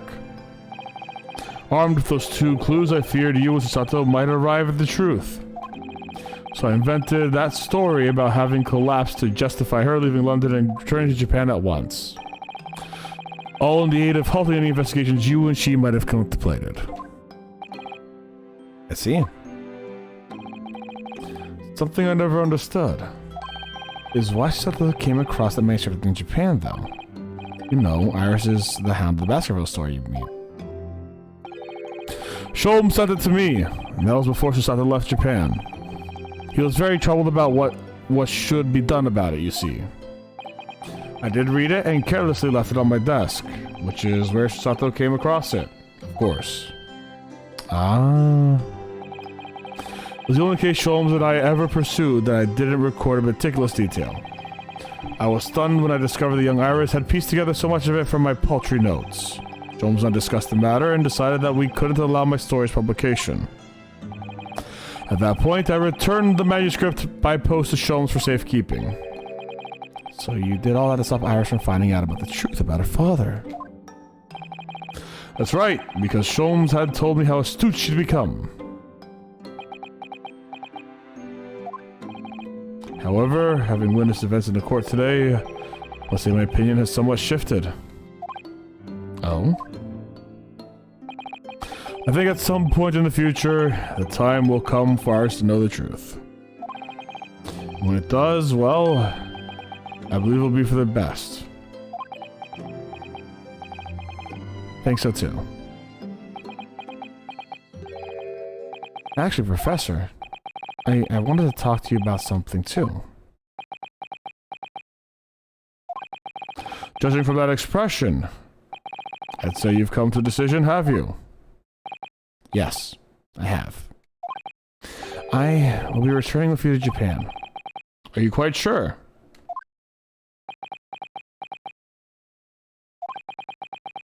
I'm really only here as a substitute for Kazuma. But he's here in Britain now. So, as originally intended. Locum student Naruhodo doesn't quite have the right to stay, I think. I see. Looking back now, when I first arrived here in February...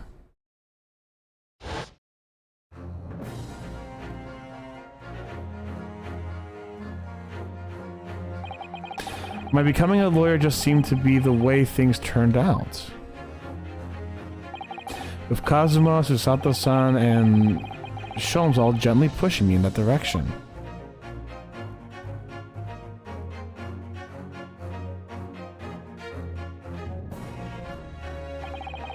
I spent the best part of a year immersed in this world, but it's always aware of a seed of doubt inside of me. Until today. Standing in that courtroom earlier, all doubts vanished from my mind.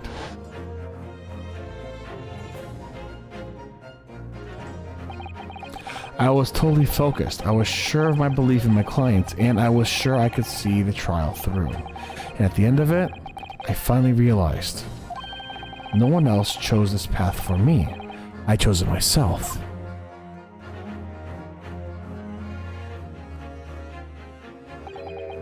The path of a defense lawyer, eh? Yes, that's what I am now. That's what I will be going back to U of Japan as. And that's the path I will be following for the rest of my life. Well, it sounds like you've made quite a resolution there. I have. Very well then. I must say I'm extremely welcome news. I shall make arrangements for your return first thing tomorrow, but I don't imagine we'll depart for a few days. Now, with the symposium having been cancelled now. Now the symposium having been cancelled now. Such a shame. Never mind, I'm sure there will be other opportunities in the future. Well then, I bid you good night. How much more of the epilogue do we have, out of curiosity? We got a bit, don't we? Katie? We have a bit, but I think we can get through it. Let's just Okay. go. Wait, I need to use the restroom though. No. Give me a second, alright? We're gonna finish at midnight. We'll be right back in a moment, guys. We'll pee as quickly as possible. I'll pee as quickly as possible. See you guys in a second.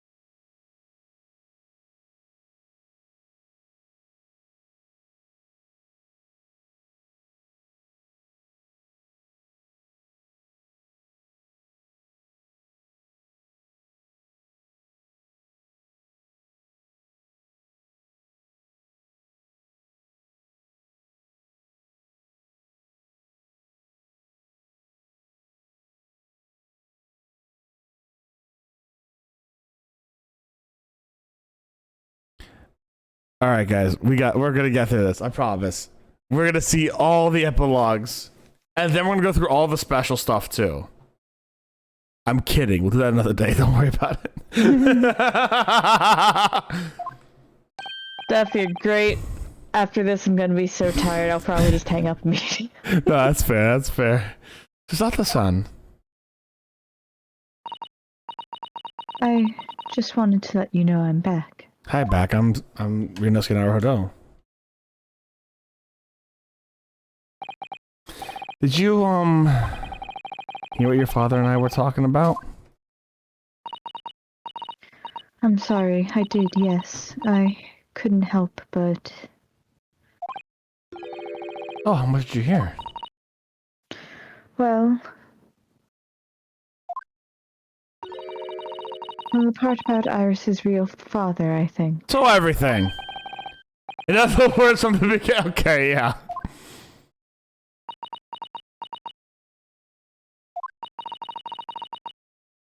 So you've made up your mind. You'll return to Japan and continue working as a defense lawyer. Yeah, I'm sorry. I really should have consulted you about it. I did want to earlier this evening, actually, but you'd already gone out. Oh no, that's quite alright. I already knew that's what you'd decide, Naruhodo-san. You did?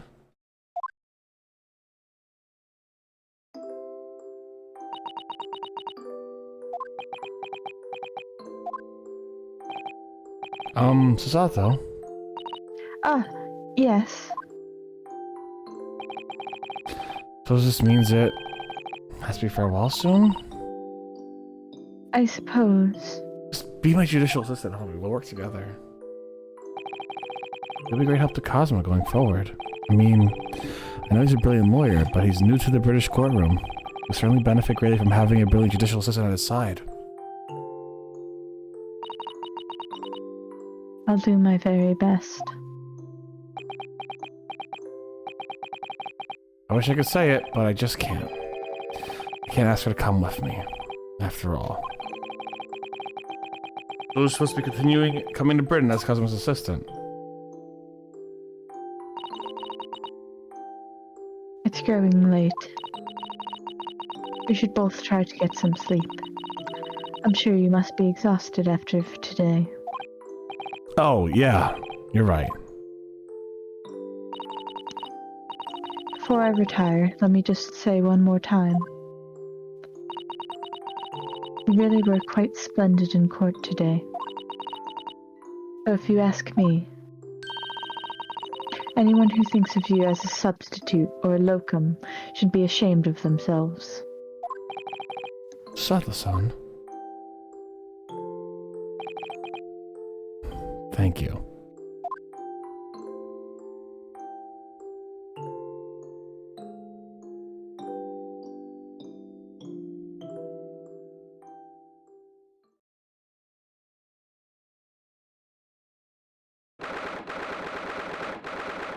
Wait, don't tell me that was the epilogue. Like, we're pretty much done now. Oh my god, we took a bathroom break for nothing.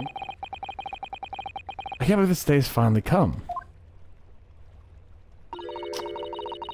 You're really leaving then, Runo? I'm afraid so, Iris. Thank you so much for everything. I don't know what I'll do without your wonderful cooking and delicious tea. Oh, I wish you weren't going. But you have to come back and visit. Say you will. Of course. I promise.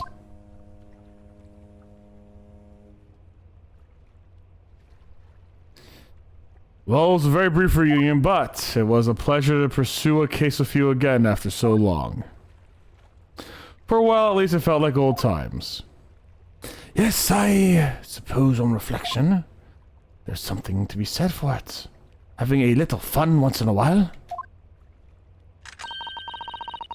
I'll just go and say goodbye to the professor as well, I think.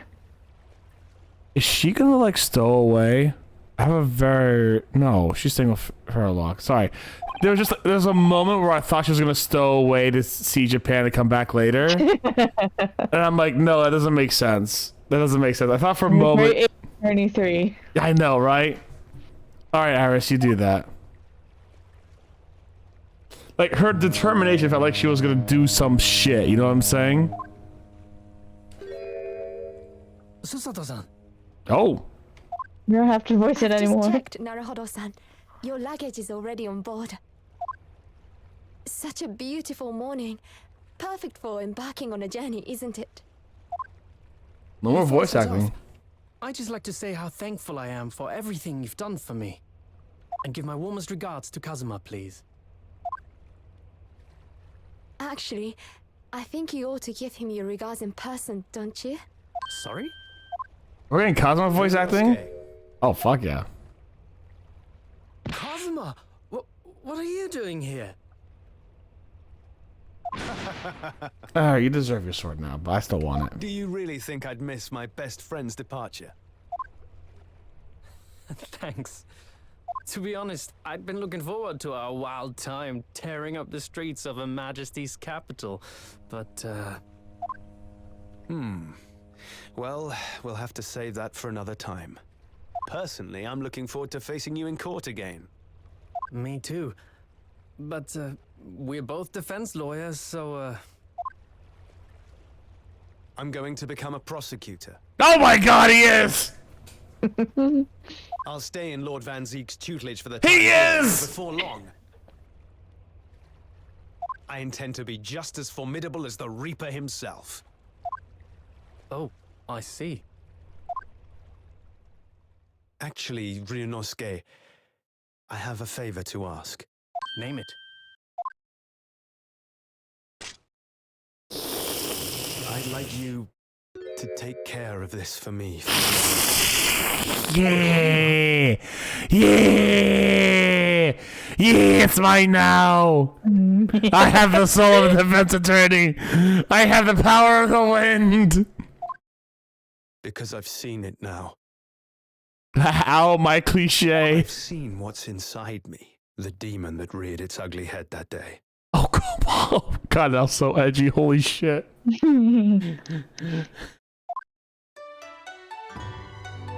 That was so fucking edgy. It was only for the briefest of moments. The last time I came face to face with that inspector, but it was unmistakable. I wanted to kill him. I've always known there are demons that live inside people. And now I know there is one in me. The fact that it very nearly consumed me is something I'll carry with me until the end of my days, while I devote my life to fighting those whose demons have got the better of them. As a prosecutor, Okay. So, that's what you've resolved to do, is it? until I'm ready to face the demon within me, to slay it once and for all. I leave this in your care, if you'll take it. Of course I will. I'll keep it by my side, always.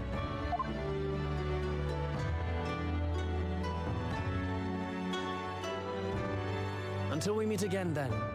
You have your path to follow, and I have mine. Naruhodo-san, She's coming with us, isn't she? the path you're going to follow from now on, I wonder if I might follow it at your side and... Yeah! What? I mean, I would very much like you to come with me. But aren't you... You're so predictable, Ryunosuke. I am?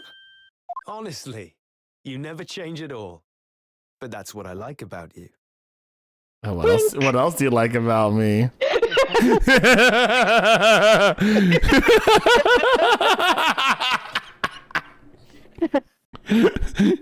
Oh, go on. Go on.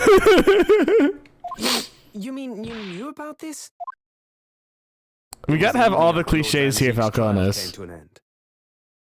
She came to see me at the prosecutor's office. Really? Oh, when I had that conversation with Professor Mikotoba.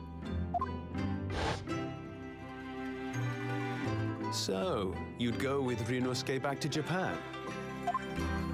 Yes, I I know it's unfair of me to follow my own interest like this. Coming here especially to tell me. You're a stickler for etiquette, aren't you? Well, what are his feelings? We've never discussed it, of course, and Naruhodo-san has made no such suggestion. I worry that perhaps I'd be a burden to him. He's just as much of a stickler for etiquette as you are. He'd never say anything before he was asked.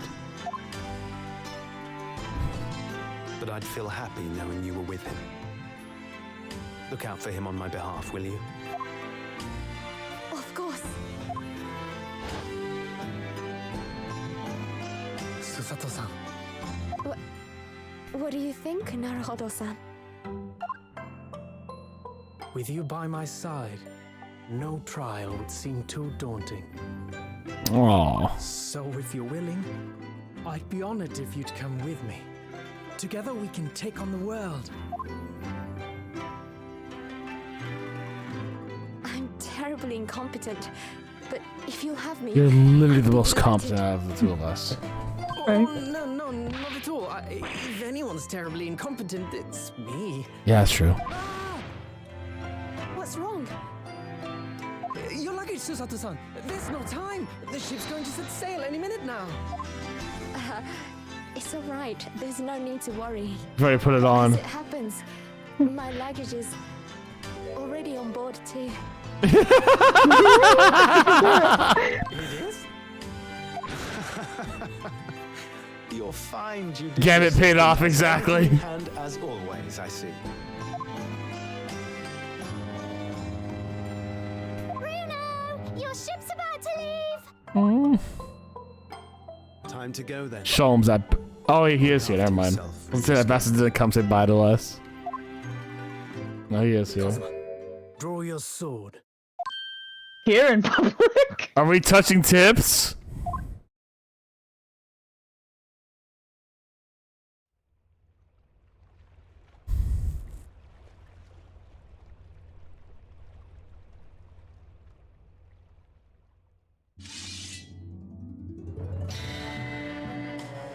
Oh, there's still the broken tip at the end of mine. One day, when our paths cross, once more, we'll fight a duel of words across the courtroom. A day I eagerly await as a lawyer. I've been waiting to hear you say that, partner.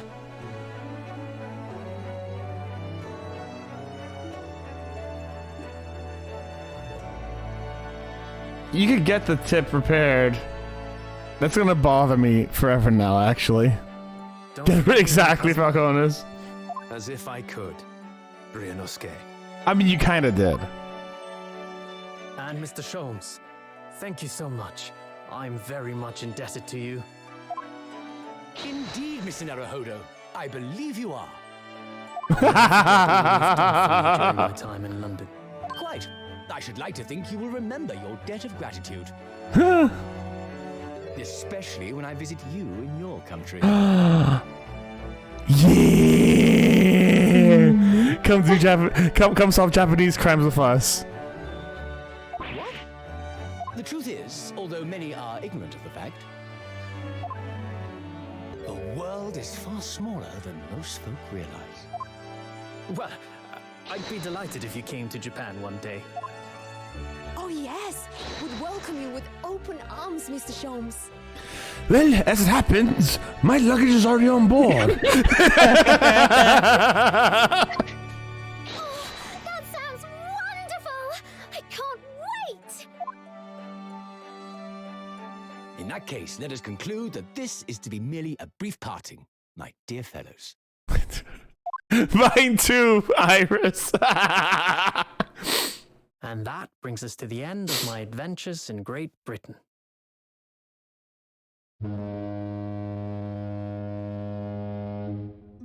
Literally, I wish I did not add that. Brought Okay, me there we go. halfway around the world those many If months that was gonna be ago. the last line, I was gonna be That fucking was just pissed. the start of my journey. Who knows where fate will lead me next? Still, I'm confident this won't be my last meeting with the friends I've made in London. And when we're together again, No doubt the first words I'll hear will be... Objection? Come, the game is afoot. Never mind then.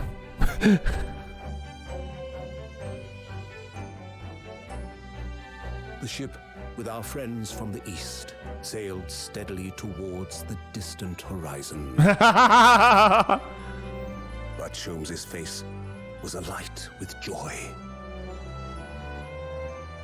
The times may change, but a steadfast friendship will remain true, Wilson. We have but to gently close our eyes, and we are with our companions once more.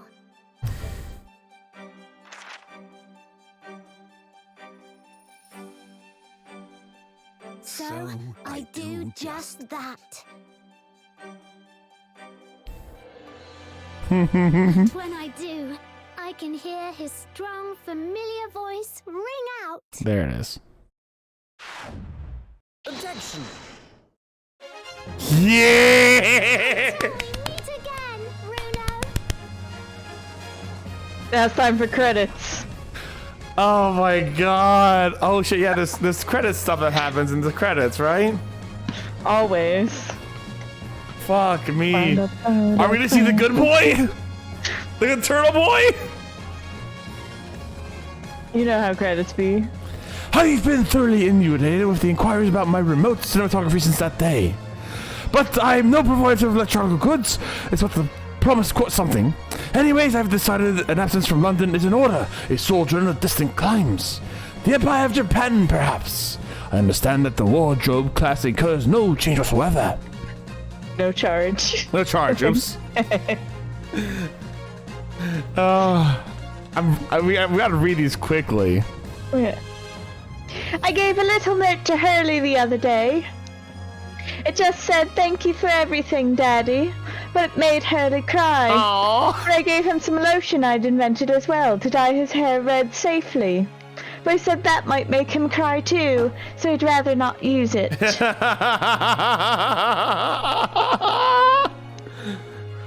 Oh, that's sweet.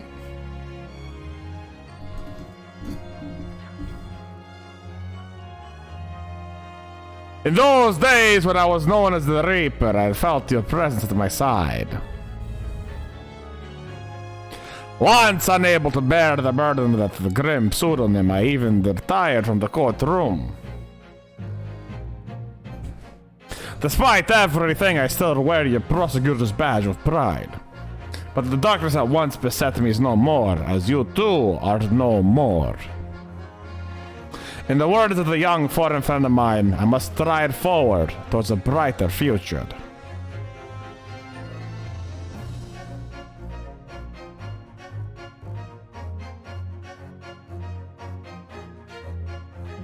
Ah, Dobby! The boss left a note for me, you know. I can read every letter now. A, the whole lot. They cleared a load of stuff up. The boss was trying to protect me, see. And that's exactly what me and Chief Inspector Toby here are gonna keep doing for Londoners. Aww. I only wish I could have said how grateful I was before you know. Oh.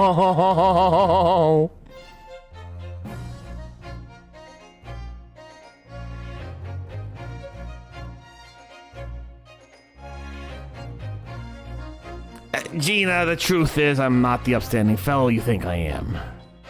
You might be a diva at heart, but it's a good heart. Reminded me of I need to be true to myself. I've got one more job to take care of before it's ta-ta to London for the town for the foreseeable. And then, I gotta complete your education in the art of detection a la Gregson, as they say.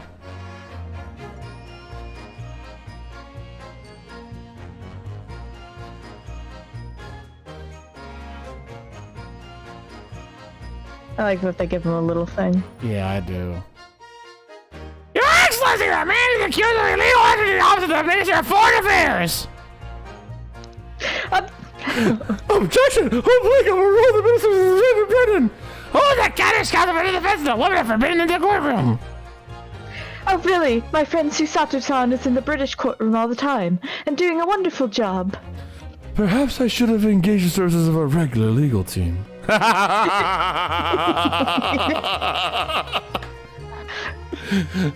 That's fucking funny. I love it so much. It's so good.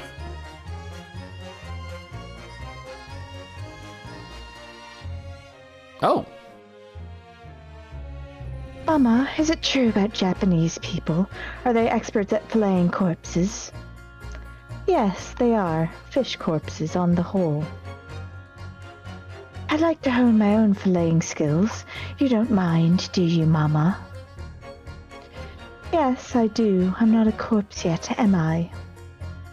I was about to say, like... No. And I'm glad. I was about to say, like, is she like, can you die now so I can do it? Like, no. Holy shit, that was creepy as fuck. No, she's happy. Her mama's still alive. Does not mean it's not creepy. Here I am again in Great Britain on the invitation of my dear old university friend. He sent me a very nice letter saying he'd like to show me around now that everything was settled. But what have I done? I'm so sad that I picked up this by the hotel and I can't afford the bill. Oh, Baroque, come to my rescue again, please. I wish I could vanish into thin air sometimes. This ding dong.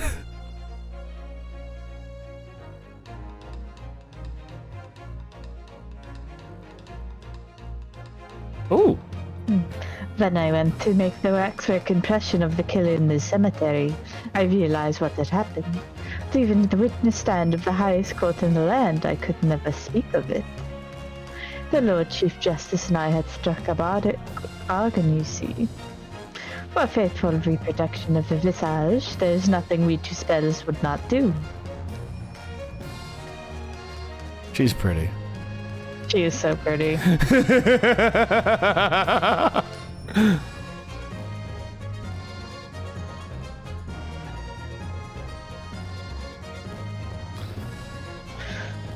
Everyone calls me gossip.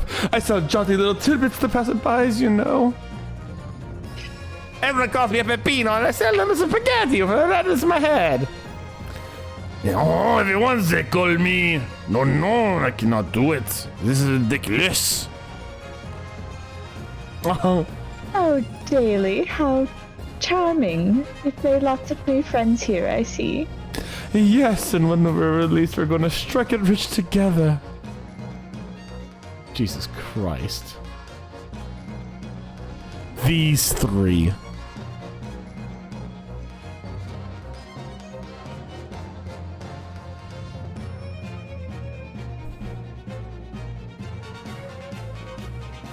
When I was accepted on the foreign study tour, I knew exactly what path I had to take.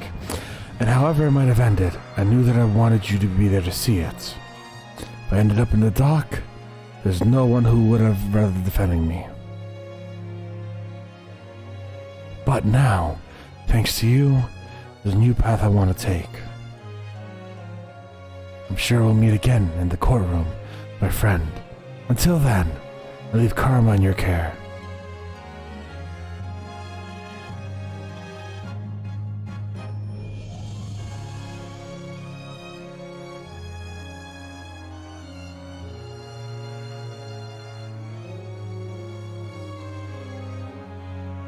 Oh, I didn't think we were getting another one. I thought it was all of them. Oh! Ah! I've made some tea, Naruhodo-san. It's important that you rest while you can. Once we arrive in Japan, you shall be busy establishing your new office. I'm so delighted to be accompanying you. After all, your talents have been recognized by a great detective. Because you really are the greatest of lawyers. A great ace attorney, some might say. Roll the credits! That's what they're doing!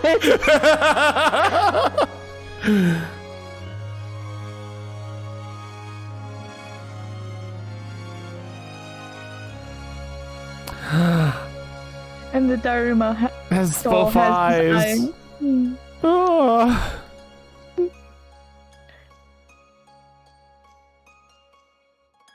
Look at Wagahai. Where's Wagahai's credit scene? That was his credits. No more voicing, just watch. I really like these credits because it's so cute. Yeah, that was the Great Ace Attorney. Fuck, man. I mean, basically, hey, it's just not knowing her outfit. Let's go. I know, right? God, I wish that was her DLC outfit. Look at all the kitties. This is basically the story of like Oh my God. Yeah, you're good. I just let that out. Hell yeah, dude. I do that all the time. It's okay. But like, okay. So I got to put this in perspective for how long we have been doing Ace Attorney content. So we started the Great Ace Attorney. So the video we started, the first Great Ace Attorney video, and there should be now like 40 some odd out there. First Great Ace Attorney video, Great Ace Attorney video came out on December 4th, 2022. Holy shit. December 4th, 2022, you said? Yeah, December 4th, 2022. That's when I put it on YouTube, so it was likely the week before. Wait, it's 2024. Holy shit. Yeah, but to be fair, it was December and January, so it's more like a year and a month. Holy shit.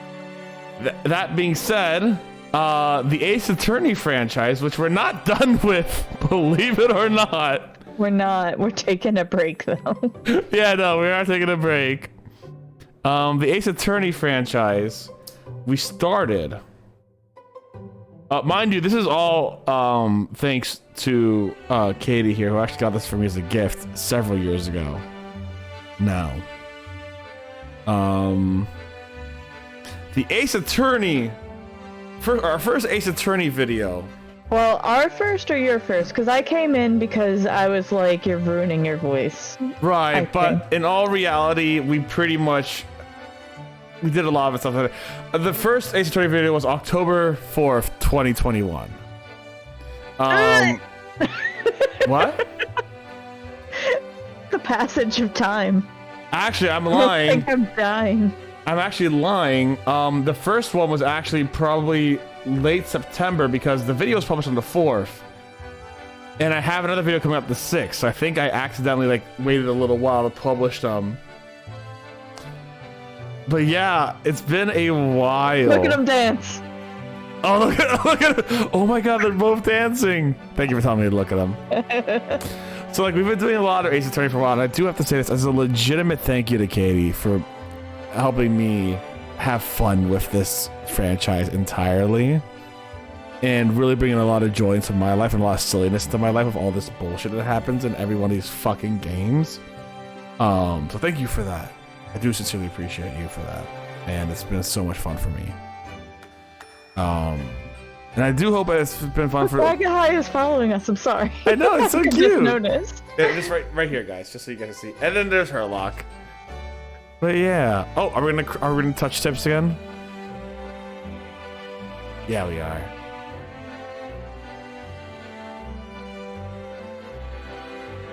But yeah, thank you guys very much for hanging with us on the Great Ace Attorney. We're gonna do Ghost Trick next. Yeah. If you need a break, Katie, we'll take a little bit of a break. We can take a week break, or 2 weeks break, or whatever you need. Yeah. Or you just want just straight into the Ghost Trick? Since you played the first 2 levels, we can still get to the second level while it's still thematically appropriate. Fantastic. So we'll do that. And depending on how long it'll take, we might go to Portal 2 afterwards. Do some co-op there. Or we'll go on to the Ace Attorney well thought out second trilogy.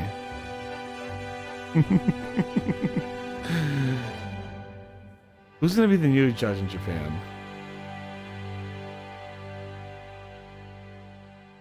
Yay! We did it. We did it. We did it. Yeah, we did it. We did it. Woo! Fucking hell, that was so much fun. Oh shit, that's dope. That's dope. I mean, we'll have to see what the specials are like in the future, but we'll do that in a future video. Maybe we'll do that under like one of my special streams. Now, Capcom, you have to do the Great Ace Attorney 3 now. If fucking only, right? Oh, God. It is nearly midnight. So we're not going to raid anyone today. We're just going to head on off. Thank you guys very much for hanging out with me today. If you're watching this extra long episode over on YouTube, thank you. Yeah. You guys stay safe, stay Botanist Cool, and we'll see you next week for more bullshit. on fuck, what was it called? Ghost Trick. Bye, everyone. Bye.